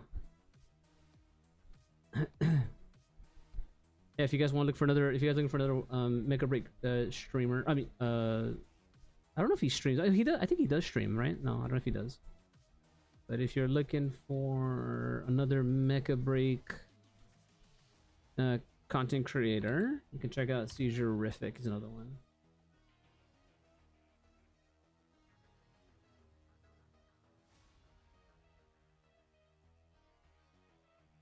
Usually tourney relates streaming related. Yeah, there was a tournament that they were having. I wanted to, dude, I totally forgot because I was working too. I wanted to donate some money to the prize pool, dude. I don't know, are they still having it? I don't mind donating to their stuff, man. It's the least I can do to kind of show some support. Are they still doing it? How do I find that, dude?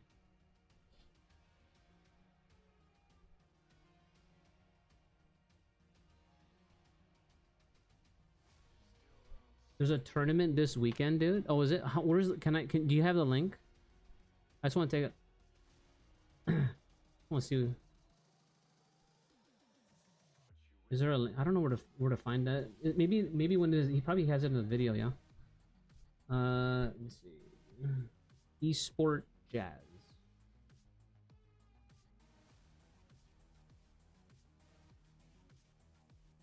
Verge tourney. Okay, here, hold on. This was 12 days ago, though. NSTC. Yeah, this is 12 days ago, though. I don't know if it's Holy shit, dude. It's okay, so there's a, yeah, okay. So I remember, okay. I remember clicking on a link before. Hold on here. This is for tomorrow. Oh, no. Yeah, this is for Saturday. I remember following something. I don't remember what I followed. I just saw something Mecha Break and I followed them. I think this might have been it. I think.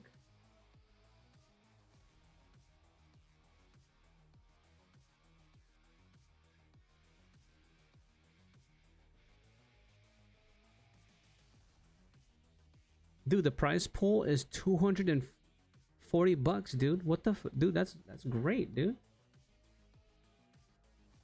Yeah. I remember seeing this. It's usually posted on Discord from what I understand, but I got my info from word of mouth of streamers. Yeah, so here is their page, and how do I see? I can't see the participants. It says 0 participants, but that's probably because I'm not logged in. I don't have an account with this thing. I guess if I make an account. Wait, are there participants in this? It's saying 0. But I'm assuming it's because I'm not a member of this page. I gotta make an account. Is there a tournament happening, guys?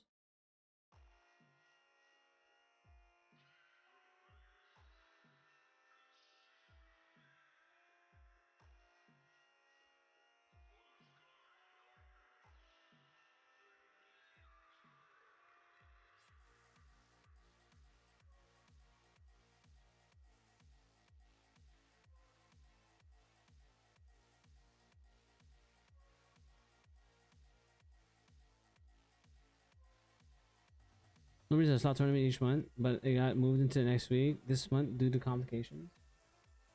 Oh, so this one might be canceled, or you think it might move?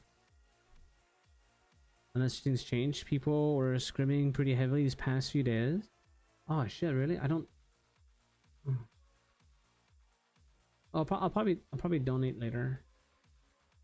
I don't know how to. Can I contribute even as like Oh, I can log in with my Twitch. Let me do that. Let me log in with my Twitch. Maybe I can see their stuff. Let me log in.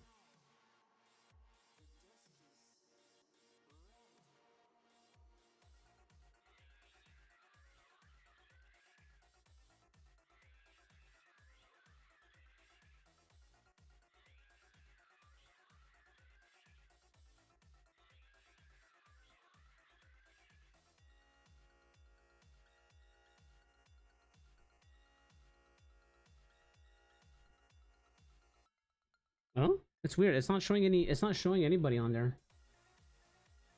Are you sure there's like people signed up for this thing? I don't want to just donate to something that's not happening. It doesn't show any participants. There's 0 participants. I wonder if they changed the page or something.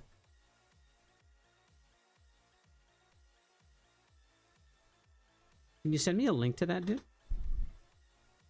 Where are you seeing that? I think I'm looking at the wrong page, dude. It says 7 a.m. Oh wait, no, that would be right. 1, 2. That would be right. Yeah, yeah. This is the right one. 7 a.m. Hawaii Standard Time is 1 p.m. Eastern. It is usually when it starts if present.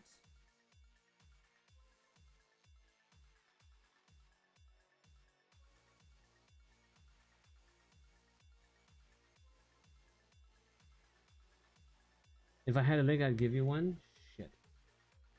Yeah, I wouldn't mind donating to it. That's why too.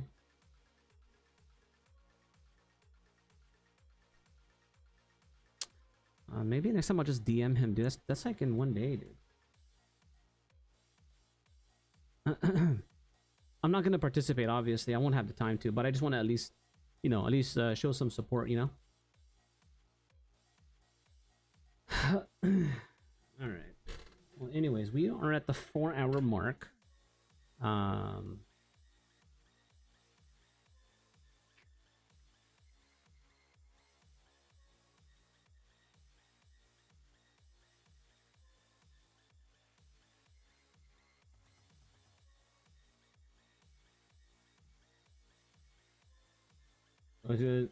Donations go through even during the tournament.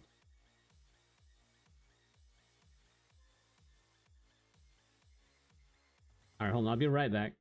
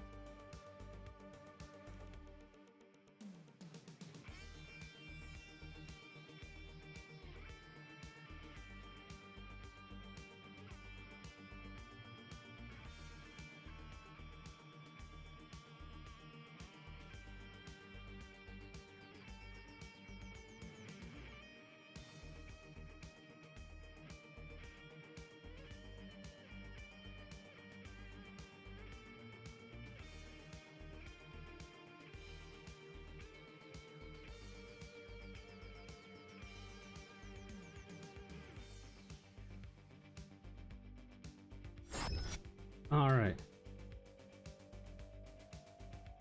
All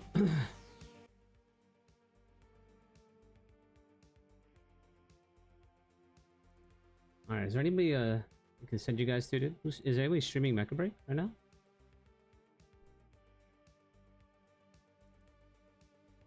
Mostly just yeah, a lot of Asian streamers now.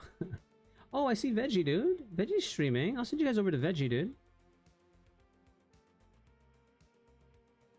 Very Veggie is streaming some Mecha Break, so I'll send you guys over to him, dude. Yeah, I gotta head out. It's already 4 hours in. Again, I haven't been able to stream as much as often. I've been more focused at my IRL job right now because it is what it is. Adulting sucks. So, but I do try to stream as often as I can. I haven't abandoned Mecha Break, so don't worry. I'll be streaming a Mecha Break every now and then. But I will be still streaming the usual games that I play. As always, Mecha Break being one of them.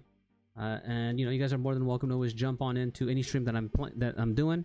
You want to talk about Mecha Break stuff? I don't mind ever talking about Mecha Break stuff. That goes for any other game that I play. Warframe, Crimson Desert, Monster Hunter Wilds, hell. I mean, I will talk about any game that I enjoyed playing.